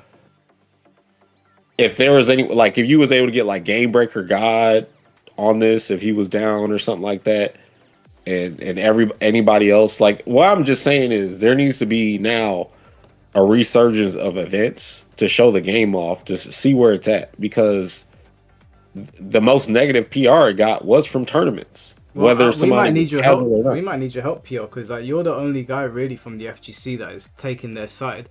But these guys do a lot of talking, but they don't show up for things. And me and C4 are happy to put on this event. We're happy to like get commentary going. I'm happy to give it the same sort of spotlight that we do Tekken with the beast sets. But we need these guys to show up. And I'm starting to get the impression that they're just all talk. They even said to me, will you play, Mike? And I said, listen, if we're doing an event, I'll play. I'll jump in. Like, if there's something for me to do, then I'll do it. I ain't got a problem with winning or losing.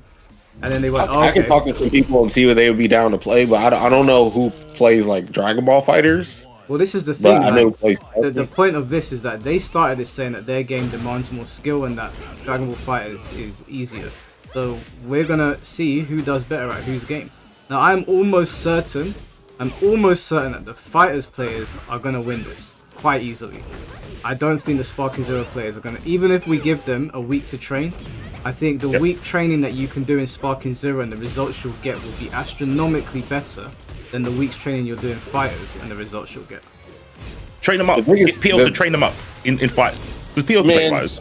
The problem with Fighters, though, like if you don't play it, it takes a while. And you're not like a fighting game player, and you're not used to doing like all the shit that's in. Because Dragon Ball Fighters is kind of a collection of a bunch of games in one, with a lot of stuff. Even though it's been a while, like how Super Jump works, like the movement on the ground feels like I'm playing a KOF or something. But then you can jump, Super Dash, and Vanish, and all that stuff. But that was the point. The point was that you can't. There's a degree you can be good at a fighting game, pick up Sparking Zero, and be like mid-level. But you can't get to that level in the same time in Dragon Ball. Like you have to learn the game. That was the point. The point was the ceiling to be average is higher in Dragon Ball. But they were saying, no, we can just pick up Dragon Ball and do auto combos and win. See, I'm looking at the perspective as a person that, so I'm not looking at it as beginner to like mid-level, or I'm looking at it as we all both fully know the games, right? And we're high level at them and we're playing them. I'm not looking at them like, oh, how long it takes to get to a certain level. So that's a different conversation, especially because like learning Dragon Ball Fighters combos, the timings and all that stuff, it does take a minute. But I also feel like learning some of the Sparking Zero stuff, the timings, it takes a minute too. Like you see what Taekwondo does with his stuff when he plays Sparking Zero, how he be fucking creating all the different combos and zipping around the screen, like that's not easy stuff to defend against once it starts to get going. But it's easier than Dragon kind of Ball, right? weird to do. Like if you don't play a freaking flight simulator type game or 3D games like Ninja Gaiden or something, you'll probably be like, what?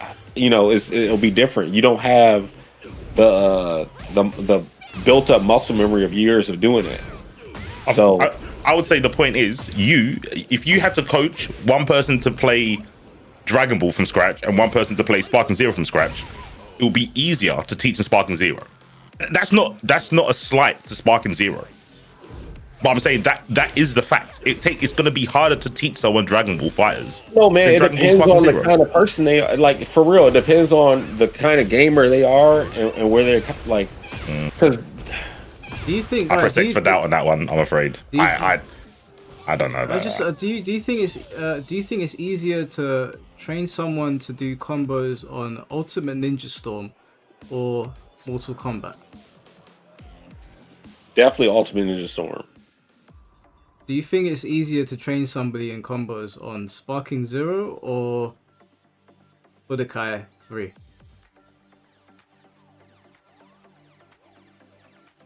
Budokai 3 has like cancels and shit. It's really intricate stuff. I mean, I don't think it's like super hard, but it's just they have to learn different stuff. I don't think either one is harder. I just don't. Why do you think Ninja Storm is harder? Is easier than Mortal Kombat? Because which Mortal Kombat? That's what I want to do a follow-up question because there's a lot of them. Which one in particular? Let's go. Obviously, MKX is a bit of a mess. We'll go with MK1. MK1 or what was it? Ultimate Ninja Storm. Okay. Ultimate Ninja Storm I think is easier.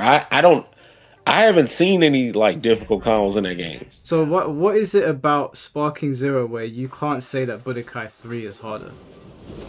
It's the way so going all right, I'm gonna just use season 1 as an example. Clearly the game's not like that anymore, but when you would do the like launch combo and how you follow up after that, a lot of stuff, again, like I go back to and lean on this, nothing's guaranteed. So like say you tell somebody to do like a lift combo and follow up and then they perception, you're like, what the fuck?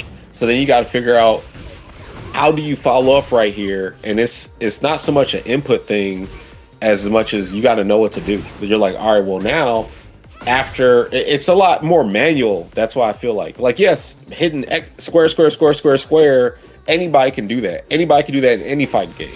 Yeah. But I just think like you gotta be more intuitive with using the movement to create those combos. Like now when you hit somebody with like a power move and they fly away, the way you follow up with the swoop dash or whatever, and then you can go behind them or go above them and then you can cancel out of that and then shoot a key blast and go to their back and stuff. I just feel like it's more difficult to apply than say, all right, here's a combo, here's the command for the combo, and then just like practice this over and over. Because like to me, I feel like okay, fine.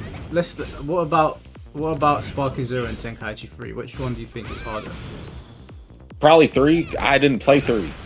I mean, I played it, but like I don't remember shit. So like I can only go by how 0 is. And when I talked to people who played 3, they was like, well, the game isn't so much as a combo game. Like I've seen what you can do in that, where you can get to their back and then jump in the air and you're floating a little bit and you're shooting the key blast and you fall back down.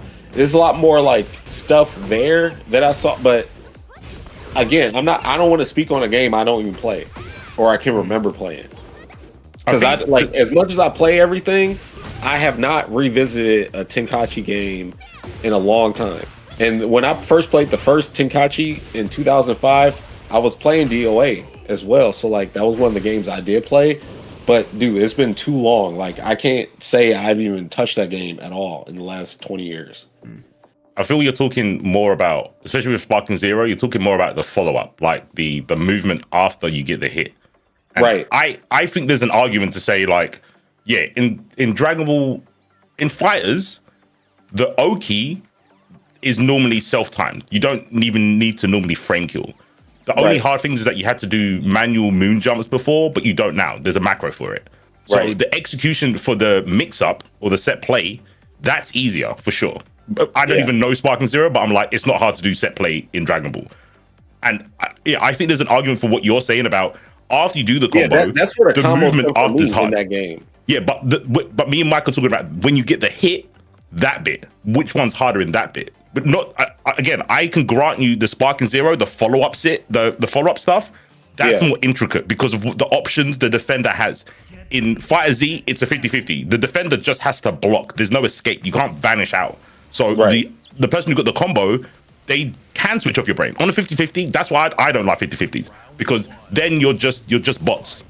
You're literally just doing a sequence. There's no interaction. That was my argument when people would say, well, Sparking Zero's brain. I'm like, well, what do you feel about this? Because to me, I hate set play. I want constant interaction. Like, okay, I just also, like, because pretty much I uploaded a video so I can address everything, but I also use DOA in there. And I was talking about how in DOA, I like how they handle wake-up scenarios, because now when you get knocked down, just like in Tekken, you have an invincible wake-up attack, but the kick is like really invincible. So you need to, if you want to beat it out in like meaty, you got to be perfect just about and use a move that's just as strong as the get-up kick. There's a lot of things that have to match up just for it to work. It's harder than just you knock somebody down in Street Fighter and walk to them and just do a stand medium punch. You can't do that because basically you'll get stunned, and then I have the advantage to where I could potentially win because now I have live frame advantage. And you got to guess between the mid kick and the mid punch. However, the person that's standing up can still avoid it by spacing out, jumping over it. You could block the kicks, or you can use defensive hold on the kicks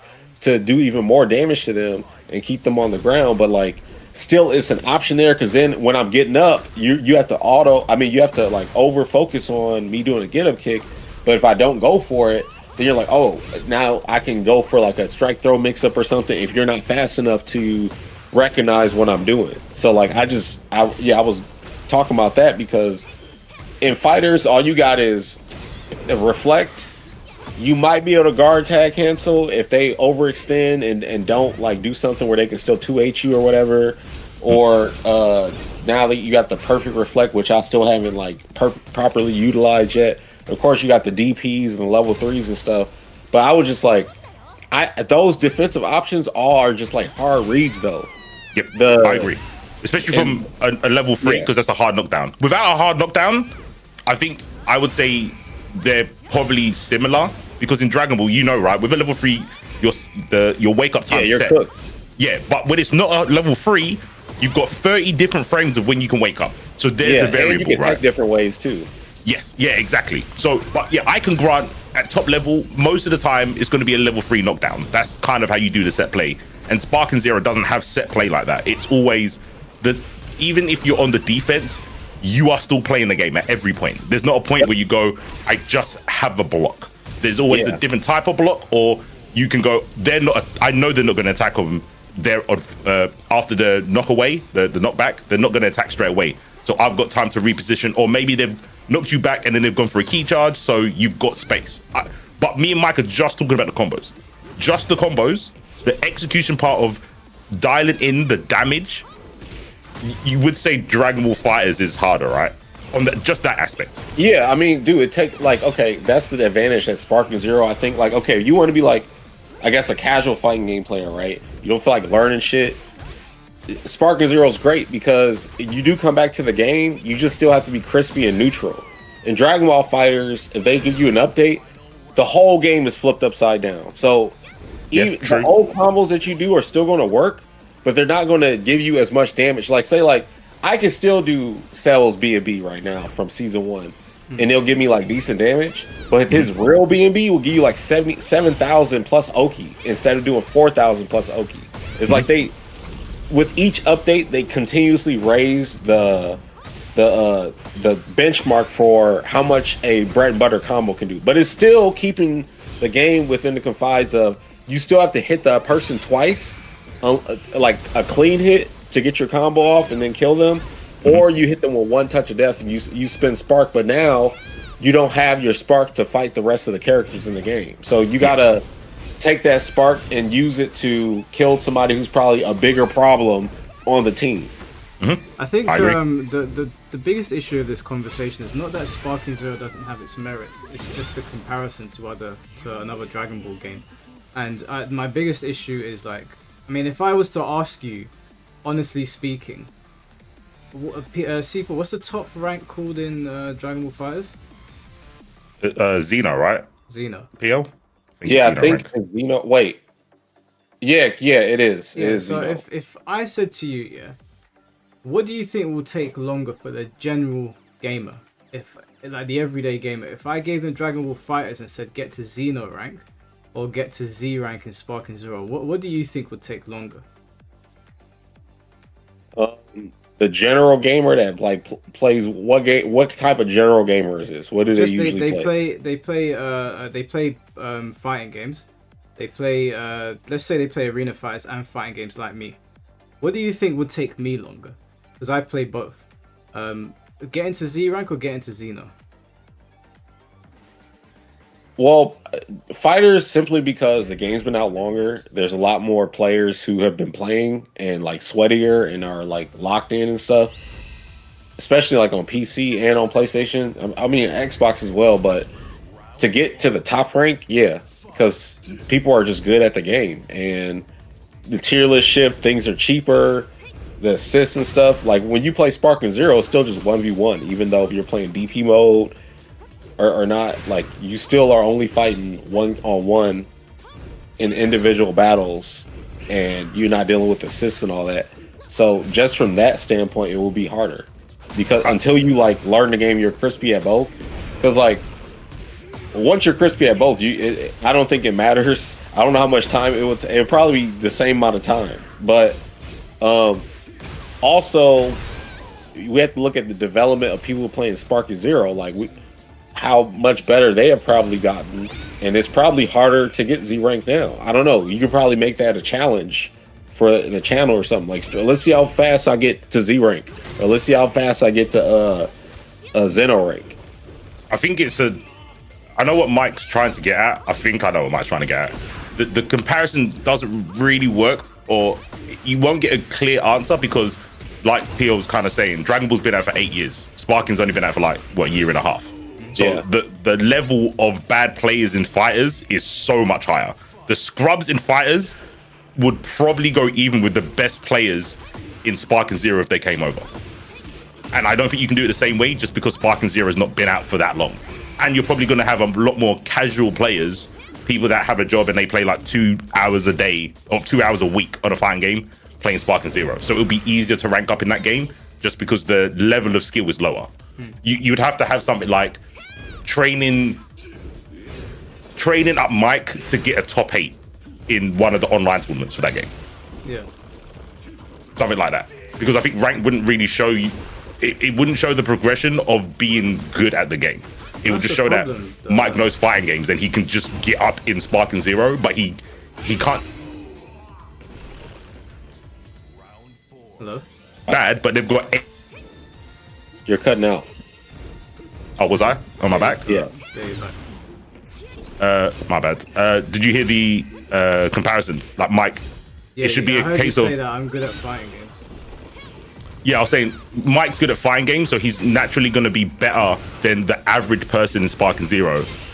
And it won't work in Fighter Z because the average person in Fighter Z could be a scrub, could be really bad, but they've got 8 years of XP, which can carry them. They don't have to be good at the game. They've just got 8 years behind them where they're like, oh, I've seen this situation, or oh, I've got this combo. It's not very good, but I can hit it because I've been doing it for 8 years. Yeah. You need like Mike to go up against someone with like the mid-level Fighter Z player and a mid-level Sparking Zero player, something like that. Honestly, it just sounds like you gotta, because the Sparking Zero, we haven't seen like the highest level of Sparking Zero play, and even though there are people who are really good, no one has organized. I mean, that people are organizing stuff, but it hasn't been getting a platform that it should be getting, just so we can see. Well, That's the I'm only trying, way. but Like, I don't know if these guys are gonna lock in. We're gonna have to speak to them. I know Hikari's already said he's down, but Yep.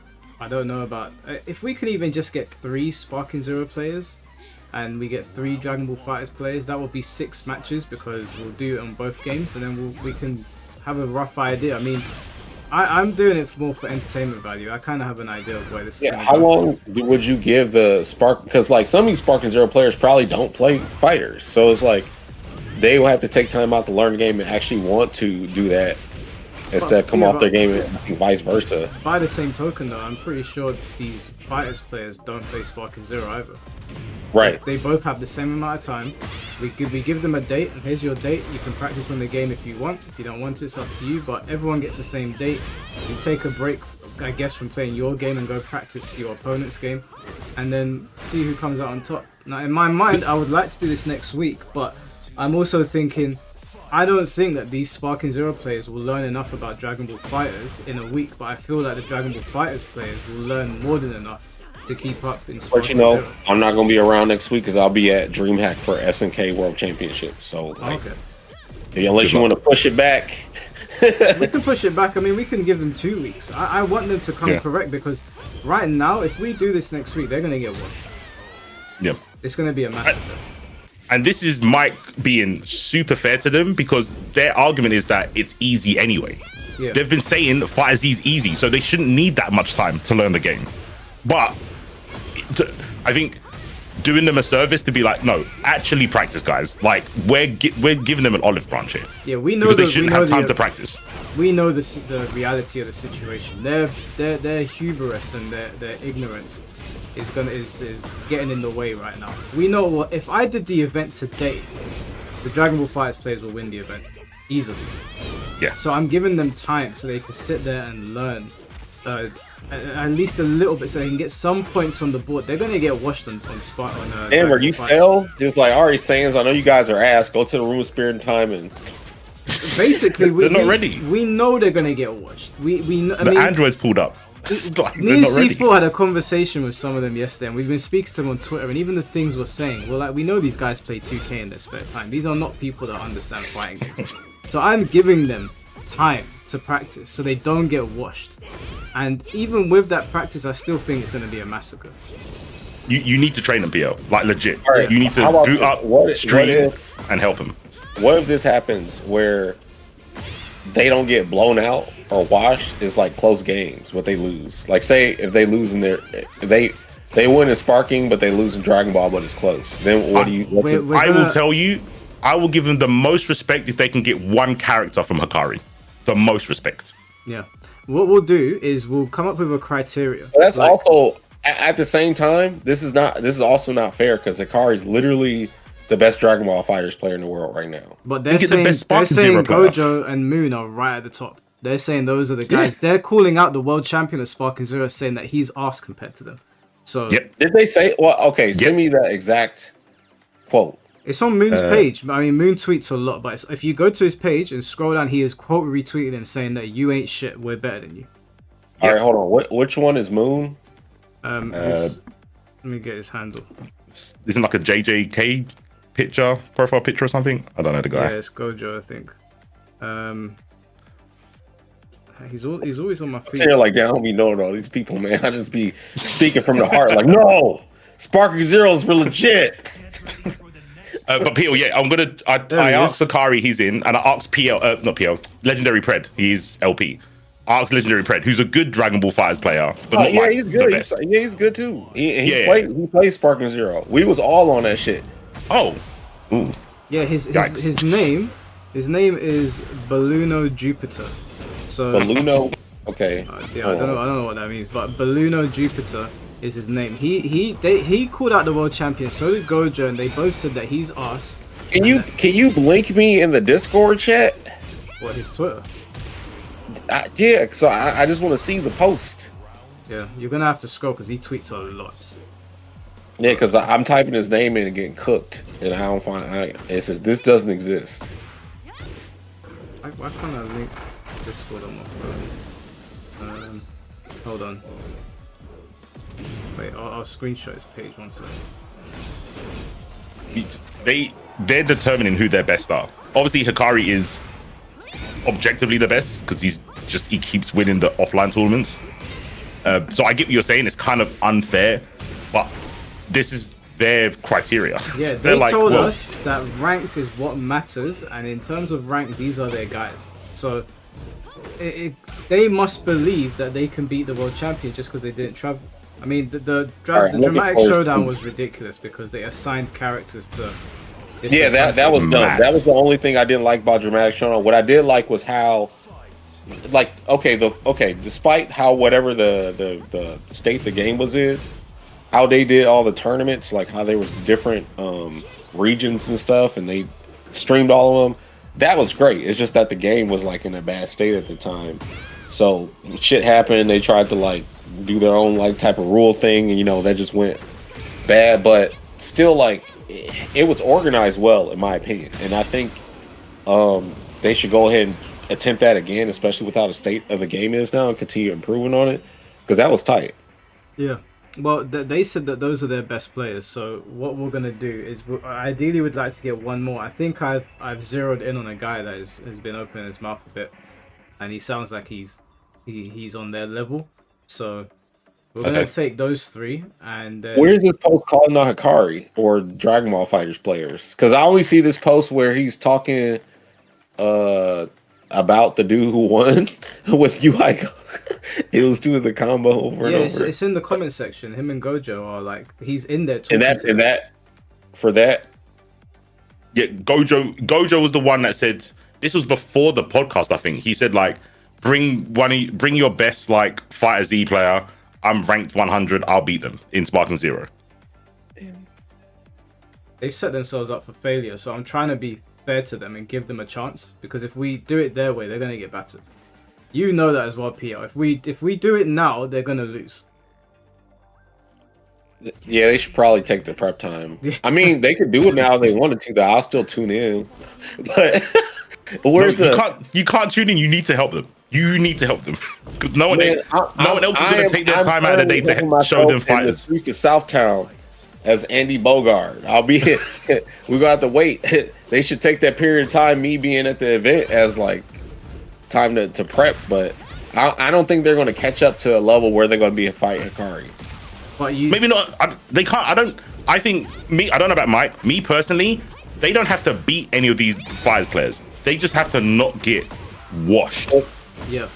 Yeah. This is not about them winning. This is about who's going to perform better on the opponent's game. Because obviously Hikari is going to win Dragon Ball Fighters, and obviously I believe that Moon and Gojo will win on Sparking. But I believe Hikari will get way closer to winning the set than they will get versus him on Dragon Ball Fighters, because their claim in this entire discourse was that their game is easier. Dragon Ball Fighters is easier than Sparking Zero, and that we can't do that to them on theirs.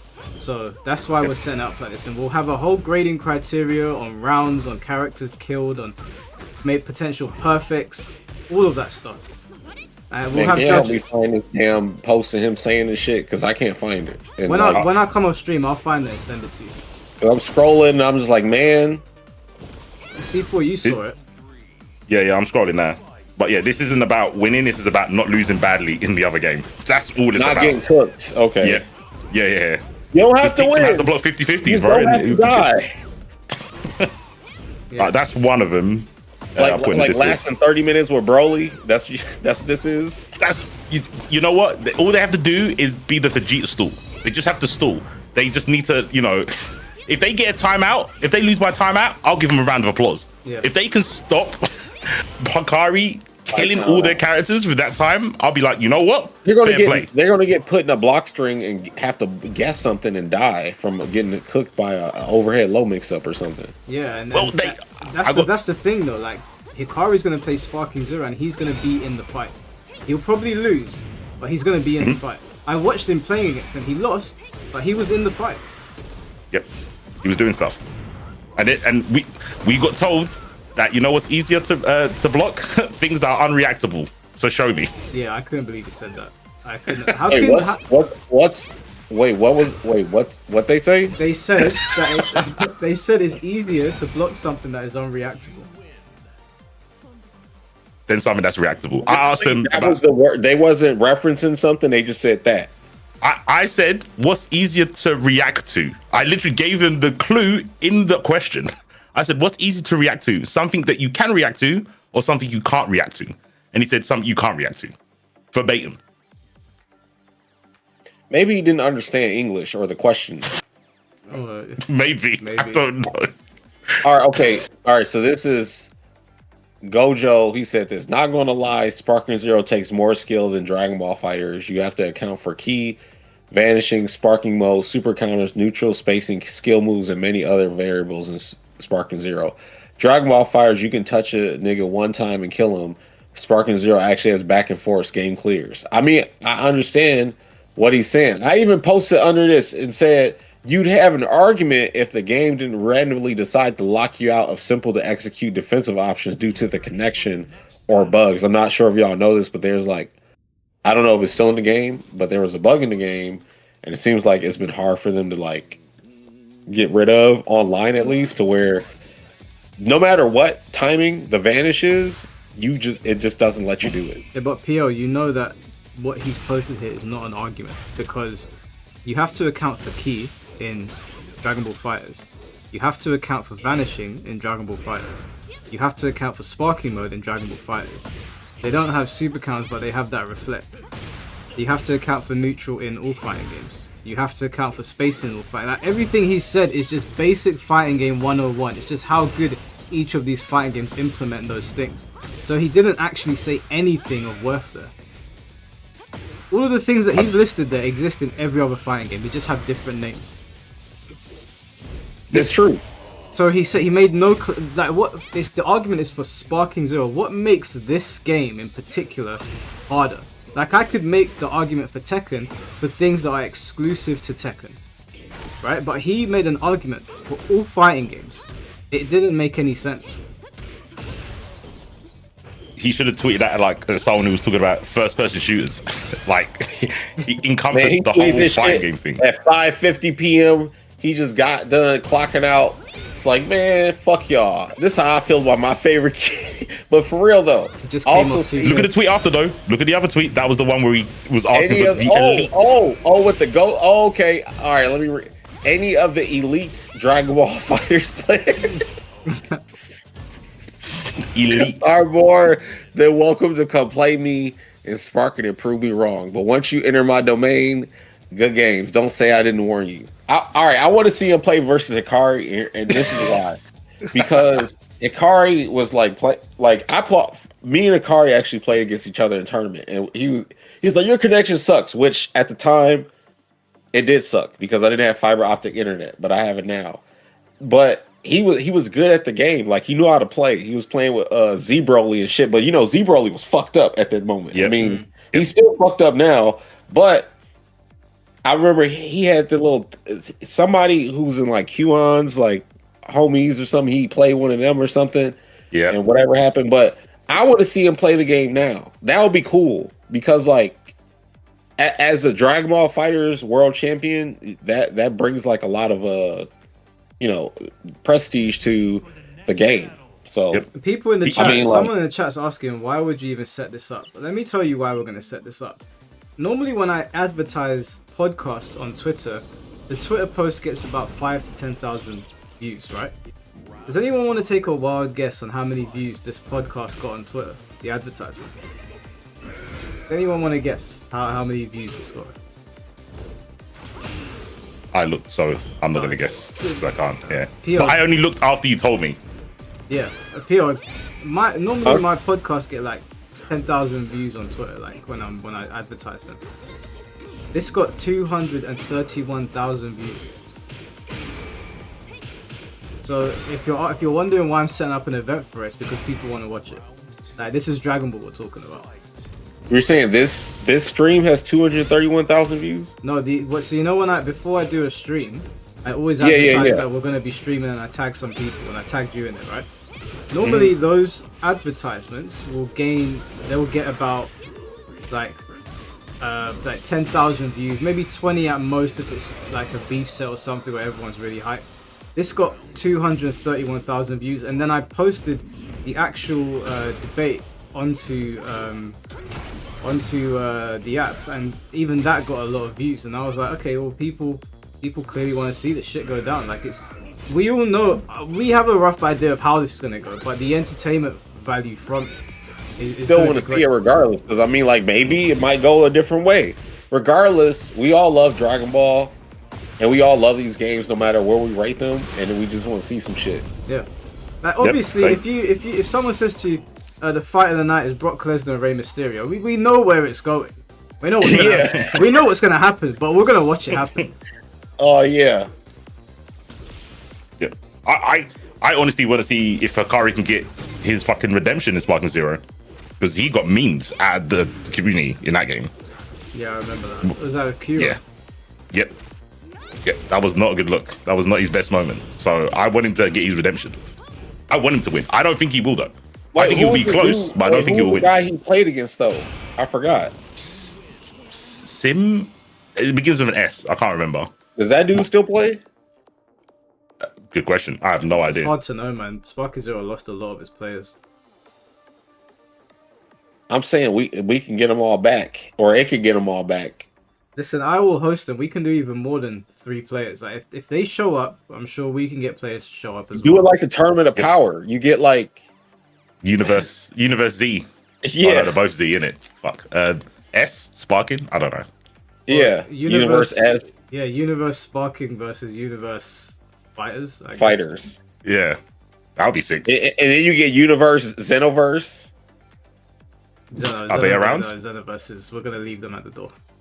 Oh man, there are some people who swear that Xenoverse is the best game. Yeah, they should swear on the Holy Bible because no one's. Listen, They Xenoverse do is every great. day. It's a great game, Get ready but for it's the not. next battle. It's not in the same league as Sparking Zero either. Like it's. That I is think it's a also- great content game. Yes, I didn't yes. like the combat system. Yeah, no, it's a great content game. It's arguably one of the best, but it's not a fighting game in the same sense that any of the other arena fighters are. Like it would be disingenuous to put Xenoverse in the same argument as Sparking Zero, just the same way I feel like it's disingenuous to put Sparking Zero in the same argument as fighters. But if you talk to them, I know you got to stream Fatal Fury, so if you Yeah. talk Oh, to yeah. them, we'll give them 2 weeks, and we'll get Hikari and the Dragon Ball Fighters guys 2 weeks, and we'll see who gets the most. We'll come up with is a good enough time. we'll come up with a grading criteria, and we'll work out how we're going to grade people based on their performances. We'll make sure everyone agrees, so no one feels like it's unfair, and then we'll begin the event. That sounds fun. Yeah, I'll work on it. Did y'all see that the SNK World Championships has 5 last chance qualifier spots Right. for Fatal Fury and Samurai Showdown? Damn. Wait, Easy what, money. What are you playing? Both, and Art of Fighting. What's the prize pool? For Sam Show is 500K. For Fatal Fury is like 2 million. And for Art of Oh, Fighting fine. is like 50. It's like 150K. Are you how confident are you? Dude, I feel really good. 500k. So what does first place get?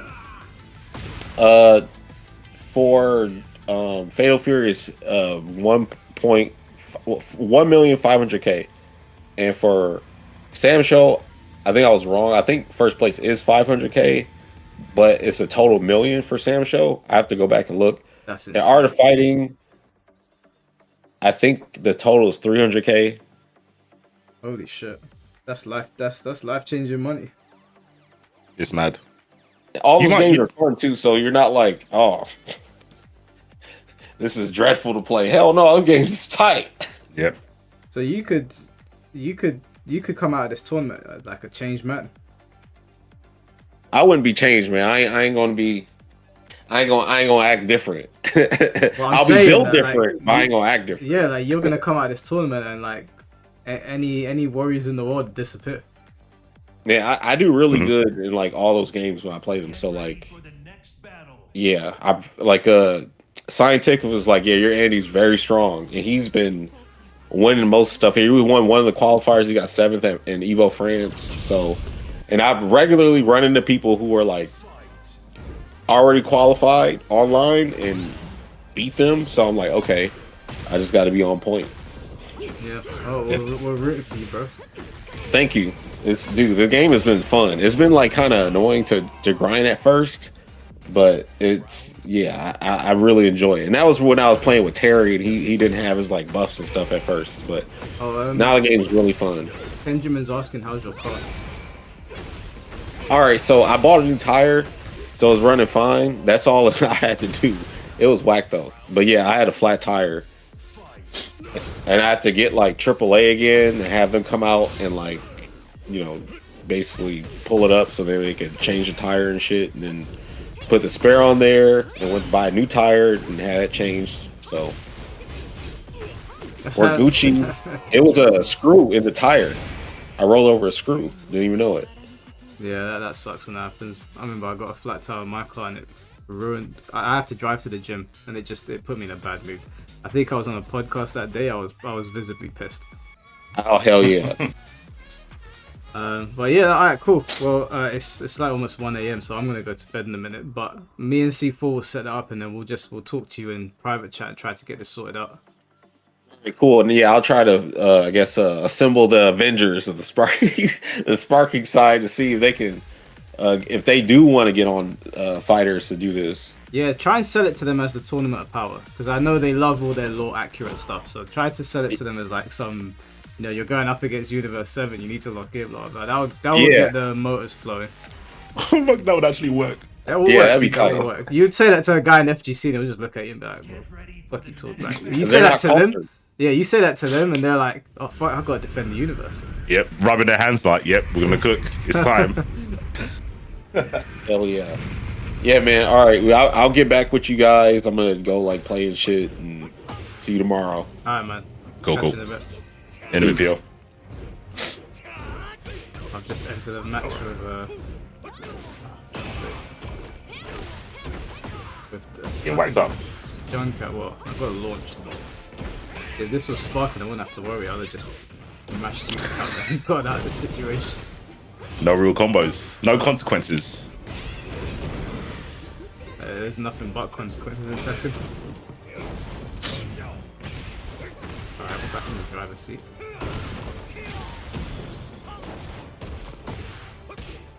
I don't know if this will kill, but...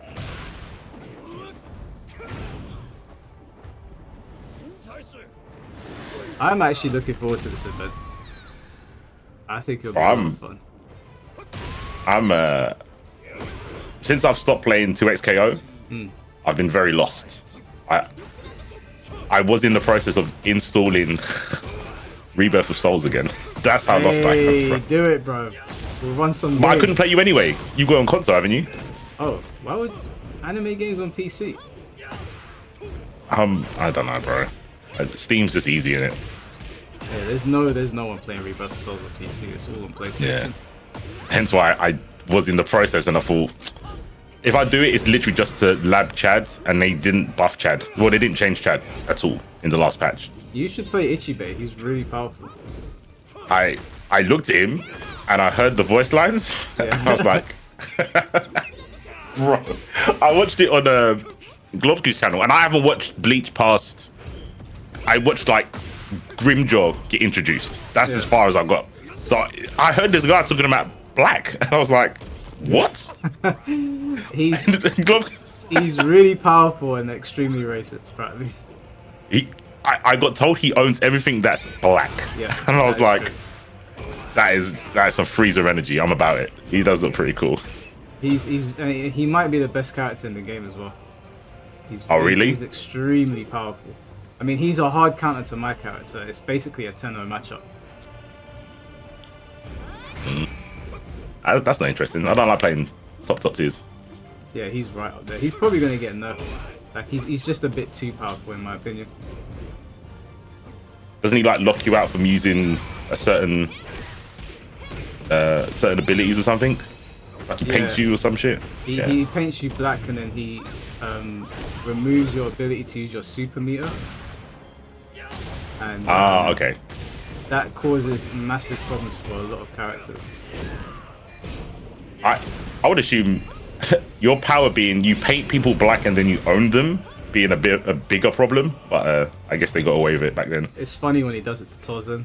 Look, I'm just sitting here like, like I don't like maybe Torzen should have been painted white or something.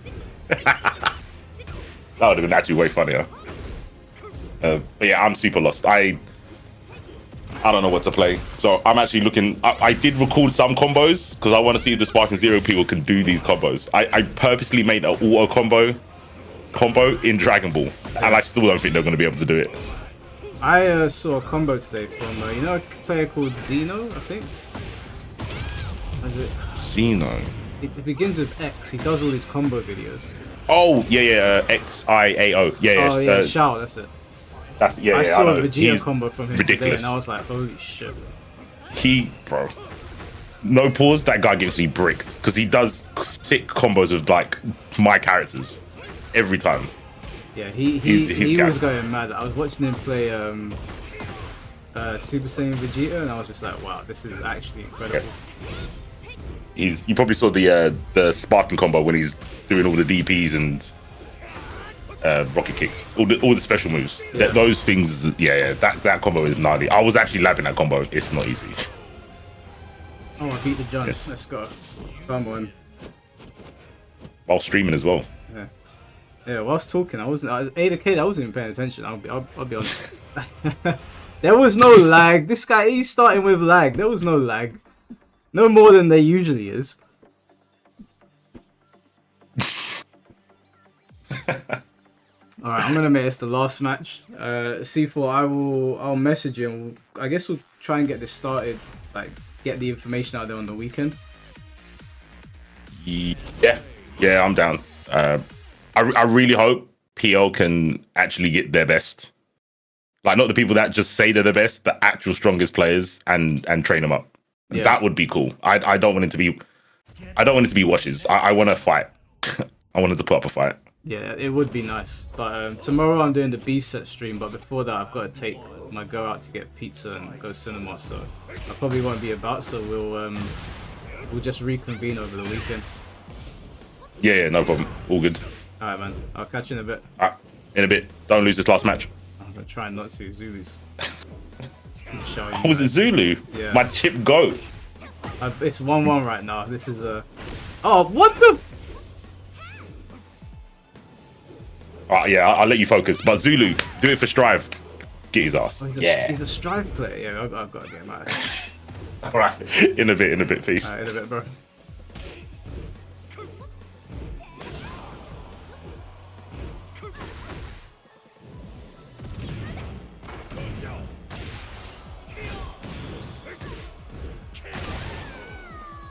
I didn't know you were a Strive player, bro. We got problems now. We got real problems now.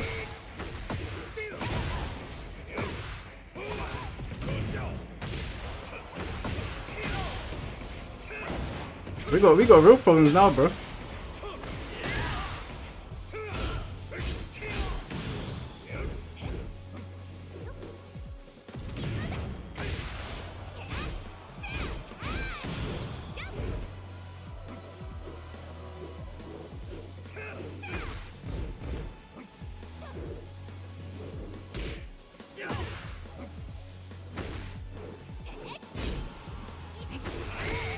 We got real problems now, bro.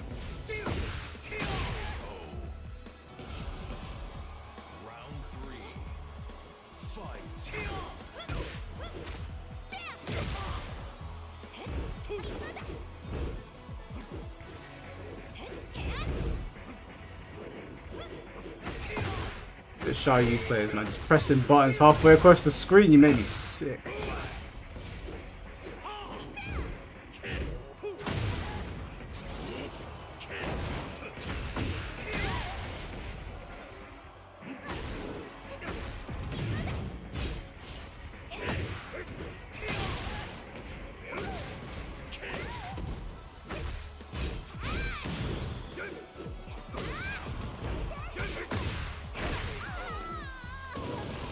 Hey, listen, C4 set you up.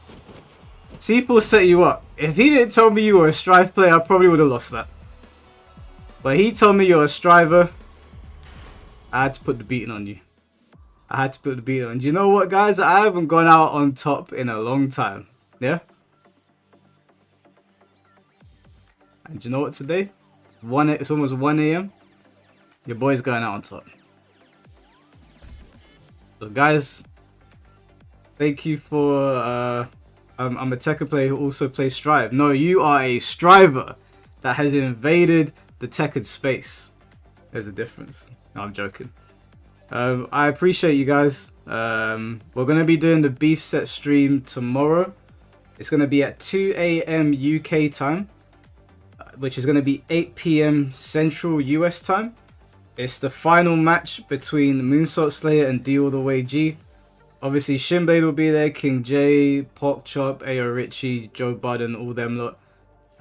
So make sure you tune in, guys. It's going to be a lot of fun. We've got a promo all set up for it. If you're on Twitter, you would have seen it already. But if you're not, then it'll be a surprise for tomorrow. And hopefully we should have some other beef sets going on as well in the day. Some money matches potentially. Some actual beef. Some actual beef that is taking place right now between two Tekken players. Hopefully we can get Black Pharaoh on as well. But I'll keep you guys updated. So thank you for all the super chats. Thank you for the memberships. Thank you for the views. Appreciate you all, and I'll catch you all soon. Take care and peace.